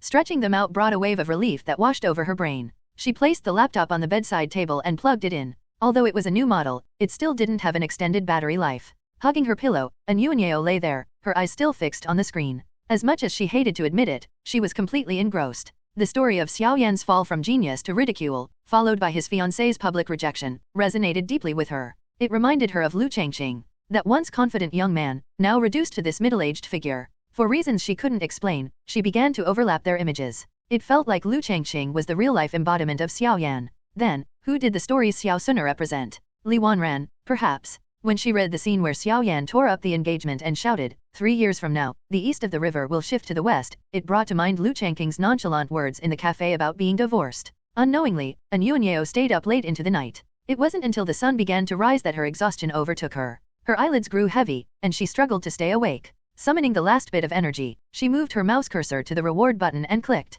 The next day, Liu Changqing started work as usual. After getting everything in order, he sat down to upload a new chapter. When he opened the management dashboard, he saw the number of favorites displayed, over 50,000. He froze, thinking he was seeing things. He blinked and refreshed the page. The number had jumped past 60,000. Staring at the screen, he finally reacted. He pointed a finger at the monitor and muttered, 10, 100, 1,000, 10,000. He sucked in a sharp breath. The numbers are still climbing. Author's note. Hi everyone, BOTI translator team here. Loving our work? Please take a moment to support us on novel updates. It really makes a difference. Thank you for everything. Liu Changqing had no idea what was going on. The surge of favorites only stopped when the count neared 100,000. When he clicked on his novel's webpage, it took several refreshes before the page loaded completely. What greeted him were blindingly high numbers of clicks, recommendations, and the account that dominated the top of the rewards leaderboard. Hiss. Liu Changqing felt like he must be hallucinating. All he saw was a 1 followed by a long string of zeros. He logged into his chat software. The moment he entered, his computer practically exploded with notifications, the sound of ding-ding-ding ringing non-stop. Moving his mouse over, he discovered the barrage was from his editor. Clicking it open revealed a flood of messages. Liu Changqing filtered out the unimportant chatter and fixated on a key phrase. The small category recommendation had been changed to a homepage feature. It was getting a main push. He had no clue what was going on. While there had been rewards in the past, they were always small amounts, nothing remotely close to this. He opened the comments section of his novel. It was flooded with messages from various new readers. Checking in. Taking a group photo for posterity? Rich person, please adopt me. Is this book really that good? Could it be the site's fake accounts hyping it up? Similar comments filled the page, all from a wave of new readers. Liu Changqing skimmed through them briefly before closing the comments section. He pieced together what had happened. He'd been adopted by a wealthy patron. That was the only explanation he could think of. A reward of 10 million reading coins, each coin equating to 1 cent, amounted to 100,000 yuan. 100,000 yuan? Was the joy of being rich really this simple? This world wasn't the one Liu Changqing had lived in during his past life. Prices here were much lower. A bowl of ramen was less than 5 yuan, and breakfast only cost 3 to 4 yuan to fill you up. What did 100,000 yuan mean in this world? Back when the clothing factory hadn't gone bankrupt, that amount wasn't a big deal to Liu Changqing. But for the current Liu Changqing, it was astronomical. ROES. When he first arrived in this world, all he faced was being kicked out with nothing but 3,000 yuan in his pocket. Even then, he had to put on a brave face in front of his kids, reassuring them not to worry about money. But trying to scrape together enough for their tuition in a short time had felt crushing. His thoughts drifted far away. Life seemed to be taking a turn for the better. Meanwhile, Liu Xiao stumbled out of the bookstore, his mind preoccupied with the events of the day. 2 days of high-intensity training had left his entire body sore. On the second day of running, Liu Xiao still hadn't adapted to the rhythm of exercise. After struggling to finish his run, he dropped his sister off at school before dragging his aching body home. Before he could even lie down, the home phone rang. Answering it, he heard Liu Changqing's voice. The unexpected call left Liu Xiao unsure of his father's intentions, but one thing was clear: there was an unmistakable joy in his tone. What could have made him so happy? Liu Xiao couldn't figure it out. Liu Changqing didn't go into detail either, simply telling him to visit the bookstore. When Liu Xiao dragged his weary body to the bookstore, he was greeted by his father's beaming smile. How long had it been since he'd seen his father smile like that? He couldn't recall. However, Liu Changqing's next move shocked him. He pulled out 500 yuan. Staring at the money his father was handing over, Liu Xiao froze, standing there dumbfounded. What's the matter, silly boy? Don't want your pocket money. Pocket money. He glanced at his father's face, his throat tightening as he swallowed hard. 500. Back when the clothing factory was still running, Liu Changqing hadn't skimped on him, but wasn't this generous either. At most, he'd get 100 yuan at a time. When had such a scene ever occurred? Only during visits to his grandmother's house had he ever seen this kind of money in a red envelope. But even then, his father would always take it, saying, "I'll hold on to this for you," and pocketing it all. Of course, he only confiscated Xiao's share. His sister, Liu Xiaozi, was an exception. She always handed her red envelopes to their mother. Back then, their mother managed all the household finances. Dad, what's going on? Why are you giving me so much? Xiao stepped back instinctively, overwhelmed. You kid. Seeing his son's reaction, Liu Changqing couldn't help but chuckle. How could he not understand what was going through Xiao's mind? At 15, Xiao was already mature enough to understand their family's situation. He knew full well how difficult it was for Liu Changqing to raise both him and his sister. Otherwise, Xiao wouldn't have once suggested quitting school to work and earn money. Looking at his son's face, Liu Changqing laughed softly, pulling him closer and stuffing the 500 yuan into his hand. Don't worry. You don't need to stress about this family. He patted Xiao's head. Take 500 yuan. Spend 300 on a nice meal for you and your sister after school, and keep the remaining 200 for yourself. Dad, your sister still holds a grudge against me. If I take her out, she'll probably throw a tantrum again. You're her older brother, step up, take care of her, and buy her something nice. Liu Changqing's words made Xiao fall silent. How could he miss the resignation in his father's voice? I'll tell her about this someday, when she's older, he thought to himself. Walking out of the bookstore, Xiao's hand brushed the 500 yuan in his pocket. What should I treat my sister to after school? He pondered as he walked. His sister seemed to enjoy fried chicken and cakes. Lost in thought, he didn't notice a car slowing down behind him. The black-tinted window rolled down, and a woman with deep brown hair and sunglasses peered out at the roadside. She stared for a while before speaking. Xiao. The words were crisp and clear. The unexpected voice made Xiao freeze in his tracks. He recognized the owner of that voice instantly. The car pulled up beside him, and the lowered window aligned perfectly with Xiao. Why aren't you in class? Shouldn't you be in school at this hour? Xiao stiffly turned his neck to look at the speaker. His gaze was filled with complicated emotions. In his memory, this woman was synonymous with bad experiences and fear. Li Wanran's mother, his grandmother. A woman who tolerated no dissent, who was authoritarian and uncompromising, a person who wouldn't allow even a speck of sand in her eyes. Yerong. For a moment, everything around seemed to fall silent. Lu Xiao stared straight at the woman wearing sunglasses. His expression was hard to read, and his heart was filled with a mix of emotions. The sound of car horns blaring behind them grew increasingly frantic. Several vehicles were stuck in line. Yerong paid them no mind, simply calling out to Lu Xiao, "Get in the car." Hearing her words, Lu Xiao hesitated. His right foot moved forward slightly, but then his body seemed to freeze, and he stopped again. Letting out a long breath, as if trying to expel the frustration from his chest, Lu Xiao shook his head. "Maybe another time. I need to get home right now." Lu Xiao couldn't see Yerong's expression beneath her sunglasses, which obscured most of her face. Still, being stared at by her inexplicably made him feel pressured. He had been afraid of Yerong since he was a child. Compared to his grandfather, he always gravitated toward the older man when visiting his mother's family. He would cling to his grandfather, avoiding his grandmother, who constantly criticized his appearance, made him read books he hated, and threw away the toys his grandfather had bought him. When he was little, he had once kept a puppy as a pet. But because Yerong didn't like it, the dog disappeared the next day, never to be seen again. Back then, Lu Xiao had cried and wailed in his father's arms, utterly heartbroken. He still hadn't forgotten that day when his grandfather passed away. The sight of Yerong in all black, her face devoid of expression, showing not a shred of emotion. "I had planned to check on you and your sister today anyway. Since I've run into you here, just get in the car," Yerong said, as if she hadn't heard Lu Xiao's refusal. With a soft click, the rear door unlocked and swung open. After a brief silence, Lu Xiao reached out, pulled the door open, and got in. The car started again, its driver keeping his eyes fixed on the road as they headed toward Lu Xiao's school. There was no conversation between the two passengers. Yerong's appearance was surprisingly youthful. Years of meticulous care had left little trace of age on her. Her short, deep brown hair gave off a sharp and capable vibe, and her skin showed no signs of the sagging typical of aging. "Raoes." She reached up, removed her sunglasses, folded them, and placed them on the rack beside her. Turning her face toward Lu Xiao, she scrutinized him. He resembled his mother greatly. That was one of the impressions Yerong had left on Lu Xiao. As mother and daughter, the resemblance between Yerong and Li Wanran was striking 7 or 8 points similar in appearance. However, Yerong's face carried an air of intimidation that Li Wanran's did not. "What is Liu Changqing doing now?" Yerong asked. "He's working," Lu Xiao replied tersely. "Is that so? Just as I thought." Yerong turned her head and leaned back in her seat, her tone laced with disdain. "I never thought much of him from the start. The biggest mistake was that you and your sister carry half of his blood." Lu Xiao's fists clenched tightly. "A country bumpkin with no redeeming qualities. Staying with him will only bring you and your sister more suffering.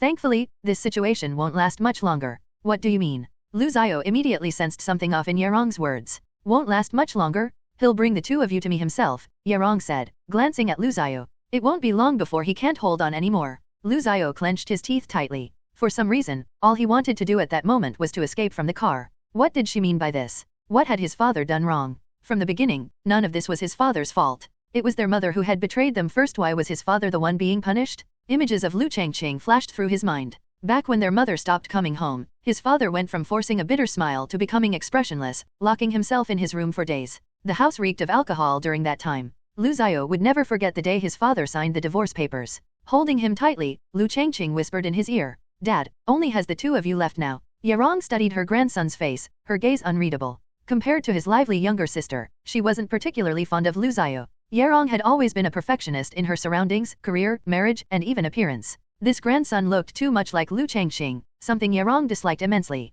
But in his features, there were traces of Li Wanran too. Her heart softened slightly as she reached out, gently placing a hand on Lu Xiao's. She patted it softly and was about to say something when Lu Xiao's sudden reaction left her stunned. Feeling her hand on his, Lu Xiao abruptly raised his arm and flung her hand off. In that fleeting moment, memories flashed through his mind like a slideshow, his mother's betrayal, his father's helplessness, and that man who silently sobbed behind a door in the middle of the night. He wanted nothing to do with this family. "Stop the car." Lu Xiao's voice was low but firm as he addressed the driver. There was no response. "I said stop the car." His face flushed red with anger, and Yerong, startled by his outburst, looked at him in shock. A hint of humiliation crossed her face. She had never been spoken to like this before. Her expression darkened. "Stop the car," she ordered. This time, the driver complied. The car slowed down and pulled over to the side of the road. Without another word, Lu Xiao unlocked the door, pushed it open, and left without looking back. Yarong watched his figure through the window for a moment before pulling her gaze back. She put her sunglasses back on, closed her eyes, and leaned her head against the seat.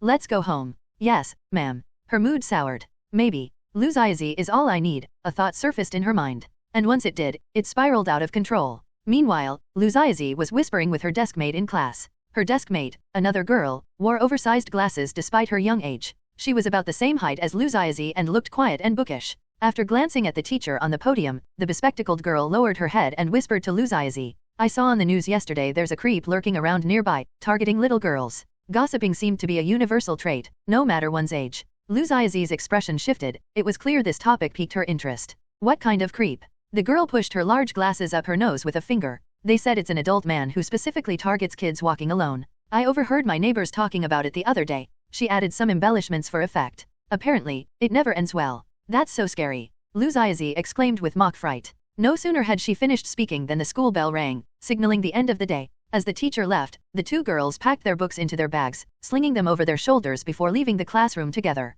They continued their conversation as they walked, parting ways at the school gate with a cheerful see you tomorrow. Liu Changqing then turned and skipped happily toward home. After taking about 10 steps, a figure suddenly darted out from the side and grabbed her from behind, lifting her off the ground. Being lifted off the ground caused Liu Changqing's brain to short-circuit for a moment. When she finally processed what was happening, her first thought was of the scary topic she had just been discussing. Could it be? Could it really be? Help me. What are you yelling for? The deafening voice drew the attention of people nearby, who all turned to look at the two. Hearing the familiar tone, Liu Changqing's scream abruptly stopped. She twisted her head to see who was holding her. Big brother. Still holding his sister, Liu Changqing noticed the curious looks from the bystanders. Feeling a bit awkward, he quickly set her back on the ground. The moment her feet touched the ground, Liu Changqing turned to face him, her expression one of surprise. Why did you come to pick me up today? Do I need a reason to pick up my little princess? He placed a hand on her head and ruffled her hair as he spoke. In reality, he wasn't being honest. After his encounter with Yarong and her ominous words, he was worried she might do something to Liu Changqing.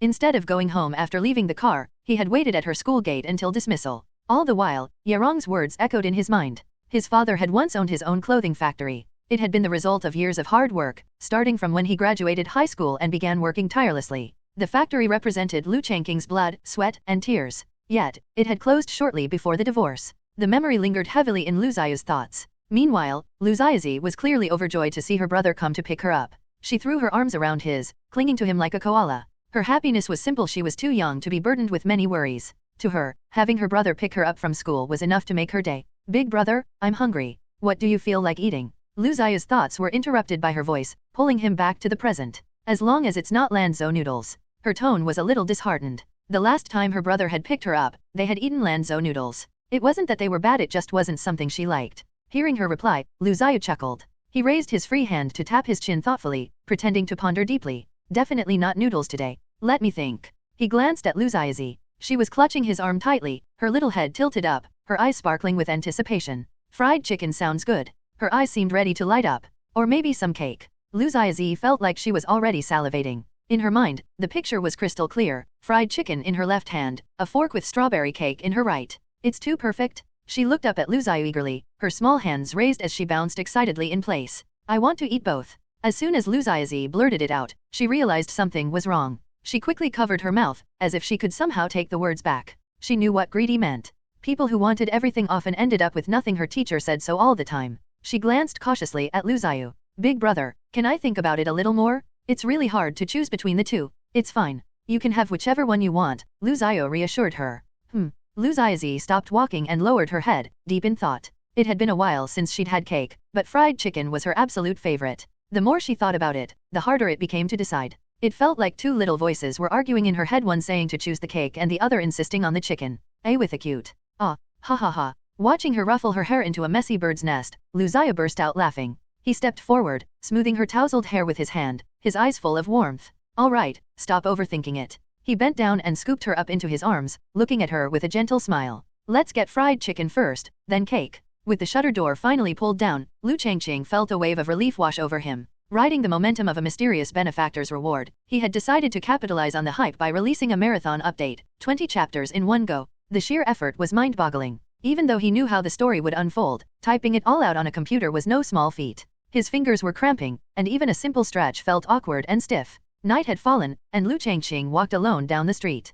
Suddenly, he noticed a figure running toward him. The person's expression seemed flustered, and they kept stopping to glance around, as if searching for something. Liu Changqing's gaze followed them as they passed, tracking their retreating figure until they disappeared around a corner. Not thinking much of it, he continued on his way home. As he approached his neighborhood, the streets grew quieter. The occasional car sped by, but there were few pedestrians. Crunch. Liu Changqing stopped in his tracks. He had stepped on something. Lifting his right foot, he bent down to inspect the object. Twisted and snapped in two was a pair of eyeglass frames surrounded by shattered lenses. Glasses? Uncle, you owe me. A cold, childish voice startled him. Liu Changqing jumped, his heart racing. After all, anyone walking a quiet street at night would be startled by an unexpected voice. He quickly turned to look in the direction of the sound. Sitting on the curb was a young girl with twin pigtails. Wisps of hair framed her forehead, and she wore a light blue chiffon dress with white children's shoes. Her thin face and lackluster eyes gave her an overall air of weariness. Dead fish eyes? The resemblance was there, but upon closer inspection, it was clear that she simply lacked energy, which made her eyes appear lifeless. Still exuding an aura of indifference, the little girl propped her chin on her hands, her elbows resting on her knees.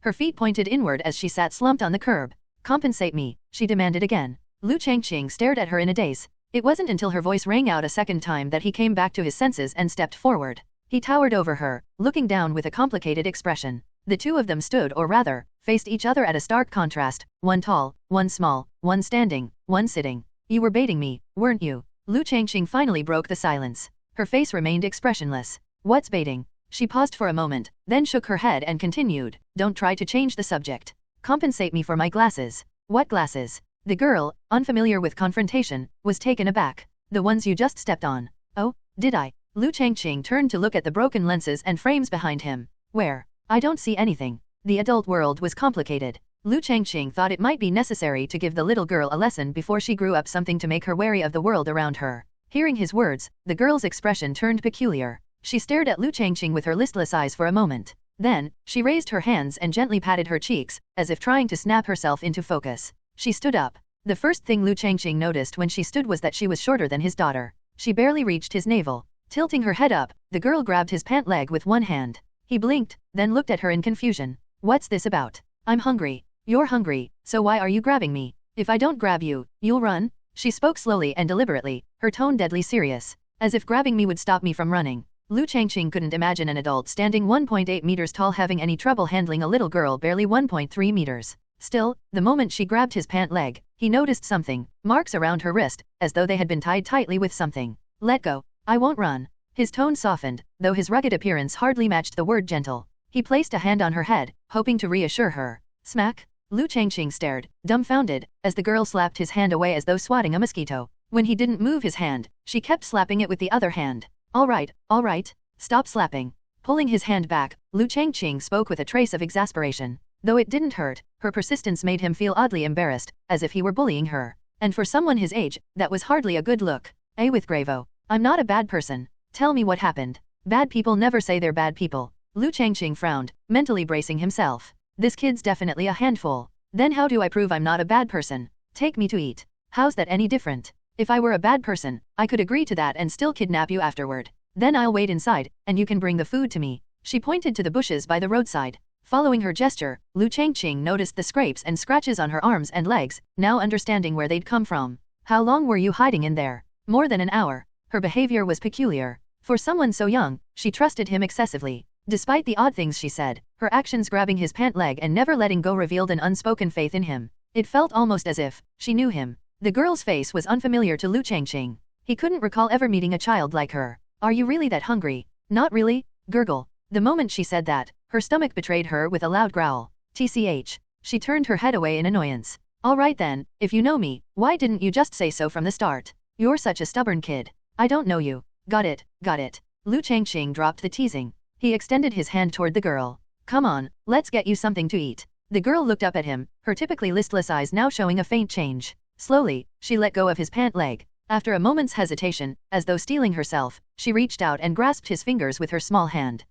You're just a chubby old man. I really don't like being called fat. Well, you are fat. Fine, let's drop it. What do you want to eat? Burgers. What is it with kids and junk food? He muttered, but then promptly denied her request. Rugiamo. No room for negotiation. I'll even throw in a juice for you. They continued to bicker as they walked away, their figures gradually disappearing into the distance. Meanwhile, Liu Xiao found his earlier soreness fading as he watched his sister skipping and bouncing along. The lingering effects of his recent exercise regimen still made moving painful, especially in his inner thighs, where the ache felt like knives cutting through. In his left hand, he carried a carton of yogurt. In his right, he held the unfinished cake Liu Xiaozi had insisted on earlier. He wasn't a fan of cakes too dry, too expensive, and too likely to choke you with one bite. But girls loved them, and that was that. If it was just fruit, she wouldn't even glance at it. Put it in a juice or on a cake, though, and suddenly it was the best thing ever. Such odd behavior. Though the load wasn't heavy, every step he took was a struggle thanks to his sore muscles. Fortunately, they were almost home. Stop wiping grease on my pants. A familiar voice called out ahead of him. Startled, Liu Xiao looked up to see a familiar duo, a tall man and a small girl, approaching. His jaw dropped. Dad. Huh? Xiaozi? Why are you two so late getting back? Liu Changqing glanced at the items in his son's hands as he asked. We just finished eating. But weren't you off work earlier? Why are you coming back so late? I stayed at the shop a little longer today. I see. As they spoke, Liu Xiao's eyes shifted to the little girl holding skewers in one hand and gripping Liu Changqing's pant leg with the other. His expression grew strange. Who's this? Xian. Before Liu Changqing could answer, Xiaozi blurted it out in surprise. She dashed over, closing the gap between her and Liu Changqing to less than 20 centimeters, an unusual closeness for her, and showing no signs of displeasure. With a delighted expression, she grabbed the girl's hand holding the skewers. Liu Changqing's mouth twitched as he looked at the greasy hand his daughter had just grabbed. Daughter, her hands are covered in grease. What are you doing here? Xiaozi looked genuinely thrilled. Feng Xian's typically listless face even showed a rare smile. Xiaozi, when I saw you weren't wearing your glasses, I didn't recognize you. Xiaozi made an okay gesture with her hands, placing them in front of her eyes like imaginary glasses. Feng Xian nodded enthusiastically. My glasses got broken, your dad stepped on them. Stepped on them. Xiaozi turned to look at Liu Changqing. Don't listen to her nonsense, Xiaozi. She threw her glasses in front of me and made me step on them. Sensing his daughter's gaze growing suspicious, Liu Changqing hastily explained. I don't care about you anymore. Come on, Xian, let's go to my house. Okay. With that, the two girls ran off hand in hand. This left Liu Xiao, still holding the groceries, and Liu Changqing, frozen in place. The atmosphere between father and son was awkward. Watching the two little girls happily disappear around the stairwell, the chubby duo exchanged glances. Dad, why do you always bring people home? You think I wanted to? She was sitting by the roadside, wouldn't leave, and clung to me like glue. And hey, what do you mean, always bring people home? Nothing. Trying to change the topic, Liu Xiao thrust the carton of yogurt he was carrying into Liu Changqing's hands. Dad, help me carry this. I'm exhausted. That's just a sign you're seriously out of shape. Liu Changqing shot him a critical glance. 50 more squats tomorrow. The color drained from Liu Xiao's face as if his jaw had rusted in place. 50? I won't be able to move for an entire day. Perseverance leads to success, son. There's no way I can handle that. The human body has no limits. Liu Changqing clapped him on the shoulder, speaking in the tone of someone who had been through it all. If you don't push yourself, how will you know your limits? And besides, I'll be doing it with you. No complaints. He waved dismissively and walked ahead, gesturing for Liu Xiao to follow. Watching his father's retreating back, Liu Xiao stood frozen in place, dumbstruck. At that moment, he realized the night breeze wasn't as refreshing as he'd thought. Cool? Can it compare to the chill in my heart? He tilted his head up, gazing at the moonlight. Life is too hard. The two little girls were chatting endlessly by the door, seemingly unable to run out of things to say. Though they had run ahead quickly, neither had brought a key, leaving them to wait for Liu Changqing and Liu Xiao. Standing at the landing, hands on her hips, Liu Xiaozi glared down at her father, who was climbing the stairs step by step. Her expression showed clear disapproval. Too slow. Sorry, princess, for keeping you waiting. Let's open the door now. Despite his daughter's continued attitude, Liu Changqing wasn't bothered. After all, she was his own flesh and blood. He firmly believed that the misunderstandings between them would eventually be resolved, and they would return to being a loving family. Reaching the door, Liu Changqing pulled the key from his pocket and unlocked the security door. The two little ones couldn't wait any longer. Before the door was even fully open, they darted inside. Especially Feng Xian, who managed to smear her greasy hand on Liu Changqing's pants on her way in. Xiaozi, take her to wash her hands first. Liu Changqing called out. But the two girls didn't respond. The sound of Xiaozi's bedroom door closing followed soon after, leaving the entryway silent once more. Sigh. Liu Changqing exhaled and switched on the lights, closing the door behind him. Bang, bang, bang. Loud knocking came from the door. Dad, why'd you shut the door? Almost forgot. Liu Changqing reopened the door, revealing a panting Liu Xiao standing outside. His face showed a hint of embarrassment. Forgot about you. Liu Xiao was utterly speechless. He stepped inside, placing the carton of yogurt by the doorway and switching to house slippers. On the floor, a trail of distinct black footprints caught his attention. She didn't change her shoes. There weren't any to give her. We only have 3 pairs, Liu Changqing replied as he also switched to slippers and headed for the couch. No problem. I'll pick up a few extra pairs for spares in the next few days. Collapsing onto the couch, Liu Changqing let out a long sigh. Today had truly drained him. Liu Xiao followed suit, mimicking his father's pose as he flopped down next to him. Liu Changqing glanced at his son. No doubt about it, he's definitely my kid. The living room fell silent for a while. Turning his head slightly, Liu Xiao stared at his father's face. The man who had emerged from the shadow of divorce seemed a little different now. Dad. Yes? What's on your mind? Liu Changqing responded, sitting up slightly as he noticed his son's hesitation. Today. Liu Xiao started but faltered, unsure how to continue. He wanted to tell his father about meeting Yarong, but the thought of his father's usual attitude toward that woman made the words catch in his throat. Omicron yes. What happened today? Liu Changqing leaned forward, focusing on his son. Nothing. I just think you've been overworking yourself lately, Dad. Take care of yourself, okay? In that moment, Liu Changqing's heart warmed. In his previous life, he had never had children. A lifelong bachelor, he came from a loving family with supportive and open-minded parents. His life had always been filled with warmth. After the unexpected transmigration, he had spent the first few days in a state of despair. He hadn't wanted to leave his old life, a fulfilling family and a life that was finally settling into place. Being thrust into the body of a man over 10 years older than himself, saddled with 2 children, had felt like an impossible burden. But as he delved into the memories of this body's former life and saw Liu Xiao's silent struggle and Liu Xiao's uncontrollable tears, his heart had twisted painfully. From that moment, he had accepted his new identity. He was Liu Changqing, a father of 2. Smiling, he reached out to ruffle his son's hair. The memory of holding him as a newborn felt as vivid as if it had happened yesterday. Don't worry, son, Liu Changqing said gently. There's nothing in this world that can tear our family apart. Nothing and no one. His gaze deepened as a figure flashed through his mind. Not even you, old hag. Li Chongming sat at his desk. It had been some time since he last returned to his family home. Ever since witnessing Yuan Yao's manic, unrecognizable behavior, he had chosen to stay away. Fortunately, he wasn't without options. With several properties under his name, he had no trouble finding a place to stay. At the moment, he was in one of his other residences. The sound of another text message buzzed from his phone on the desk. Frowning, he ignored it, leaning back in his chair. Again. He already knew what it was, another notification about his bank card being charged. Just yesterday, 100,000 yuan had been spent. When he first saw the transaction, he had been baffled. A novel website? For some reason, Yuan Yao had started reading novels. But he didn't mind. If spending money could make up for what he owed her emotionally, it was worth it. Though, the frequency of these expenses seemed a bit excessive. Exhaling, he reclined in his chair, his gaze shifting to the woman behind him.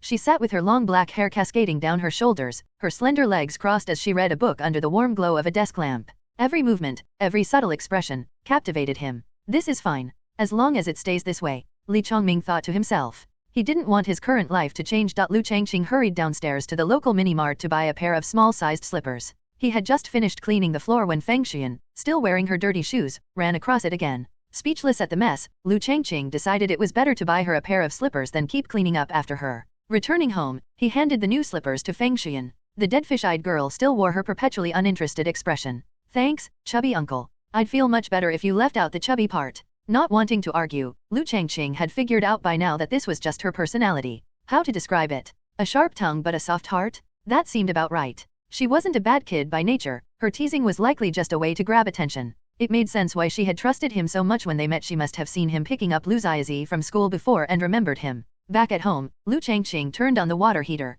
He had worked up quite a sweat today and definitely needed a shower. When the water was ready, he called out to the 2 little girls. Time for a bath, Xiaozi. No response. He was used to this by now, though. He continued, get a set of clean clothes for your friend. I'll wash hers while you 2 take a bath. Just leave the dirty clothes in the basin outside the bathroom. After giving these instructions, Liu Changqing cleaned the spots Feng Xian had dirted again. Then, he picked up her small, dirty shoes, filled a basin with water, and added some detergent. Taking out a small stool he had prepared earlier, he placed the shoes into the water, letting them soak thoroughly before starting to scrub. The sight was a little comical. Anyone who saw a burly man with a large build sitting on a tiny stool scrubbing a child's shoes would surely find it odd. A divorced dad had to be resourceful. From the bathroom, the sound of giggling could be heard. The 2 girls, carrying clothes in their arms, ran into the bathroom, laughing all the way. A short while later, 2 small arms emerged from the bathroom door, depositing a pile of clothes into the basin before retreating and closing the door again. Feng Xian's shoes were small, so small that Liu Changqing could grasp one entirely with one hand.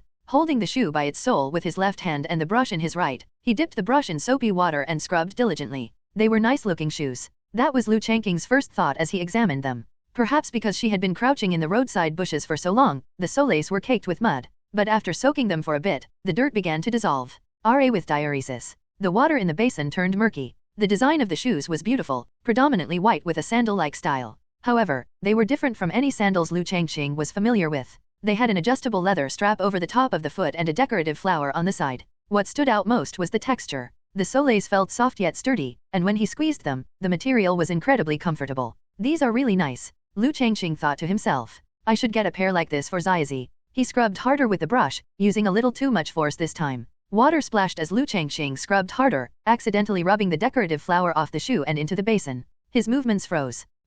Looking closer, he noticed the torn fabric where the flower had been attached. Comparing the two shoes, it was clear the one missing the flower looked much worse, and the difference was immediately noticeable. After a brief moment of thought, Liu Changqing resumed scrubbing, fishing the flower out of the basin and setting it aside. No big deal, I'll glue it back on later. Dad, what are you doing? Liu Xiao spoke as he watched his father finish turning off the hairdryer, holding a pair of small shoes in his hands. I accidentally scrubbed the flower off her shoe earlier, so I'm gluing it back on, Liu Changqing explained without looking up. Picking up a bottle of glue from the table, he carefully applied a few drops to the spot where the flower had been, pressing it firmly into place. After a moment of silence, Liu Changqing leaned back to inspect his handiwork, squinting as he compared the two shoes. Did I stick it on crooked? A little, Liu Xiao admitted, nodding. Doesn't matter. It's still wearable, Liu Changqing shrugged, placing the shoes by the door where the slippers were kept. Thanks to the hairdryer, the shoes were already dry and ready for use. Just then, the two girls emerged from the bathroom, their damp hair sticking to their faces. Hairdryer. Shouting, Liu Zizi ran over, snatching the hairdryer from near Liu Changqing before dashing back toward the bathroom hand in hand with Feng Xian. Watching this, Liu Xiao turned to his father with a puzzled expression. Is she staying the night? Why? Why not just send her home? Do you think I don't want to? Liu Changqing sighed, looking helpless. I asked her for her parents' contact information the whole way back, but she wouldn't say a word. It's like her lips were glued shut. So what now? What else? I'll go to school tomorrow and talk to Zizi's teacher to find out what's going on with her family. Thinking of the rope-like marks on Feng Xian's wrists and the other injuries he hadn't yet seen, Liu Changqing's expression grew grim. No child is born with a strange personality. Something must have happened. The next day, Liu Changqing skipped work at the bookstore. After finishing his morning run with his son, he decided to take both children to school. Feng Xian seemed to notice something was off. She kept swinging the shoe that had been glued as they walked. Liu Changqing pretended not to see. After dropping the children off and watching them enter the classroom, he made his way to Zizi's homeroom teacher's office. Since there was no class during the first period, he spotted the teacher right away. Knocking on the door, Liu Changqing greeted them. Hello, may I help you? The teacher, a young woman who looked to be in her mid-20s, was conservatively dressed. She wasn't particularly striking in appearance, but her demeanor was pleasant and carried a scholarly air. Allow me to introduce myself. I'm Liu Changqing, Liu Zizi's father. Liu Zizi's father. The teacher seemed slightly puzzled. Zizi has always been well-behaved. I don't recall needing to call you about her. Oh no, this isn't about Zizi, Liu Changqing clarified quickly. Actually, last night, I found one of your students Feng Xian sitting alone by the roadside. She wouldn't give me her parents' contact information, so she stayed at my house for the night. I'm hoping to get in touch with her family so they can pick her up. Feng Xian. The moment her name was mentioned, the teacher's initial confusion disappeared. Muttering to herself, she pulled out a small booklet. She should be living with her father. And her mother. The records state that her mother passed away several years ago. Also, her father hasn't remarried. I see. After a moment of thought, Liu Changqing spoke. Could you provide me with his contact information? I'd like to speak with him. Feng Qian silenced the ringing phone. He felt like he had just closed his eyes for 10 minutes when the call came through. Too exhausted to care, he opted to hang up. He was so tired he could barely keep his eyes open. After an entire sleepless night spent working alongside his staff, only he remained at the office once everyone else had reached their limit. Fortunately, he had just finished the campaign plan moments ago. The company was severely understaffed lately, forcing Feng Qian, the boss, to take on the work himself. Years of late nights had left him with lingering health issues, making his back and neck ache during the quiet hours of the night. He didn't know how much longer he could keep going. But whenever the fatigue became overwhelming, he would open his phone's standby screen and gaze at the adorable face of his daughter. Feng Xian, the most precious child in the world, as far as he was concerned. Feng Qian's wife had passed away due to illness. Theirs had been a love story spanning decades. From high school sweethearts to college companions, they had stayed together in the same city after graduation. From sharing a cramped 20-square-meter apartment in their early days to building a modestly successful life together, Feng Qian considered meeting his late wife the luckiest thing in his life. At the same time, he felt he had let her down. She had endured so much for him. Whenever he was about to give up, she would comfort and encourage him. Even when she was tired from work herself, she would drag her weary body out of bed to cook him a bowl of egg noodles when he came home late. Their life began to improve after their daughter was born and his business started to thrive. But when Feng Qian turned 3, their world collapsed. His wife was diagnosed with a tumor. The diagnosis shattered him. At that moment, Feng Xian felt like his entire world was falling apart. Everything he had ever wanted, sharing a life with his wife, watching their daughter grow up, seeing her succeed in her studies, fall in love, marry, and have children was slipping away. When the tumor was discovered, it was already malignant. Feng Xian took his wife to every hospital he could find, selling off everything they owned to pay for her treatment. Watching their years of hard work disappear didn't faze him. He only wanted to keep their family whole. He could never forget the day his wife, her hair lost to chemotherapy, lay weakly in her hospital bed and said, "Stop, take care of Xian and live well." When she was buried, Feng Xian felt like his heart had died too.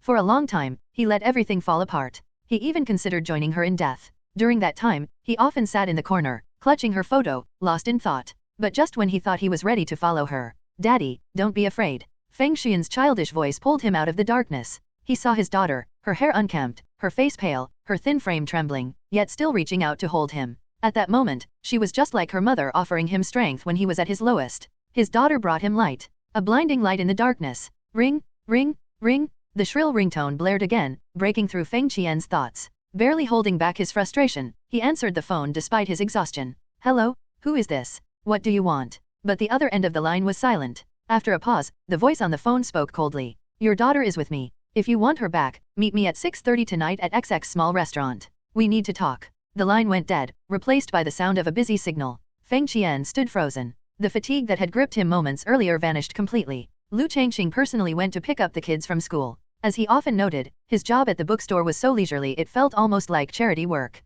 The low salary was offset by the complete lack of effort required. Most days involved sitting at the counter and watching TV. If not for his novel-writing sideline, the boredom might have been unbearable. Earlier that day, after dropping the kids off at school and heading to the store, he discovered another round of generous rewards from his mysterious benefactor. Though the individual donations of several hundred yuan weren't as dramatic as the initial 100,000 yuan, the cumulative amount was nothing to scoff at. Liu Changqing decided it was worth fostering a good relationship with this client. He sent a message through the novel platform, leaving his personal QQ number and expressing a willingness to connect further. His intentions were clear. He wanted to curry favor. "If not for my kids, who would willingly grovel like this?" So far, there had been no response from the benefactor. When it was nearly time for his daughter to get out of school, Liu Changqing called it a day and left the store early. Arriving at the school gate, he spotted the two children chatting and laughing. Mostly, it was his daughter laughing. Feng Xian, in contrast, exuded her usual lack of energy, a trait Liu Changqing had come to recognize during their short time together. She seemed mature beyond her years, overly so for a child her age.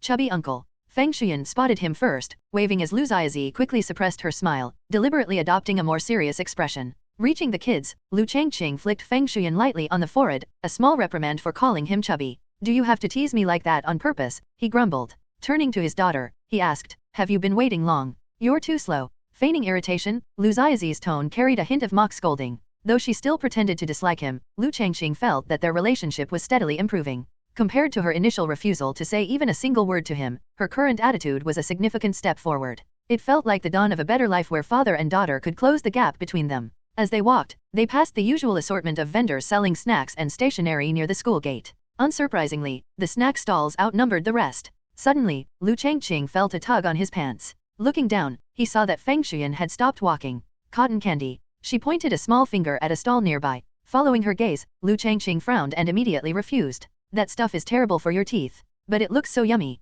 On hearing this, Liu Ziazi also noticed the cotton candy stand and lit up with excitement. Girls were always drawn to pretty things. Seeing his daughter's enthusiasm, Liu Changqing let out a defeated sigh, pulling out his wallet and taking out some cash. "What flavor do you want?" he asked. Watching his daughter take small, careful bites of cotton candy, Liu Changqing felt his heart melt. What father wouldn't adore his daughter? She was so lovable. Everything she did, from refusing his help to tie her hair to making a messy ponytail herself, leaving her hair loose and scattered as she walked. It was just too cute. He glanced at Feng Xian. "Not as charming as my daughter," he thought to himself, unconsciously straightening his back with pride. Soon, Liu Changqing brought the three of them to the small restaurant he had arranged over the phone. He booked a private room on the second floor, ensuring they'd have a quiet place to talk when Feng Xian's father arrived. If this had been the old Liu Changqing before his transmigration, he might not have had the patience to meddle in someone else's affairs. But ever since becoming a father, everything had changed. When he saw Feng Xian squatting alone by the roadside the previous night, bearing visible marks of mistreatment, he couldn't help but feel heartache. It was hard to describe. He imagined how he would feel if it had been his own daughter sitting there. In such a situation, he'd hope that someone would help her instead of walking away indifferently. And besides, Feng Xian was his daughter's good friend. "I want cola." Feng Xian tugged at Liu Changqing's sleeve. This time, he didn't argue. After writing down a few dishes from the menu, he went downstairs to inform the staff. Returning to his seat, he checked his phone for the time. The father should be here by now, he thought. Maybe the location is too remote, and he's having trouble finding it? Just as this crossed his mind, the door was flung open with a loud bang. Bang. A man wearing a white shirt and dress pants, with slicked back hair, stormed into the room carrying a briefcase. He closed the door behind him and scanned the room. When his eyes landed on Feng Xian, the tension in his face eased. Then his gaze shifted to Liu Changqing, seated next to Feng Xian in a way that could be mistaken for him holding her captive. The man placed the briefcase on the table and opened it. I know what you're after, money. Take it. I understand how these things work. I didn't call the police. Liu Changqing stared at the man, bewildered. His eyes moved to the briefcase. It wasn't like in the movies where it would be stuffed to the brim with cash. Judging by the arrangement, it was probably only 150,000 to 160,000 yuan. But still, are you out of your mind? Looking at the man's bloodshot eyes, which betrayed his lack of sleep, Liu Changqing's frustration grew. Let's set aside everything else for a moment. If I really had kidnapped your daughter, do you think this little money would be enough? It's all I have right now. I'll borrow more. However much you want, I'll find a way to get it. The man's voice was shaky, his emotions clearly on edge. Hearing their exchange, Feng Xian looked astonished. Chubby uncle, were you really planning to kidnap me? Shut up. Liu Changqing pinched the bridge of his nose, exasperated. Liu Changqing looked directly at Feng Qian and raised a finger. First, I didn't kidnap your daughter. Then he raised a second finger. Second, the reason I spoke the way I did on the phone was because you didn't even check your call history. Do you know how many times I called you? Finally, he raised a third finger, his expression growing serious. Third, how can you not know that your daughter is being abused? No one could act this convincingly. Feng Qian's genuine love for his daughter was clear from his reaction. His relief upon seeing Feng Xian unharmed was genuine. But if that was the case, who was responsible for the injuries on her body? From the moment Feng Qian entered the room, his nervous expression and the way his body relaxed upon confirming his daughter's safety told Liu Changqing he was a loving father. But the red, rope-like marks on Feng Xian's wrists, coupled with her numb demeanor, told a different story. Hearing Liu Changqing's accusation, Feng Qian's fatigue-stricken face froze. His eyes widened in disbelief. Abuse. His lips trembled as he forced the word out. That's impossible. It can't be. Impossible. Liu Changqing's voice darkened as he asked the question. He grabbed Feng Xian's small hand, raising her wrist to show the still visible red marks from being tightly bound. The imprint was clear, even after a night of rest. The red and swollen line on her wrist spoke louder than words. Feng Qian stared at the marks on his daughter's wrist, his face pale with disbelief. He instinctively stepped back, his thoughts in turmoil. How could this happen? She couldn't. Are you sure you don't already have the answer? Liu Changqing retorted, his tone sharp.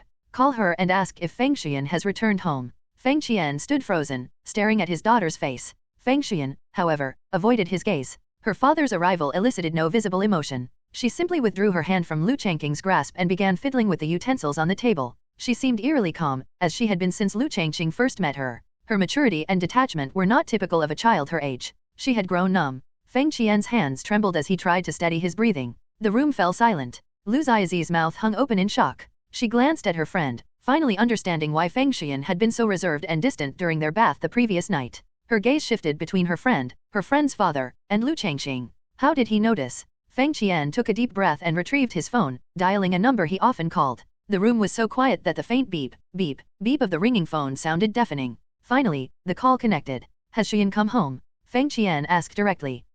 Xian just got back from school. She's taking a bath now. I'll have her call you in a bit. Let me talk to Xian, Feng Qian insisted. The silence on the other end spoke volumes. The person on the line clearly hadn't expected Feng Qian to deviate from his usual routine. As the silence dragged on, the storm in Feng Qian's eyes grew fiercer, and the rage bubbling within him threatened to boil over. He ended the call abruptly, turning his gaze to Feng Xian. But she didn't meet his eyes. She continued to look down, quietly playing with the utensils in her hands. Xian. Feng Qian's voice cracked with emotion. The grown man's eyes were red, his face flushed to a near-purple hue from the surge of emotions overwhelming him. He reached out, wanting to hold his daughter, but Liu Changqing stepped between them, blocking his path. Feng Xian stopped fiddling with the utensils, but her eyes remained fixed on them. She didn't look up at her father, her expression as indifferent as ever. After a long silence, she finally spoke in her usual calm tone. Auntie is hurting too. Hearing Feng Xian's words, Liu Changqing was stunned. He looked at the child beside him, feeling a pang of heartache. He had suspected something like this. Perhaps Feng Qian's busy work schedule had kept him away from home, leaving a nanny in charge of Feng Qian.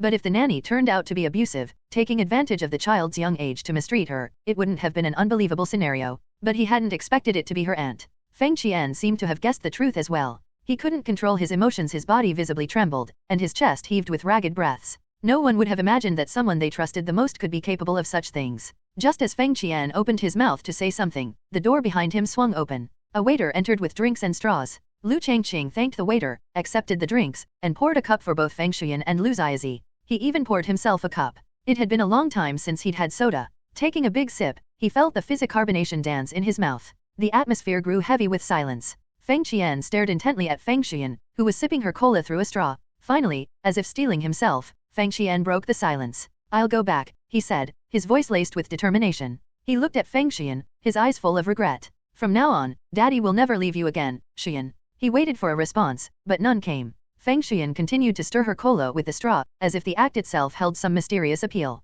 When his daughter didn't respond, Feng Qian stood there awkwardly for a moment. Seeing her indifference, he let out a bitter laugh before turning to Liu Changqing. His tired face carried a resolute expression. "Thank you for today. Please let her stay at your place for one more night." "Of course," Liu Changqing replied. "Thank you," Feng Qian said, his enunciation firm and clear. Without another word, he pushed the door open and left. Liu Changqing noticed the forgotten briefcase full of money. He pulled it closer with his foot, deciding to return it to Feng Qian when he came back to pick up Feng Shuyan. Nes. After Feng Qian's departure, the room fell into silence again. Lu Ziazi looked at her friend, hesitating as though she wanted to say something but didn't know how to begin. For the first time, she realized just how little she truly knew about what her friend had been going through. Feng Qian broke the silence with her usual calm and distant tone. "Auntie didn't do anything wrong." Her eyes remained fixed on the cup in front of her, her small hands twisting the straw until it bent out of shape. "It's because I wasn't good enough. I made her angry. That's why." Liu Changqing watched the girl with a heavy heart. Her frame was even smaller than that of most children her age.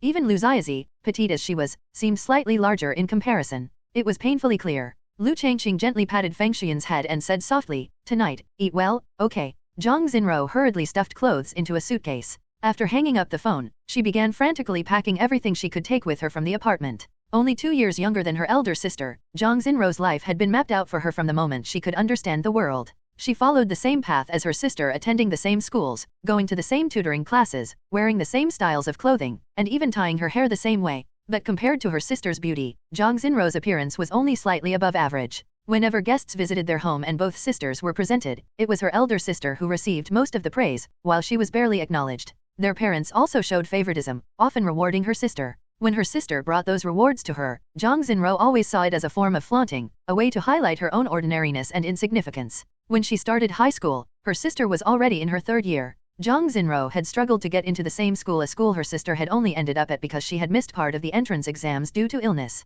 But even then, Zhang Xinro couldn't outshine her sister academically. She found her sister dazzling and unreachable, a star she could never touch. One day, during her 1st year of high school, Zhang Xinro forgot to bring money to pay for lunch. After getting her food in the cafeteria, she realized she couldn't pay and stood awkwardly at the counter as the cashier grew impatient. Holding her tray, she looked around helplessly. She saw no familiar faces, no one willing to step in and help.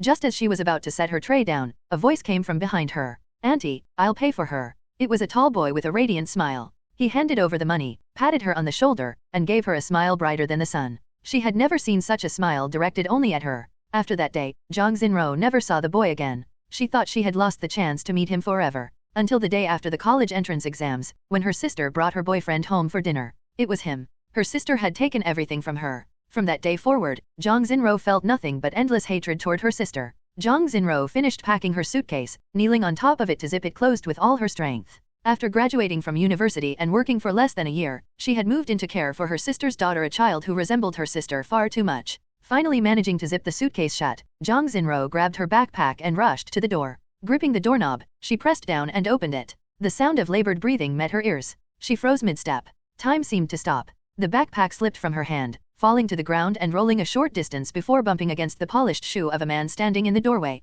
Her face turned ashen. She stepped back, her expression filled with terror. "Be brother-in-law." Feng Qian stood in the doorway, his chest heaving as he tried to catch his breath. His disheveled collar and fallen hair revealed the frantic rush he had made to get there. After racing to the building and finding the elevator too slow, he had climbed 6 flights of stairs without stopping. Just as he reached the apartment, the door opened to reveal the very person he was looking for, Zhang Xinro, his late wife's younger sister. Seeing her pale face, Feng Qian felt as though he was meeting her for the first time. His head shook slightly, as if denying the truth. How could you do this to my child?" Zhang Xinro felt her entire body trembling. Instinctively, she stepped back and shoved her suitcase forward with all her strength. Caught off guard, Feng Qian stumbled back a few steps as the suitcase hit him. With a loud bang, the security door slammed shut and locked. Zhang Xinruo bolted deeper into the apartment, her breath quick and shallow. Feng Qian steadied himself, wincing from the dull ache in his shin where the suitcase had struck. With a swift kick, he sent the suitcase flying out of his way, then lunged toward the door. He raised his fists and pounded on the security door, his voice booming.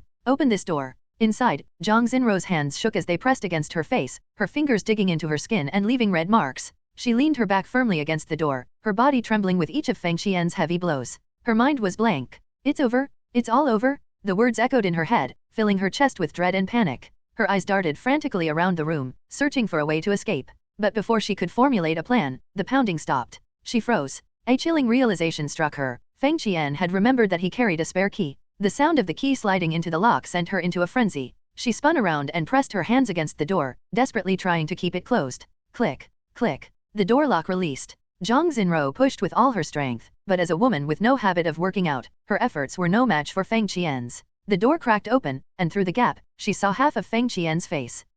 A startled scream escaped her lips. The shock caused her to falter, and her strength gave out. Seizing the moment, Feng Qian pushed hard, forcing the door open with a loud clang. Breathing heavily, he stood in the doorway. The force of the door sent Zhang Xinruo sprawling to the floor. Supporting herself with her hands, her face was etched with terror. Scrambling to her feet, she panicked. Her first attempt failed, her knees wobbling as her chin struck the ground hard. Pain was a distant concern. She clawed at the floor, trying again to escape. Feng Qian surged forward, grabbing her by the ankle. She screamed, thrashing wildly, her frantic kicks landing a blow to his abdomen. Grunting in pain, he released his grip.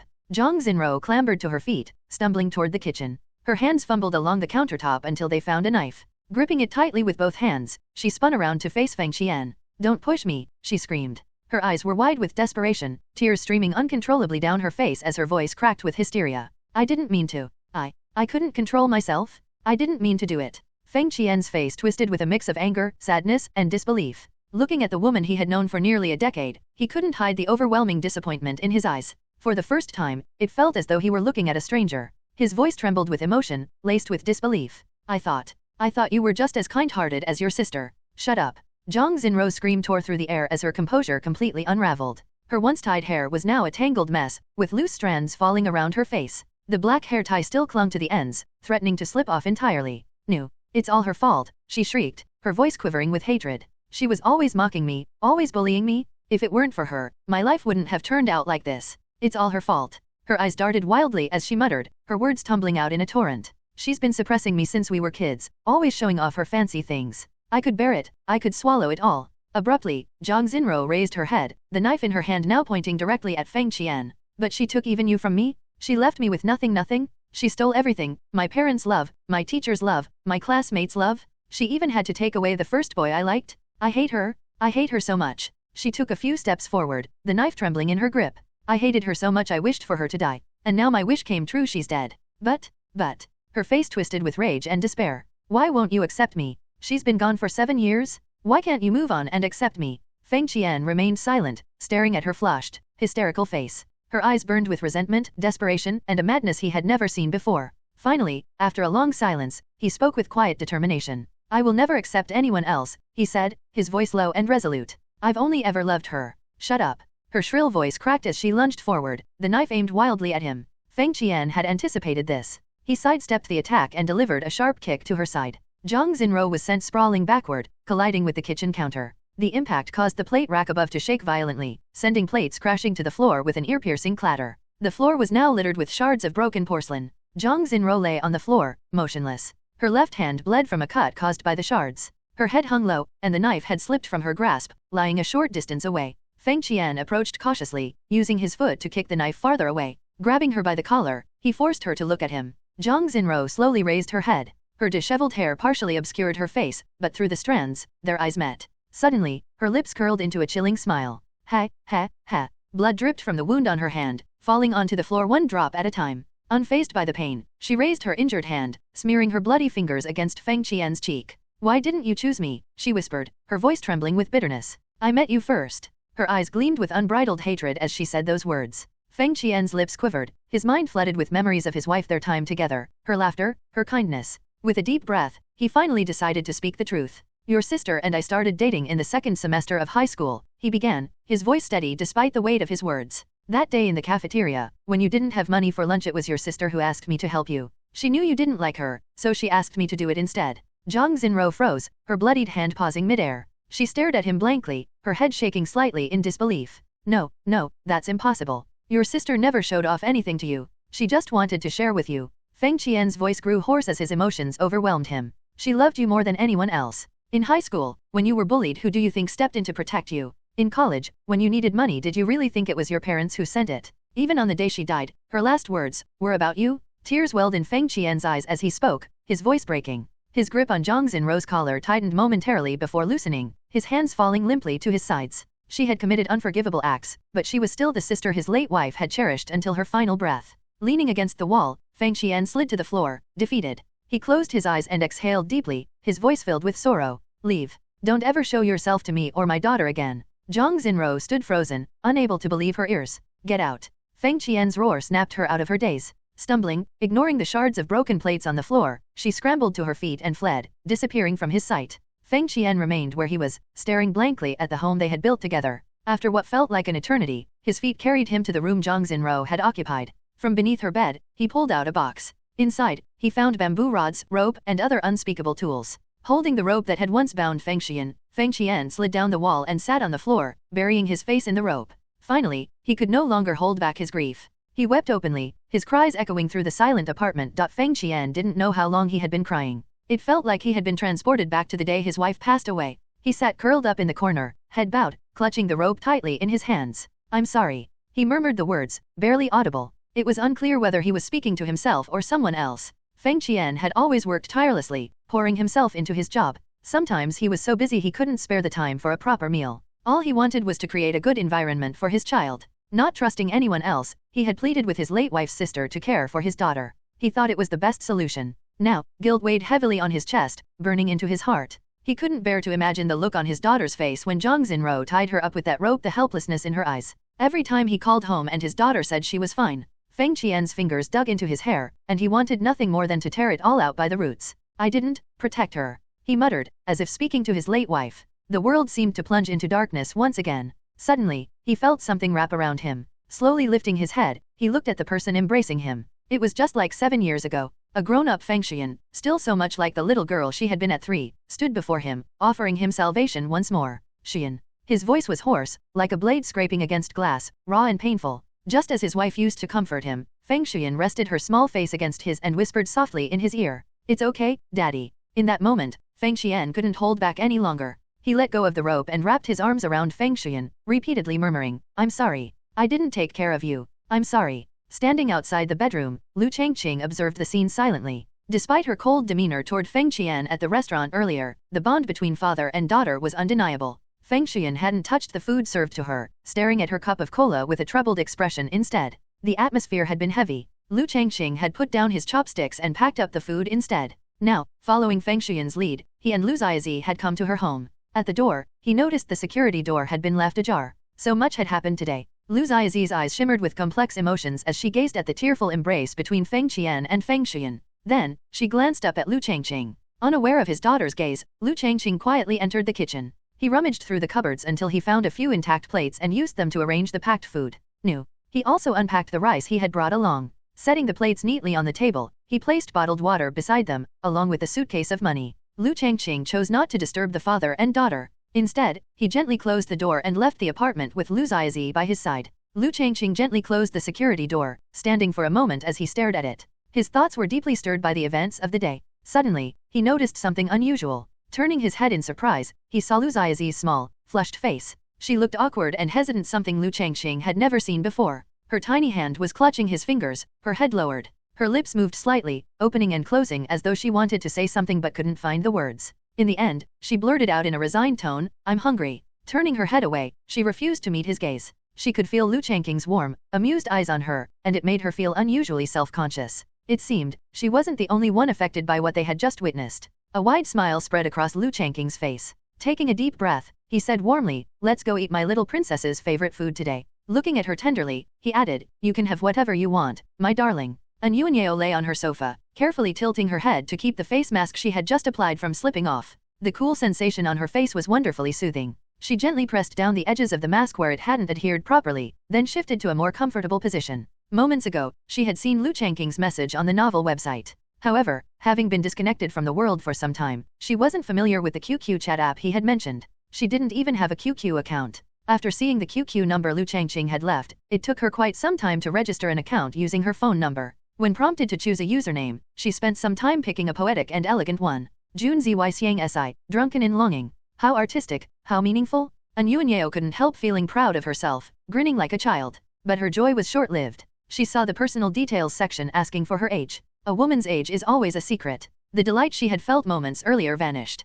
After a brief pause, she entered 26. Close enough, she thought, convincing herself it wasn't much of a stretch. After completing the setup, she entered Liu Changqing's QQ number to send a friend request. No response. Unfamiliar with QQ, An Yuanyeo didn't understand why Liu Changqing didn't immediately appear in her contacts. Does he need to approve it first? With this thought in mind, she decided to relax and apply a face mask to take care of her skin while she waited. Finding a comfortable spot on the sofa, she glanced at her phone again. Setting up QQ and figuring out how to use it had taken her a while. She checked the app, but Liu Changqing still wasn't listed in her contacts. Her mood soured. What a heartless guy. After all the money I've given him? Frustrated, An Yuanyeo tossed her phone aside, her eyes staring blankly at the ceiling. 1 second. 2 seconds. She reached for her phone again. Still nothing? Her irritation grew. Even if he does accept later, I'm not going to reply right away, she thought stubbornly, clenching her teeth. Let him wait? She tossed the phone aside again and began humming a tune, trying to distract herself. But her large eyes kept darting toward the phone, betraying her impatience. Before long, she grabbed the phone again, unable to resist. This idiot, she muttered, feeling both annoyed and flustered. Ding! Just as she spoke, a new contact appeared in her list, neighbor old Liu, Ji Bai Lao Liu. For a moment, she froze. Then, inexplicably, a wave of joy washed over her. It must be him. Liu Changqing returned home with Liu Ziazi. As soon as they stepped inside, Liu Ziazi let go of his hand and, as if embarrassed, darted into her room without saying a word. Although eating too much fried chicken wasn't good for one's health, Liu Changqing couldn't resist indulging his daughter's love for the stuff. Meanwhile, his son Liu Ziao had spent the entire day holed up in his room, presumably recovering from the added 50 squats he'd done during their morning workout. Standing outside Liu Ziao's door, Liu Changqing knocked lightly. Are you asleep? Not yet. His son's tired voice came from inside. Are you eating dinner tonight? I brought back some of the fried chicken your sister couldn't finish. Yes, came the quick reply. But after a brief pause, Liu Ziao added, actually, no, that stuff makes you gain weight. The resignation in his tone was palpable. Liu Changqing nodded with satisfaction. He hadn't actually brought back fried chicken, it was a test of his son's resolve. If Liu Ziao had given in, his training regimen would have been made even tougher tomorrow. Liu Changqing muttered a silent cheer of encouragement to his son from outside the door. All right, get some rest. With that, he headed to the bathroom to freshen up. After completing his nightly routine, he returned to his room and sank onto the bed. There was nothing quite as satisfying as lying down after a hot shower. Picking up his phone, Liu Changqing suddenly remembered leaving his QQ number for the mysterious benefactor earlier that day. I wonder if they've added me yet? Opening the QQ app on his bar-style phone, Liu Changqing sighed. This era's mobile technology couldn't compare to the smartphones he remembered from his previous life. The most advanced phones of the time came with a stylus tucked into the side, which users had to tap clumsily on the screen. The responsiveness was poor, and these phones were prohibitively expensive. I miss the convenience of smartphones. Shaking off his nostalgia, Liu Changqing focused on the QQ app. Unlike the clean and intuitive interface of the desktop version, the app on his phone looked more like a basic text messaging app, with a few preset groups: My Net Friends, Classmates, Friends, and Family. Noticing a new friend request, Liu Changqing opened it. Jun Zy Xiang Si, drunken in longing. The name felt very much of this era. By contrast, Liu Changqing's username was neighbor old Liu, Ji Bai Lao Liu. He had initially considered more era-appropriate names like Crystal Boy, Wind-Chasing Youth, or What Can You Do About Me, Bro. But after some thought, he decided these names were too cringeworthy. Just imagining himself using one filled him with second-hand embarrassment. Still, such names were wildly popular among the younger crowd at the time. After accepting the request, he added the new contact to the My Net Friends group. He typed out a message. Hello, I'm the author of Battle Through the Heavens. My pen name is Lonely Sprout. Did you add me after seeing the QQ number I left for you? Satisfied with the message, Liu Changqing sent it. Liu Changqing was slightly excited as he typed. After all, the benefactor's substantial rewards meant he'd receive 50% of the amount during the platform's end-of-month settlement. With grave NES. Although he felt a pang at losing over 50,000 yuan to the platform, he reminded himself that without it, he wouldn't have earned the rest. Should I suggest they transfer the money directly to my bank account? The thought was tempting but dangerous. Liu Changqing shook his head to banish it. I can't be too greedy. If the benefactor thinks I'm just after money, won't it ruin their high opinion of me? Deciding to play it safe, Liu Changqing resolved to stick to his usual approach. After sending his first message, he waited. When there was no immediate reply, he put his phone aside, intending to relax for a bit. Just as he lay down, His phone buzzed. Ding, ding. Picking it up, he saw the message. Hello, yes. Liu Changqing frowned. That's it, so cold. He quickly began typing again. Thank you so much for your generous support of my work. I'll do my best to continue creating the best and most exciting content for you. The response came quickly, but it was just as brief. Got it. Liu Changqing froze. How am I supposed to keep the conversation going? As if sensing the awkwardness, the benefactor sent another message. Keep up the good work. Isn't that just as awkward? Liu Changqing thought, feeling his right eyelid twitch in frustration.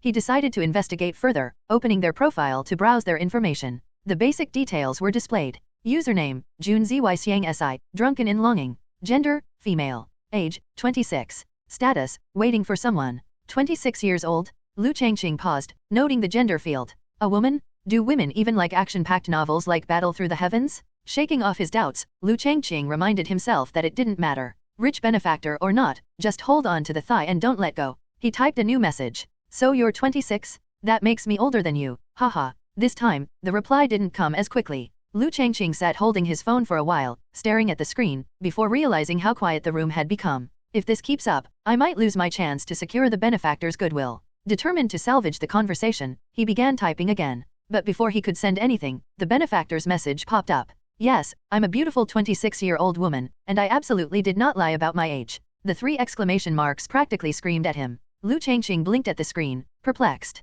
Each word made sense on its own, but together, they were oddly confusing. Lie about her age? Why would she do that? Then, a sudden realization struck him. Of course. He remembered a philosophical saying, a woman's age is like the rings of a tree, you'll never know the truth unless you dig deeper. It dawned on him that this was likely about the universal taboo of women's ages. She thinks I'm implying she's older than she claims? With a sly smile, Liu Changqing felt he had cracked the case. Confidently, he typed. Stop pretending, I already know the truth. On the other end, Anyuanyeo was holding her face, too embarrassed to even look at her phone. She felt like dying of shame. But the ding-ding of the incoming message drew her back. After hesitating for a moment, she picked up the phone and read it. You're actually around 20, right? You deliberately changed it to 26, thinking you'd fool me, but I caught you. Her face returned to normal. Anyuanyeo stared at the screen, utterly dumbfounded. What on earth is he thinking? In his previous life, Liu Changqing's father had once given him a stern warning. Women are like floods, like beasts. Stay away from them and just focus on your studies. A young, impressionable Liu Changqing, then still in elementary school, had nodded earnestly.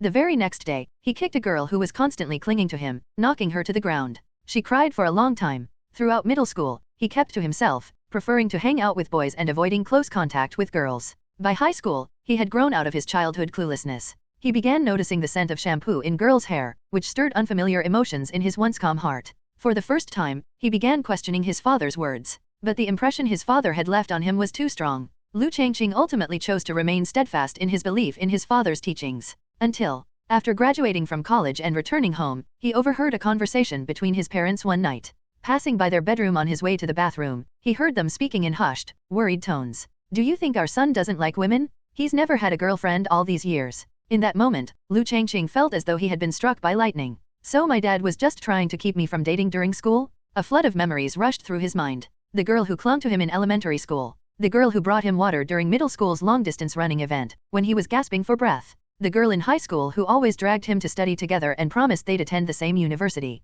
The girl in college who would call him out late at night to watch the stars. It all clicked. But by then, it was too late. With no experience in relationships and a life accustomed to solitude, Liu Changqing simply carried on single. Eventually, he stopped caring. As long as I succeed in my career, I can settle down later. I'll marry someone who's decent, not fat or thin, takes care of the family, and whom I don't dislike. That'll be enough. But just as his life began to improve, he transmigrated into this world. Lying in bed, Liu Changqing thought about many things. His eyes, however, remained fixed on his phone screen. Was what I said too awkward? Liu Changqing realized he wasn't very skilled at talking to women. His conversational style was the same whether he was speaking to a man or a woman. Maybe I should grab a romance novel from the bookstore tomorrow? Even though I already have kids, being single for 2 lifetimes isn't ideal. And the kids, they need a mother's love, right? At that thought, a face with a silly smile popped into his mind. Liu Changqing shivered and quickly shook his head. What am I even thinking? Glancing at his phone again, he saw there was still no reply. With a sigh, he set his phone to silent mode, placed it on the pillow beside him, and pulled the blanket over his stomach.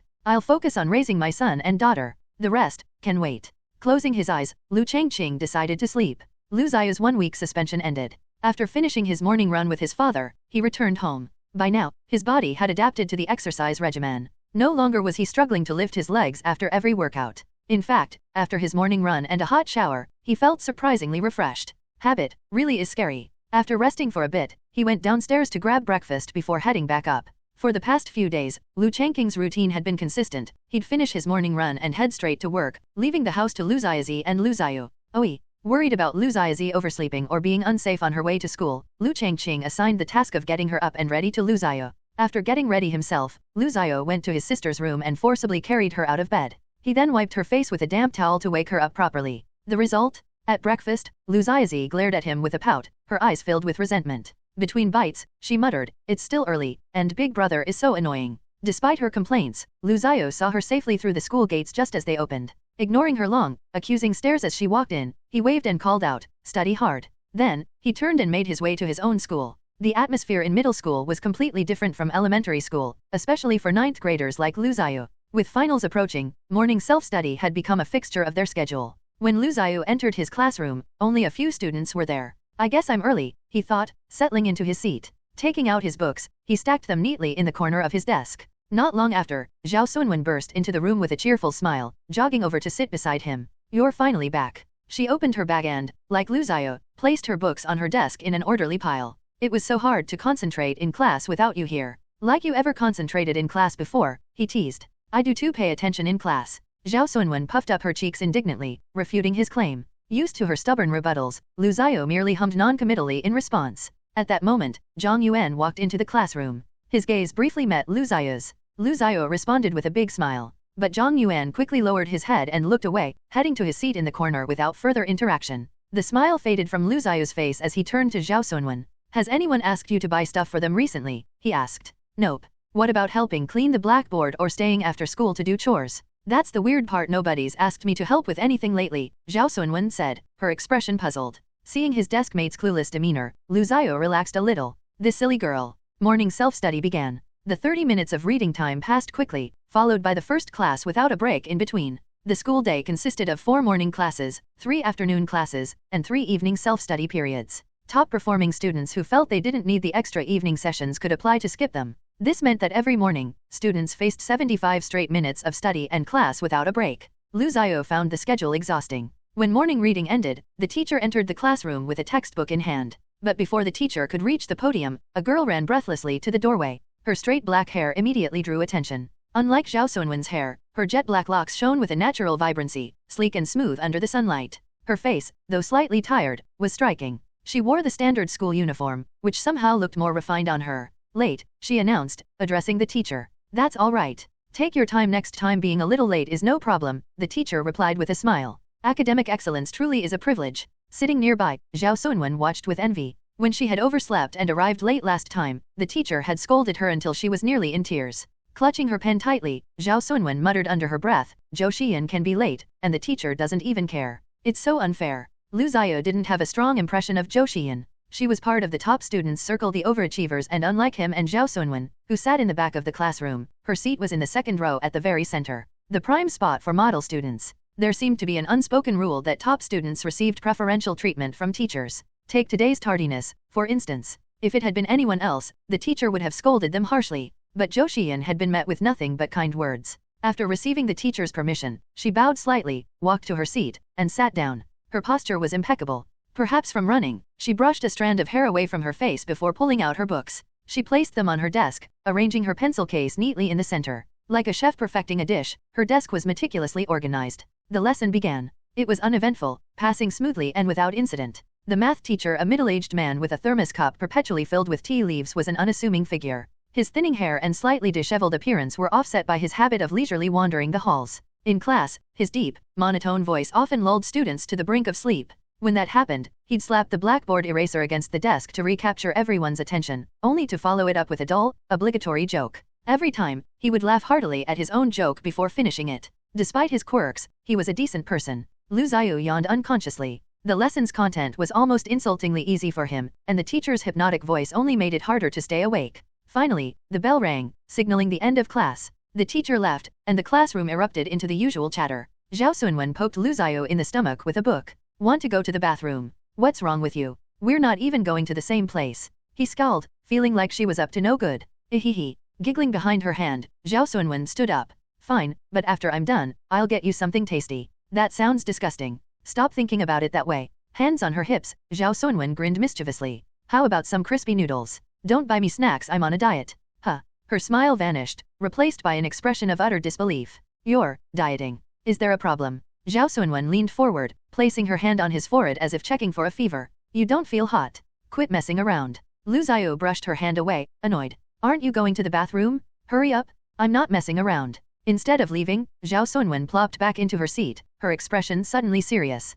Her gaze was tinged with worry as she looked at him. Hearing Lu Xiao talk about dieting, Zhao Sunwen wrinkled her nose. It's so weird hearing the word diet come out of your mouth. Lu Xiao decided to ignore her. It was his tried and true method of dealing with Zhao Sunwen. But she wasn't one to give up easily. Did someone hurt your feelings? Did a girl you like call you fat? Lu Xiao remained silent, refusing to take the bait. Zhao Sunwen pouted at his lack of response, grabbed some tissues, and strode toward the classroom door. Passing by the window, she caught his gaze and let out an exaggerated humph. Before turning away. What an idiot, she muttered to herself before disappearing down the hallway. Lu Xiao turned his attention to the window, letting his mind wander. The upcoming finals loomed large, and before the semester ended, the school would require payment for next term's tuition. He couldn't help but worry. Can Dad's modest salary cover both my and Xiaozi's tuition fees? His chest tightened at the thought. A sudden tap on his back broke his train of thought. Surprised, Lu Xiao turned around, expecting to see Zhao Sunwen back already. Instead, he found himself face to face with a small, delicate-looking girl. Her expression was cool and detached.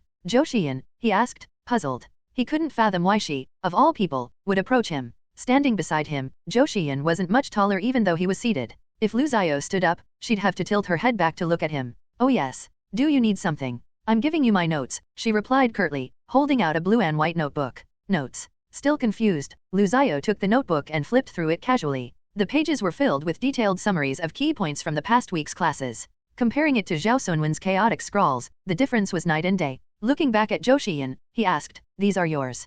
Copy them quickly and return them to me. I don't really need to take notes like this, Lu Xiao admitted reluctantly. To him, jotting down so much seemed unnecessary. He'd rather skim the textbook a few times. But Zhou Xian's unwavering gaze stopped him short. I'm the math class representative. It's my duty to help my classmates learn. Still, I don't think it's necessary. I saw your last mock exam. Out of 150 points, you only scored 96. You didn't even cross the 100-point line. True. Lu Xiao hesitated. Should I tell her the test was too easy and I deliberately got questions wrong to maintain an average ranking? No, she'd definitely think he was bragging. Guess I can't stay under the radar anymore. If you have any questions or come across challenging topics, you can always ask me, Zhou Xian added, her tone serious. After a brief pause, she continued, you can ask about other subjects too. Lu Xiao blinked in surprise. She was just the math class representative, not the class president. Her dedication to her role was impressive, almost excessive. Most class leaders wouldn't bother going this far. Since she had already gone out of her way, it felt rude to refuse.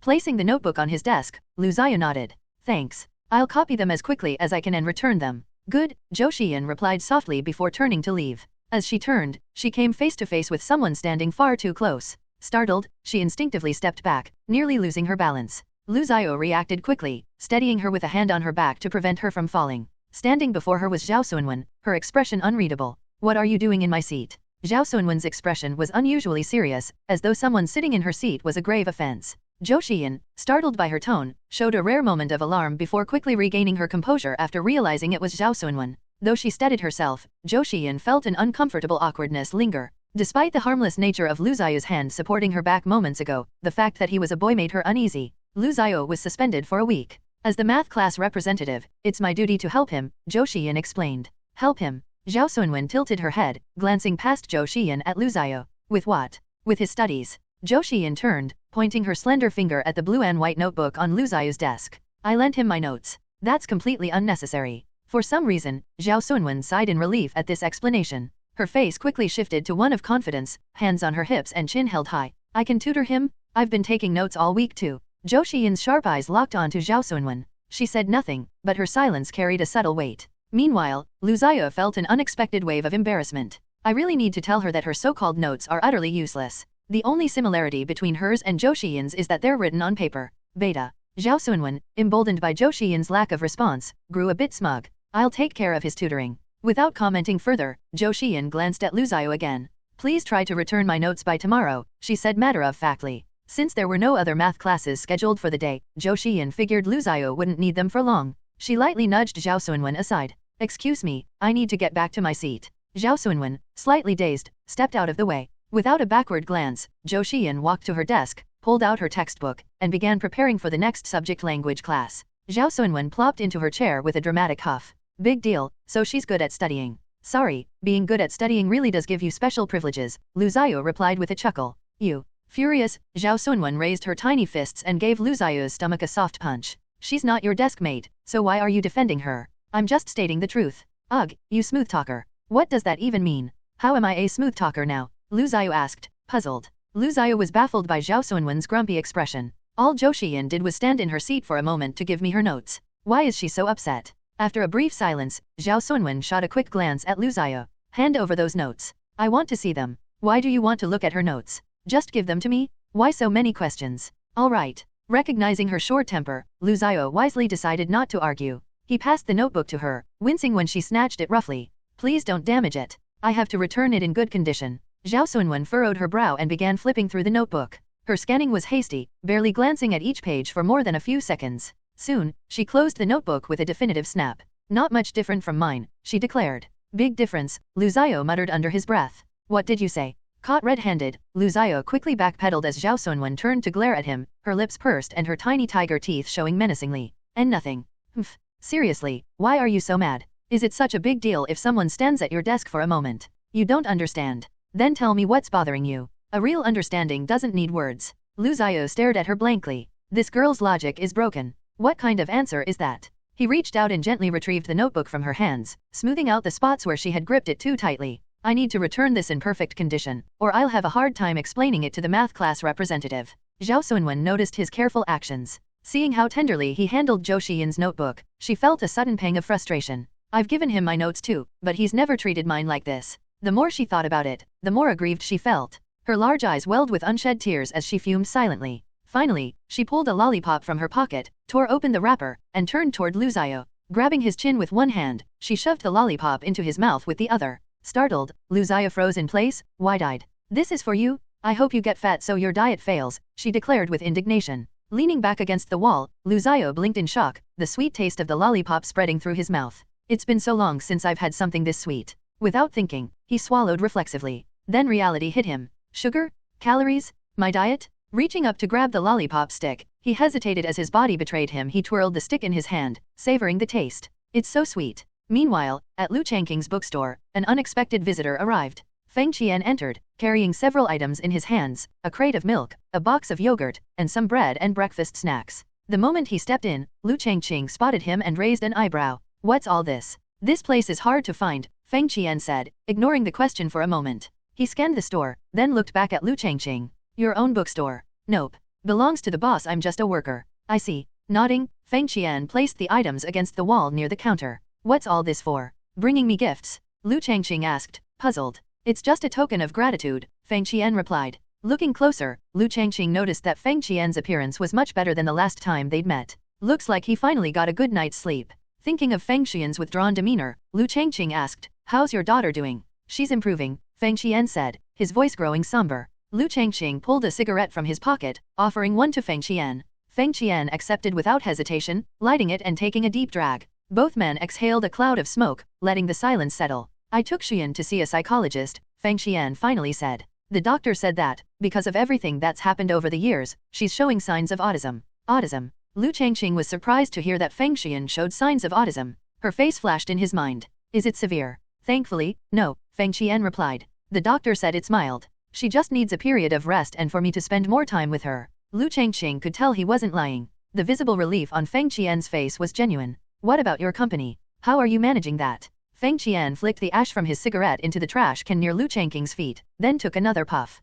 I hired someone to manage things for me. That's a reasonable short-term solution, Liu Changqing said with a nod. My daughter has been asking about Xian, Liu Changqing added. She noticed she hasn't been at school and seems worried about her. I'm very grateful to your daughter, Feng Qian said with a faint smile, despite the weariness on his face. If it weren't for her company during that time, I'm not sure Xian would have made it through. Playtime between children can help, but ultimately, nothing replaces the support of family, Liu Changqing said. You're absolutely right. Feng Qian nodded, agreeing with the sentiment. The two fell into a contemplative silence. After finishing his cigarette, Feng Qian stubbed it out in the ashtray. I decided not to press charges against Zhang Xinruo. Liu Changqing raised an eyebrow. Although he wasn't entirely sure who Zhang Xinruo was, based on the context, he pieced it together it must be the so-called aunt Feng Qian had mentioned. Feng Qian's face took on a blank expression. My wife passed away 7 years ago from a malignant tumor. At the time, Qian could barely speak clearly. He gazed out of the shop window, his eyes distant. Qian hardly knew her mother. I didn't let her see the burial when my wife passed, but even if she had, I doubt she'd have understood what death meant back then.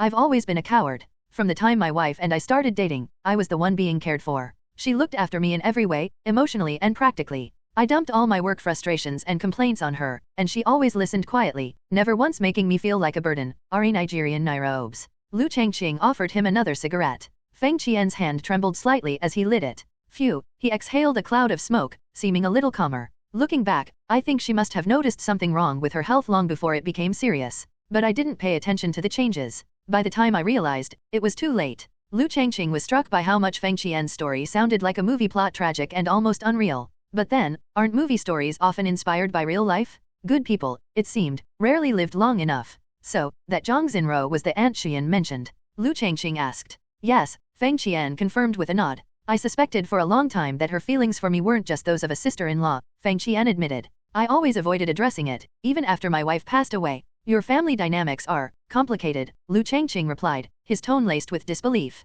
Tell me about it, Feng Qian said with a bitter smile, the helplessness in his voice evident. Maybe it's my fault. She probably took her frustrations out on Qian because of me. What's done is done. The most important thing now is for you to stay by your daughter's side and be there for her, Liu Changqing said firmly. You're right, Feng Qian agreed. So where is she now? Still at the psychologist's office. Feng Qian shook his head and pointed to a car parked outside. The window rolled down, and a small face peeked out. Feng Qian's eyes, though still carrying traces of weariness, were accompanied by a rare smile. Seeing Liu Changqing, she waved her little hand enthusiastically. Fat uncle. Your daughter has a great sense of humor, Liu Changqing said with a wry smile. Pfft, ha ha ha. Feng Qian burst out laughing, unable to hold back. He straightened up and looked at Liu Changqing. I should get going. I've decided to take her on a trip for a while. How long will you be gone? Hard to say, 2 or 3 days, maybe a week or 2. Feng Qian mused aloud, eventually shrugging. Looking back at Liu Changqing, he offered a genuine smile. It's about time I took a break myself. Liu Changqing followed him to the door, watching as the car drove away. Through the window, Feng Qian stuck her head out, waving goodbye. He stood there until the car disappeared from view, then turned back toward the bookstore. A wistful look crossed his face. Traveling with your kids, huh? The image of such a trip formed in his mind, and a smile tugged at his lips. Maybe, it's not a bad idea. When Liu Changqing returned home after work, his conversation with Feng Qian lingered in his thoughts. He had assumed his own experiences were tragic, but Feng Qian's life seemed even more challenging. Despite her peculiar personality, Feng Qian was clearly a thoughtful child. Every family has its own struggles, Liu Changqing thought. Taking out his keys, he unlocked the door and stepped inside. Liu Xiao wasn't home yet, as his school day ended later. However, Liu Xiaozi had already returned. Hearing the door open, Liu Xiaozi quickly hid her hands behind her back and turned her head away. Liu Changqing, kicking off his shoes, noticed her peculiar behavior. She's hiding something. Ever since resolving the issue with Feng Qian, the distance between him and his daughter had lessened significantly. Although she still didn't call him dad, they could now talk like a normal father and daughter. Maybe helping her friend earned me some points, he mused. Curious, Liu Changqing approached her slowly. What are you hiding behind your back? And nothing? I'm not hiding anything. Her darting eyes gave her away immediately. Liu Changqing couldn't help but smile. His daughter was a terrible liar, it was written all over her face. He had a pretty good idea of what she was hiding. She probably found an abandoned kitten or puppy on the way home and decided to take it in. Such a kind-hearted girl. He recalled doing the same as a child. Liu Changqing wasn't opposed to the idea. A love for animals was natural for children, and as a supportive parent, he wouldn't discourage it. At most, it would mean a little extra work for him cleaning up messes, buying a bed for the pet, and so on. It's okay, he said warmly. I don't mind if you want to keep a pet. Actually, I think it's a great idea. Really? Liu Xiaozi turned around, her face lighting up with excitement. Of course. Liu Changqing nodded with a fatherly smile. Relieved, Liu Xiaozi slowly brought her hands from behind her back, revealing what she had been hiding. Liu Changqing's smile froze. Liu Xiaozi held up a plastic bottle, proudly displaying its contents. Isn't it cute? She beamed. Inside the bottle, 2 small tadpoles floated. Liu Changqing was at a loss for words. He simply stared at the bottle, then at his daughter, then back at the bottle. Liu Changqing felt his mind spinning. Tadpoles? This isn't the kind of animal you can just pick up off the street. During summer, tadpoles could often be found near rivers. Liu Changqing remembered catching them as a kid, though they never lived long in captivity. Well, at least I don't have to spend money on a dog bed or a cat bed, he thought, consoling himself. But a sudden realization hit him. Where did she get the tadpoles?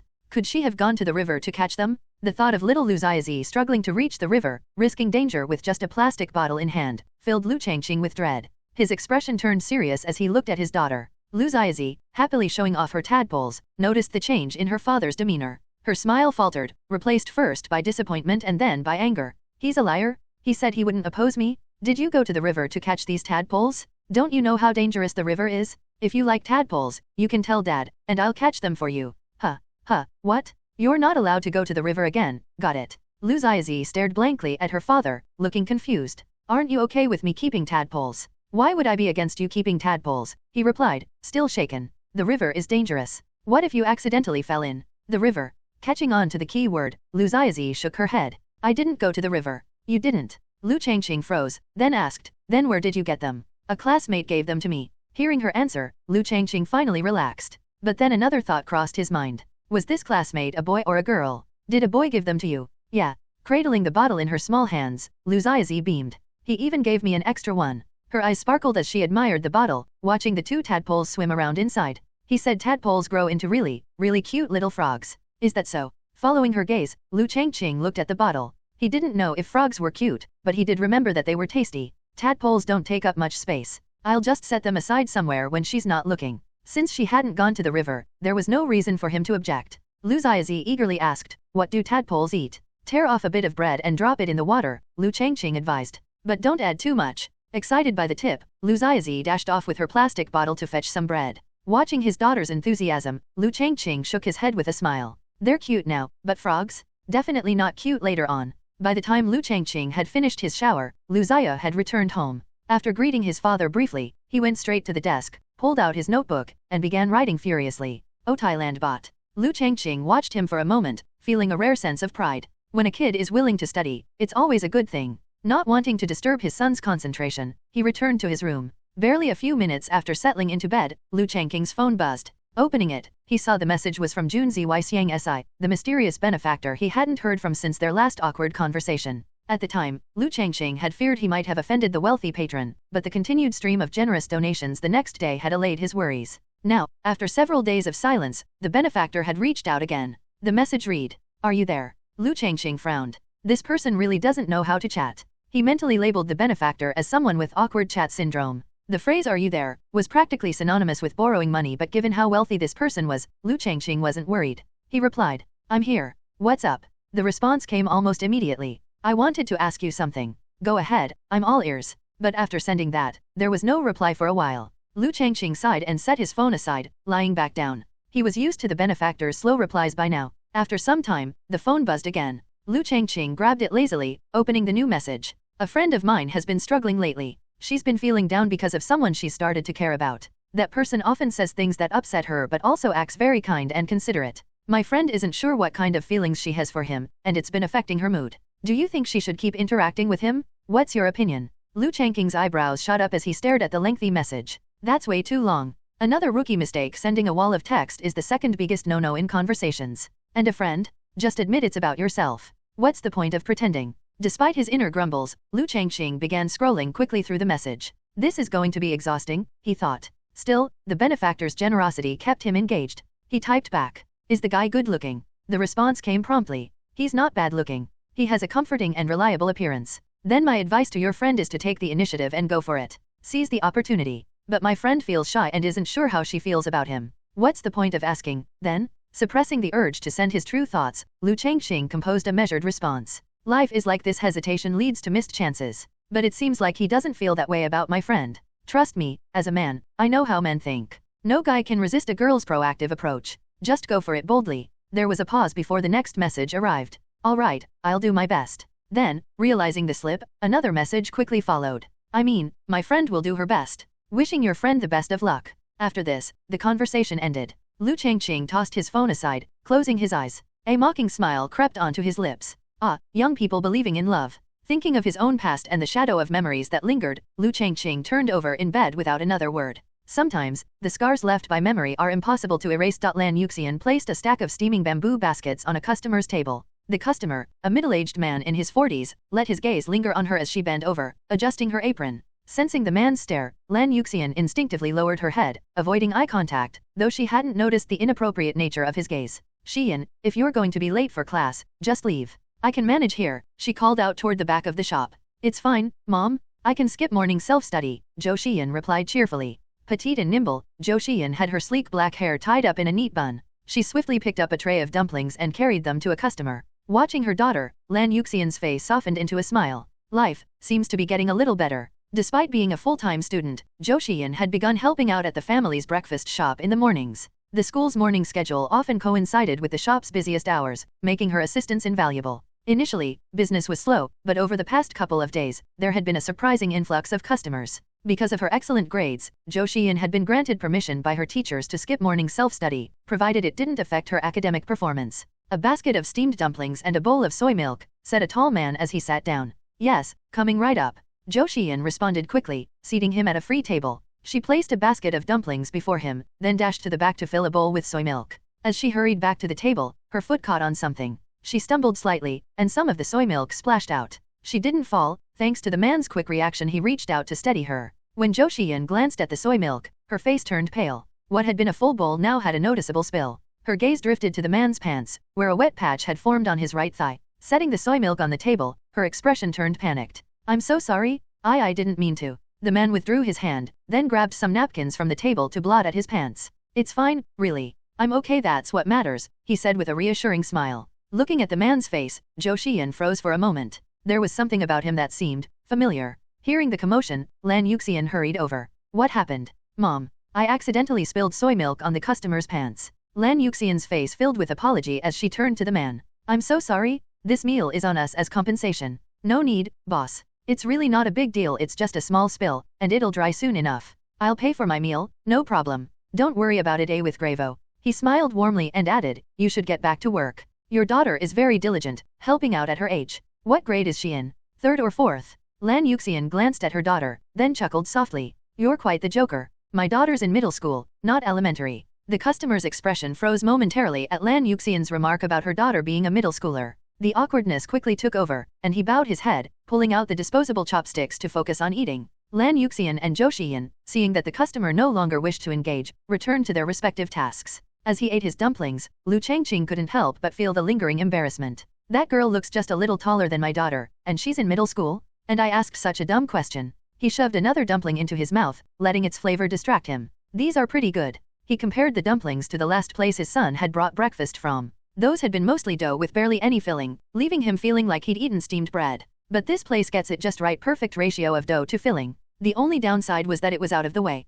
Otherwise, Liu Changqing thought it would have been great to bring breakfast home from here for his kids. What a pity. Zhou Xian barely made it to class on time again, slipping in just moments before the teacher entered. She hurried to her seat, pulling out the textbook for the next subject and preparing everything she needed. Her breathing hadn't even settled yet. From across the room, Zhao Sunwen noticed her. Why has Zhou Xian been coming late so much lately? She used to always be here early, she whispered, poking Lu Ziyu with her pen. Turning his head slightly, Lu Ziyu responded, how should I know? And weren't you ignoring me yesterday? At this reminder, Zhao Sunwen's curious expression froze. She turned her head away abruptly, shutting her mouth tight as if sealing a promise. Watching her, Lu Ziyu couldn't help but smile faintly. She kept her resolve for the entire lesson, staring straight at the blackboard as though deeply engrossed. However, her wandering gaze made it clear she wasn't understanding much. When the lesson ended and the teacher left the classroom, Lu Ziyu stood up, holding the notebook he had borrowed from Zhou Xian. Let me out. I need to return this, he said to Zhao Sunwen, who remained seated and unmoving. She ignored him, continuing to stare at the now empty blackboard.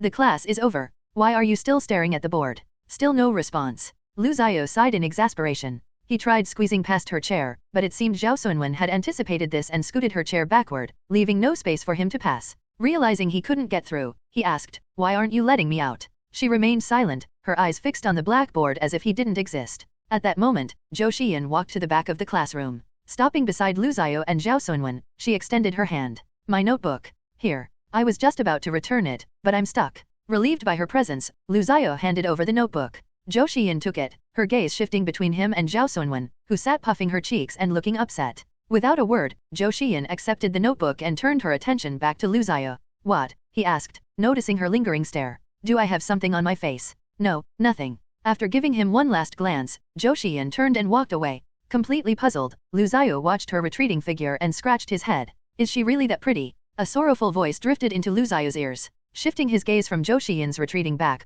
Lu Xiao turned to Zhao Sunwen, who had spoken those words. His stare was somewhat intimidating. What's so pretty about her? Lu Xiao sat back in his seat and waved dismissively. To me, she's got nothing on you. Really? Moments ago, Zhao Sunwen had looked utterly dejected. Now, she froze in shock before her face lit up with joy. Realizing what had just happened, she began fidgeting, her cheeks turning crimson as if embarrassed. You're always saying such nice things. She cupped her face with her hands, staring straight ahead. Her face, now flushed, gave her the look of someone genuinely shy. Lu Xiao observed the change in her demeanor with a helpless sigh. Was there really a need to be this happy? Or, do girls just love compliments that much? Zhao Sunwen lowered her hands from her face, rummaged in her pocket for a moment, and pulled out a handful of snacks, which she placed on Lu Xiao's desk without a glance. Here, eat these. I'm on a diet, I really can't eat snacks anymore. As Lu Xiao spoke, a pang of regret hit him. After holding out for so long, he had caved yesterday all for a single lollipop. It was so embarrassing. Sure, one piece of candy wouldn't add several pounds, but when he thought about the caloric equivalent enough for several bowls of rice he felt a profound sense of failure.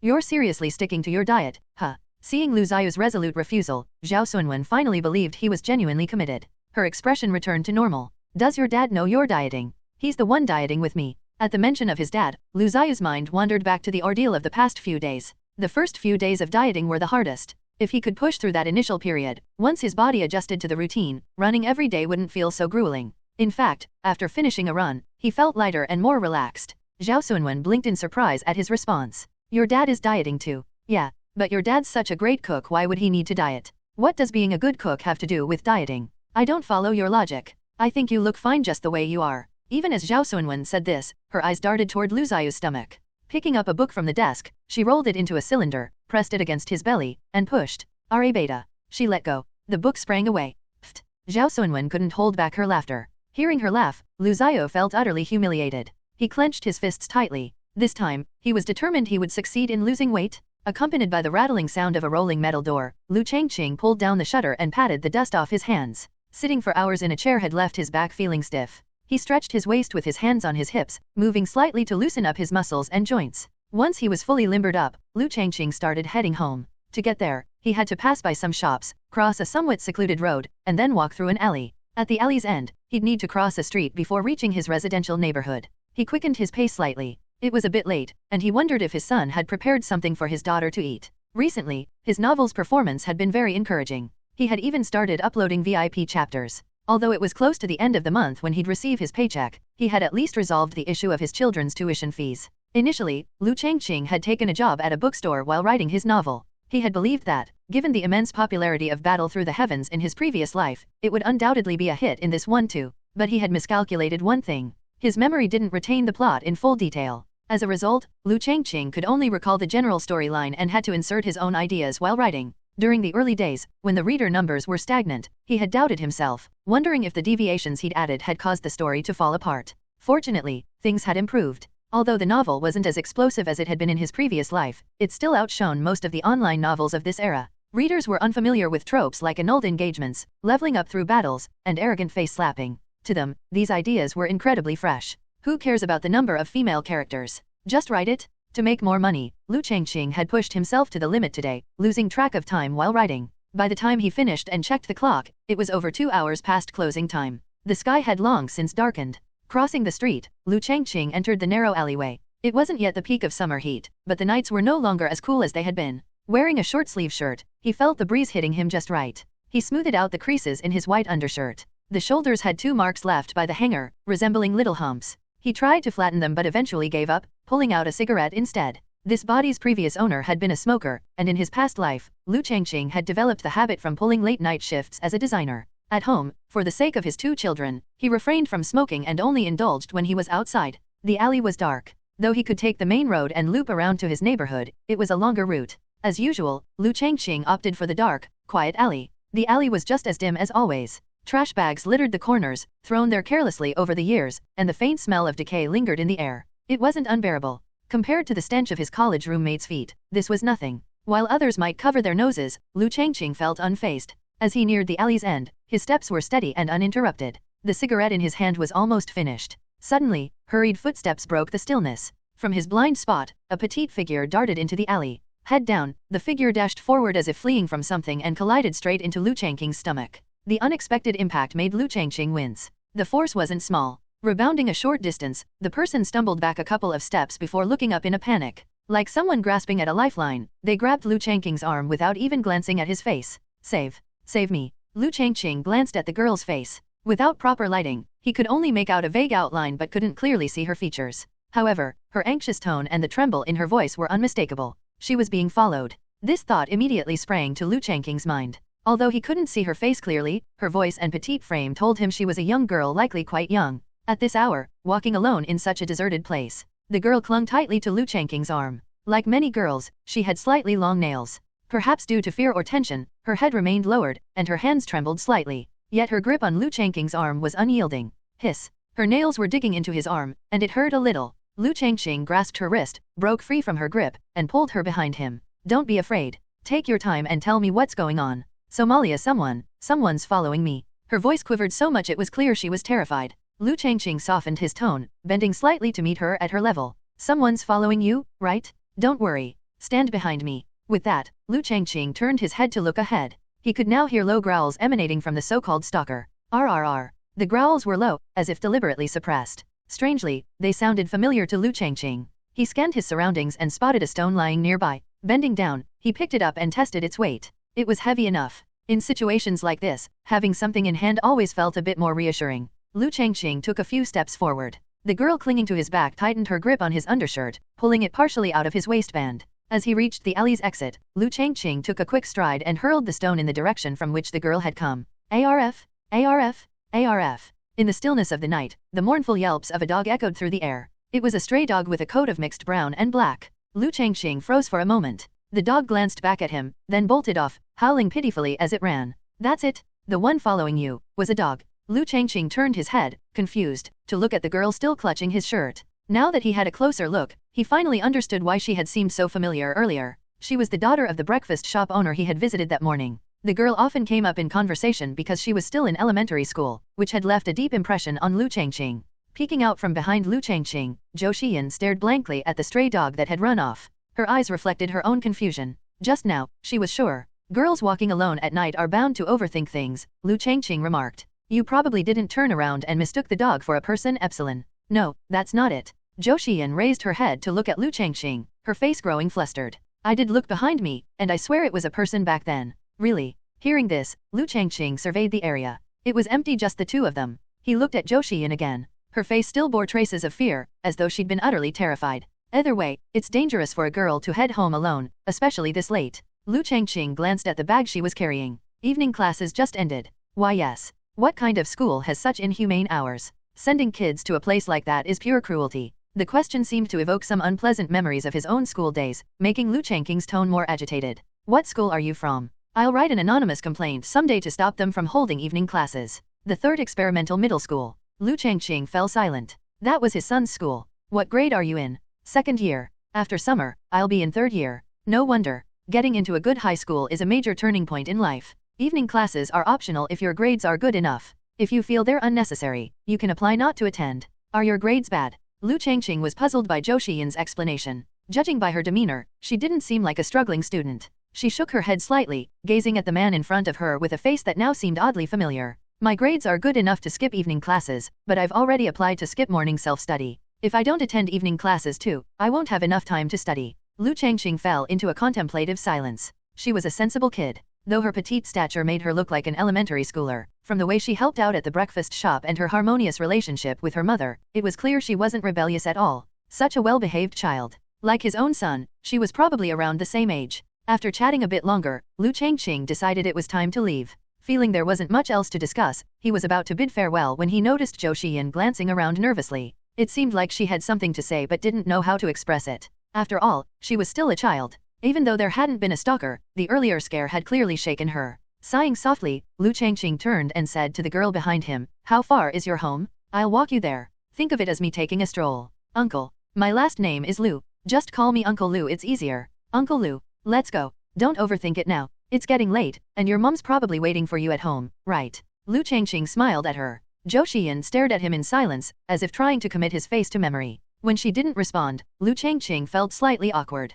Dropping his smile, he decided to start walking. After taking 2 steps, he stopped abruptly. Lead the way. I don't know where your home is. Oh, okay. Snapped out of her daze, Zhou Xiyan quickly ran to his side. The two walked side by side. My son is in your school. Do you know him? Uncle Liu's son. His name is Liu Xiao. Have you heard of him? We're in the same class. Really? What a coincidence. Liu Changqing was genuinely surprised. Meanwhile, Zhou Xiyan had already prepared herself for this revelation. After all, she had thought Liu Changqing looked familiar when she saw him at breakfast earlier that morning. She quickened her steps to keep up with him, her head tilted upward as she listened to Liu Changqing chat away. Her gaze lingered on Liu Changqing. When he talked about his son, the unmistakable affection in his eyes was plain to see. For some reason, Zhou Xiyan felt a pang of envy. Huang was an old stray dog. As a stray, it had only known warmth for a brief moment in its life until its mother's death. Since then, it had never experienced kindness from humans. Years of wandering had taken their toll, leaving a Huang weaker than ordinary dogs, let alone pampered pets. Its once brownish-yellow fur was now matted and dark in places, with patches missing under its ears.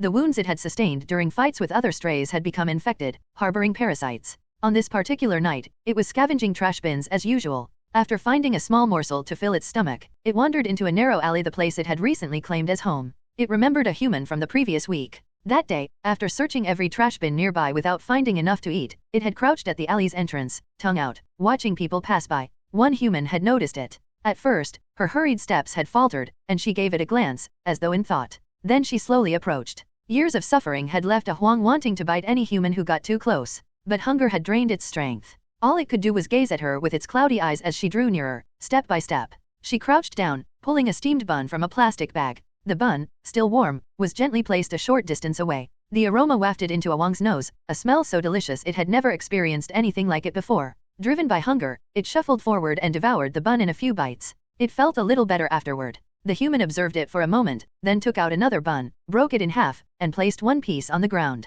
She then stood up and walked away. Huang ate the half bun but kept its gaze fixed on her retreating figure. It sniffed the air, committing her scent to memory. A week later, on this night, it caught that familiar scent again. The source of the scent was a girl who looked flustered, clutching a bag and glancing over her shoulder now and then. Huang approached, but she didn't seem to notice. She quickly turned a corner and dashed into the alley. It turned its attention to the direction she had come from. There, it saw another human. Immediately, Huang assumed an aggressive stance, letting out a low growl. But before it could growl for long, a rock suddenly struck it hard from behind. The sharp pain made it yelp loudly. Instinctively, it fled, retreating to the corner where it usually rested.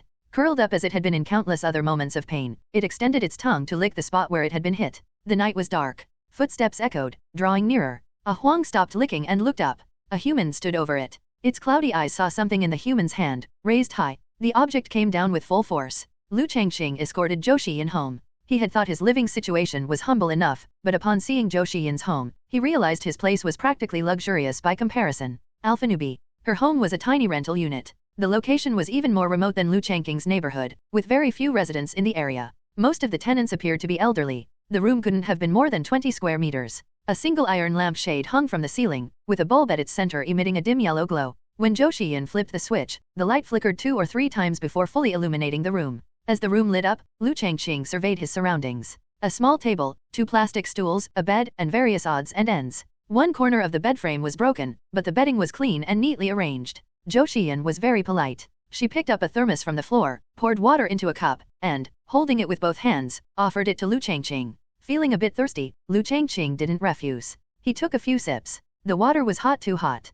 Unable to drink more, he handed the cup back to her. Where's your mom? Do you live here alone? Taking the cup, Zhou Xiyan placed it on the table. She hesitated for a moment before replying, she's at work. At work? Liu Changqing was puzzled. Doesn't your family run a breakfast shop? Shouldn't it be closed by now? Zhou Xiyan fell silent. After a while, she explained, she also works at a supermarket, from 1 p.m. to 9 p.m. She glanced at Liu Changqing. Our family needs money right now. Running a breakfast shop was already a demanding job. To work at a supermarket after closing the shop, only to come home, sleep for a few hours, and wake up early to prepare the morning's food. If she managed to fall asleep immediately after getting home at 10 p.m., she would only get 4 to 5 hours of rest. Liu Changqing didn't know what to say. This was their family matter, and it wasn't his place to pry. Having seen her safely home, Liu Changqing felt his task was complete. Staying alone with a young girl in such a small space felt inappropriate, so he decided to leave. Since I've brought you home, and it's getting late, I won't stay any longer. Won't you have some water? Liu Changqing glanced at the cup he had sipped earlier and shook his head.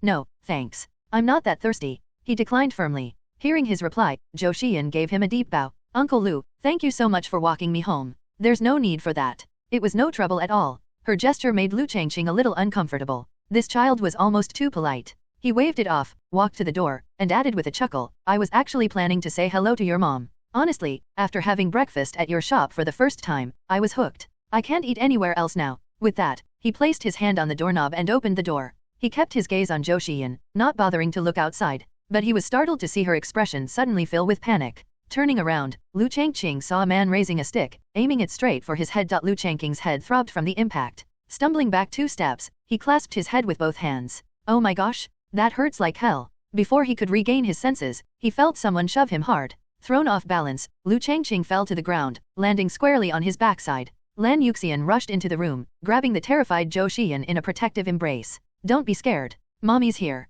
she shouted, clutching her daughter tightly while holding a yellowish-brown stick-like object in one hand. Gritting his teeth, Liu Changqing pressed a hand to his aching forehead and struggled to his feet. The pain was intense. Anyone would feel it after being struck on the head with a solid object. For a moment, his vision blurred from the impact. Thankfully, it wasn't a brick or something equally hard, or he might not have made it out unscathed. As the sharp initial pain dulled slightly, Liu Changqing freed one hand to point at Lan Yuxian while still holding his forehead. Why did you hit me? You're despicable? She's just a child. Lan Yuxian's face flushed as she shouted, her expression resembling that of a furious lioness. I know she's just a child. Liu Changqing felt utterly wronged. He had gone out of his way to escort Zhou Xian home. Upon realizing no one else was there, he had prepared to leave immediately to avoid misunderstandings only to be ambushed at the door. Pressing his hand to his forehead, he took a few steps forward. Lan Yuxian clung tightly to Zhou Xian, trembling as though ready to collapse from nerves. Mom, don't be afraid. Mom will protect you. Lan Yuxian pulled her daughter closer, pressing Zhou Xian's face against her chest. The girl couldn't speak and could only make muffled sounds of protest. Her hand holding the weapon trembled uncontrollably. Liu Changqing finally approached the two. His gaze landed on the object that had struck him. A French baguette. This hurts that much. His face turned pale as he pointed at himself with his free hand. You think I'm here to harm your daughter in the middle of the night? This morning, I thought you were an upright man. I never expected you to be such a beast in human form. My daughter is only 14. How could you? Mom. Zhou Xian struggled against her mother's grip, managing to free herself slightly and call out. Don't be afraid. Lan Yuxian cut her off, pulling her daughter back into her arms and turning resolutely to face Liu Changqing. At over 1.8 meters tall, with a sturdy build, Liu Changqing could probably lift Lan Yuxian with one hand. The realization seemed to sap her confidence. Don't think for a second, that I'm scared of you. Could you let your daughter explain before jumping to conclusions? What do you mean? Can't you see she wants to say something? Hearing this, Lan Yuxian hesitated and glanced at the struggling Zhou Xian, who was pushing against her arms, trying to break free. Finally, Lan Yuxian loosened her grip. Once free, Zhou Xian anxiously looked at her mother. Mom, you misunderstood Uncle Liu. Misunderstood. After my evening class, I felt like someone was following me. Thankfully, I ran into Uncle Liu, and he walked me home. Zhou Xian's words left Lan Yuxian stunned. Her expression shifted rapidly from confusion to embarrassment to guilt. Slowly, her head lowered, and she avoided Liu Changqing's gaze, realizing she had made a huge mistake. After an internal struggle, she suddenly turned around and bowed deeply toward Liu Changqing in apology. I'm sorry. Liu Changqing was struck again. When Lan Yuxian spun around to bow, her head collided with Liu Changqing's chest like a heavy blow. It felt as though she had knocked the air out of his lungs. Ugh, cough, cough, cough. His throat tickled as he staggered back, clutching his chest and coughing violently. Meanwhile, Lan Yuxian clutched her forehead, wincing in pain from the collision. Mom, are you okay? Zhou Xian hurriedly stepped forward to support her mother,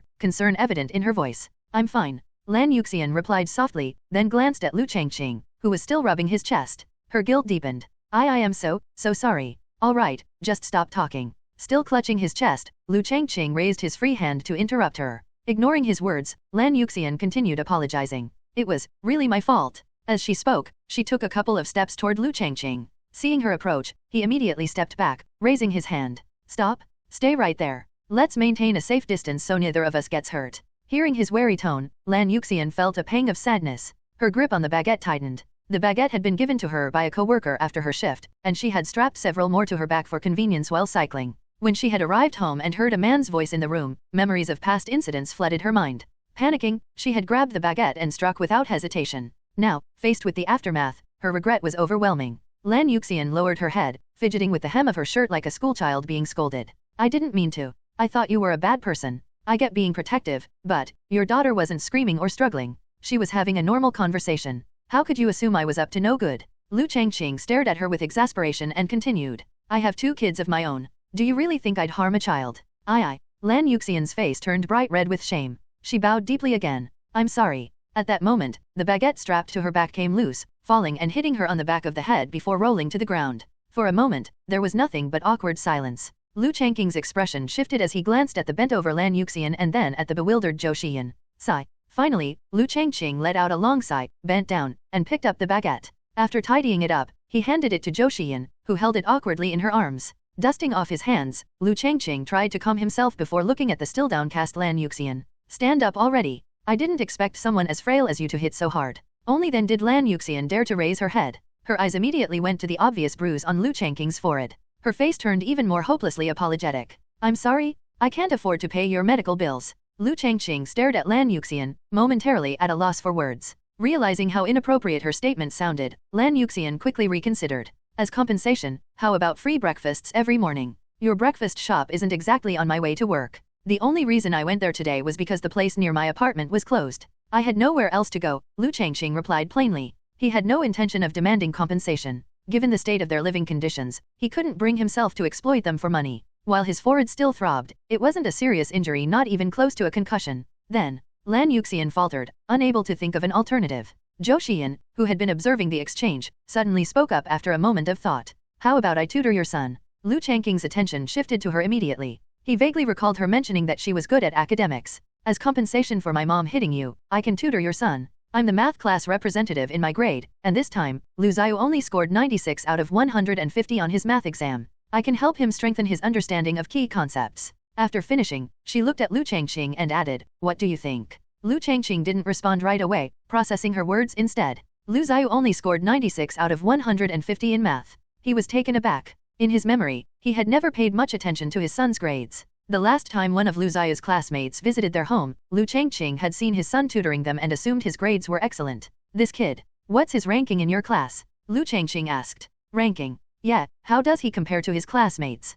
Zhou Xiyan pondered for a moment. She hadn't paid much attention to Liu Xiao before, so it took her a while to answer. Probably, on the lower side of the middle. Lower. Liu Changqing clenched his teeth, his tone rising slightly. Zhou Xiyan found his reaction odd. Have you never checked his grades before? I always thought his grades were good. His teachers never called me, and now that I think about it, he's never shown me a report card to sign. Really? But whenever I collect report cards, his always has a parent's signature. He must have been forging my handwriting, Liu Changqing growled. He felt betrayed by the son he had always considered the least troublesome. Tomorrow, 50 duckwalk laps? All right, since you're offering, help tutor him when you're free. It won't interfere with your own studies, will it? No, it won't. Good. Drill him thoroughly. Got it. Zhou Xiyan nodded earnestly. Seeing her agree, Liu Changqing turned to Lan Yuxian. She looked stunned, her expression blank and full of confusion. The sudden shift in conversation seemed to leave her mind in a fog. Well, since we've resolved this, I won't press the issue anymore. Feeling the persistent throb in his forehead, Liu Changqing added, next time, make sure before you strike. I'm sorry. It's fine. Your neighborhood is pretty remote and unsafe, just be more cautious in the future. With that, Liu Changqing realized he had spent enough time there. He didn't plan to linger any longer. If there's nothing else, I'll take my leave. I'm really sorry. I heard you the first time. That's enough, Liu Changqing said with a wave of his hand, brushing off her repeated apologies. As he left their home, Liu Changqing glanced back at the faint glow of their light through the window. Another struggling family. Why do I keep running into these situations? He muttered to himself as he walked home. Liu Xiao lay sprawled on the sofa, his head tilted as he watched his little sister, Liu Xiaozi, smiling gleefully while holding a plastic bottle. Are you sure those are frogs? Despite having asked multiple times, he repeated the question again. How could a girl find such slimy creatures adorable? Liu Xiaozi pouted at his skepticism. Of course they're frogs. Didn't you read Little Tadpoles Looking for Their Mother back in elementary school? It says tadpoles grow into frogs. Raising the plastic bottle to the light, the 2 tadpoles inside swam energetically. Ho brought 4 tadpoles to class, saying his dad brought them back from a trip abroad.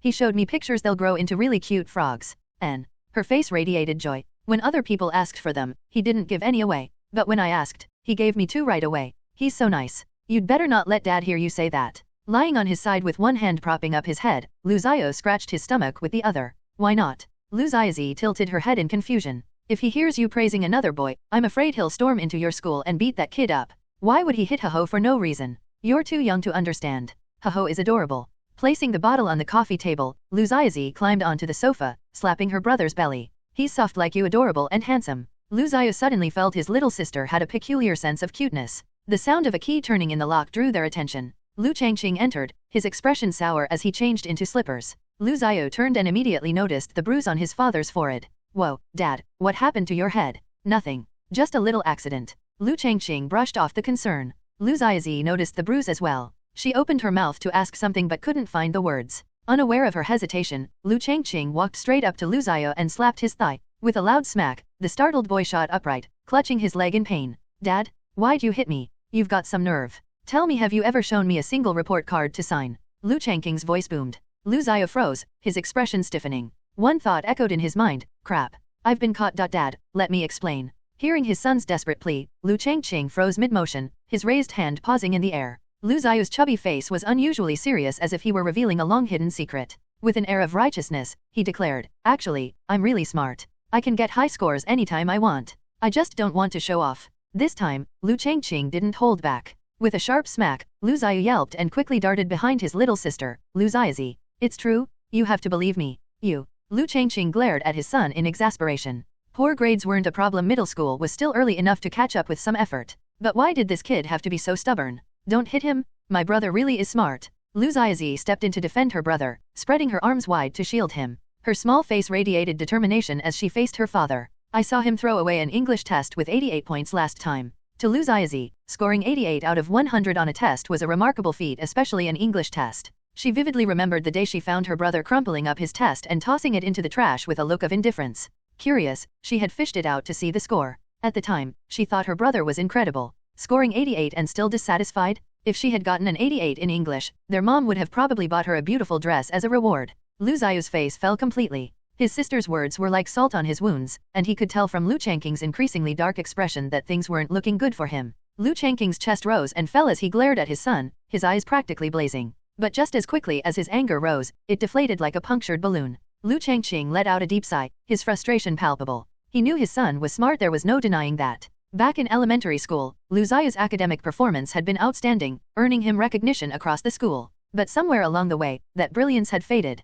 Fixing his son with a disappointed look, Liu Changqing finally said, I've arranged for you to have a tutor. Liu Xiao froze in shock. His face first showed confusion, then alarm. He quickly stepped out from behind Liu Xiaozi, looking genuinely worried. Given their family's financial situation, hiring a private tutor seemed unlikely. That's not necessary. I'll give it my all for the final exams. I don't need a tutor. Who said anything about spending money? Liu Changqing shot back, narrowing his eyes at his son. I found someone from your class. What's her name again? He trailed off, suddenly realizing he didn't know the mother and daughter's names from earlier. And, turning to his son, Liu Changqing asked, do you have a girl in your class who's really good at studying? A girl who's good at studying? There are plenty. The short one. Looks like an elementary school kid. You mean Zhou Xiyan? Liu Xiao immediately thought of her. Is she your math class representative? Yeah, that's her. Liu Changqing nodded. I talked to her tonight. She'll tutor you whenever she's free. What? Liu Xiao's face turned blank with disbelief. Zhou Xiyan, tutoring me? That expressionless girl? No way, Dad. I really don't need this.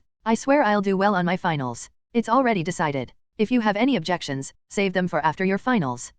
It's settled. As the head of the household, Liu Changqing's word was final. Sitting on the sofa, Liu Xiaozi watched the exchange in bewilderment. Her brother looked defeated, while her father was unyielding. What are they even talking about? The room was quiet. Li Kongming's hand gently caressed the silky strands of hair that slipped effortlessly through his fingers. He watched the strands fall and felt a wave of infatuation. His thoughts wandered back to their high school days. The first time he met An Yuanyao and Li Wanran, one lively and adorable, the other an aloof beauty. Best friends and the stars of the academy, excelling in both academics and looks. Back then, like many boys, he admired them from a distance, never daring to imagine getting close. Even now, recalling those days felt surreal. What are you thinking about? You're so lost in thought. Li Wanran's hand rested on his, her tone tinged with concern as she gazed at him intently. In high school, this man had always seemed timid and weak, hesitant in everything he did. Now, he exuded maturity. His gaze, though no longer as pure and captivating as before, had deepened, drawing people in with its intensity. Why am I so drawn to him? Li Wanran wondered. Hearing her question, Li Changming smiled and looked into her eyes.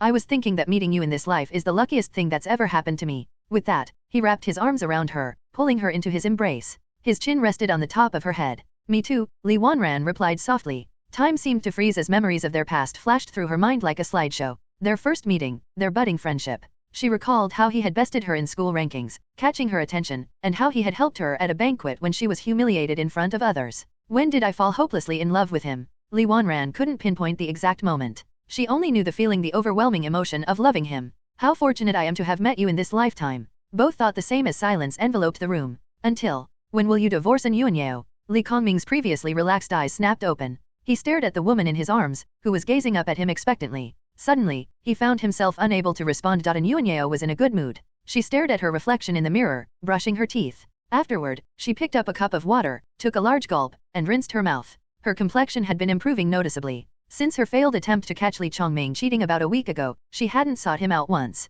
For some reason, she felt less invested in the matter now than she had before. After finishing her morning routine, she walked out of the bathroom, humming a tune as if the gloom that had previously clouded her life had been swept away. She plopped onto the sofa, stretched out her legs, and removed her slippers before lying down to pamper her face with a morning skincare routine. After applying a variety of products, she placed a cool sheet mask over her face. The relaxation and comfort she felt lying on the sofa seemed to soothe both her body and mind. The mask's packaging accidentally slid off the coffee table, landing on one of her discarded pink slippers. A bit of the serum inside spilled onto the shoe. An Yuanyao, noticing this, immediately stopped smoothing the mask on her face. She picked up the packaging, tossed it into the trash, and grabbed a few tissues to clean the slipper. It was a pair of pink slippers with 2 large, hideous embroidered flowers. By any normal standard of feminine aesthetics, they were outright ugly. An Yuanyao had good taste and would never have bought such slippers herself. Yet somehow, they didn't seem so bad to her now. Since bringing them home, she had stored away all her other slippers. Once the slippers were clean, An Yuanyao resumed applying her mask.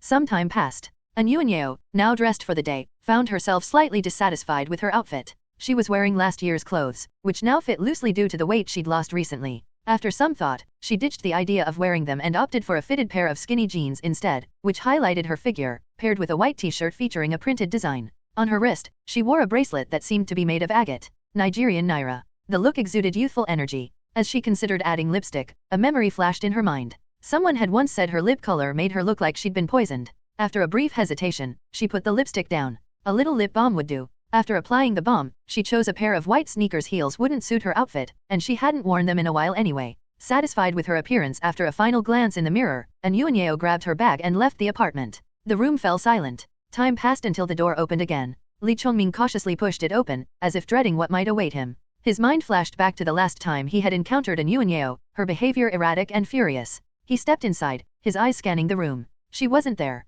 Instead, he saw a pair of pink slippers by the door. His brows furrowed. What ugly slippers. Swapping his outdoor shoes for a pair from the shoe cabinet, he ventured further in. He checked the bedroom. Empty. Slightly puzzled, he checked the living room, the bathroom, and every other corner of the apartment. An Yuanyao wasn't home. Where did she go? Although curious, her absence brought him a strange sense of relief. Sinking into the sofa, he stared blankly at the television, which remained off. Last night's conversation with Li Wanran lingered in his mind. When she had asked him when he planned to divorce An Yuanyao, he'd been at a loss for words. His silence had clearly upset her, her hopeful expression turning to anger. It had taken him a long time to coax her out of her mood, leaving him feeling drained. He hadn't felt this way about a woman in years. When he came home to An Yuanyao, she was always compliant and accommodating. Though Li Wanran's beauty still captivated him, her personality seemed unchanged from their youth, a stark contrast to An Yuanyao's unwavering docility. Not knowing where An Yuanyao had gone, he pulled out his phone and dialed her number. The ringtone sounded from the bedroom. She had left her phone behind. His expression darkened.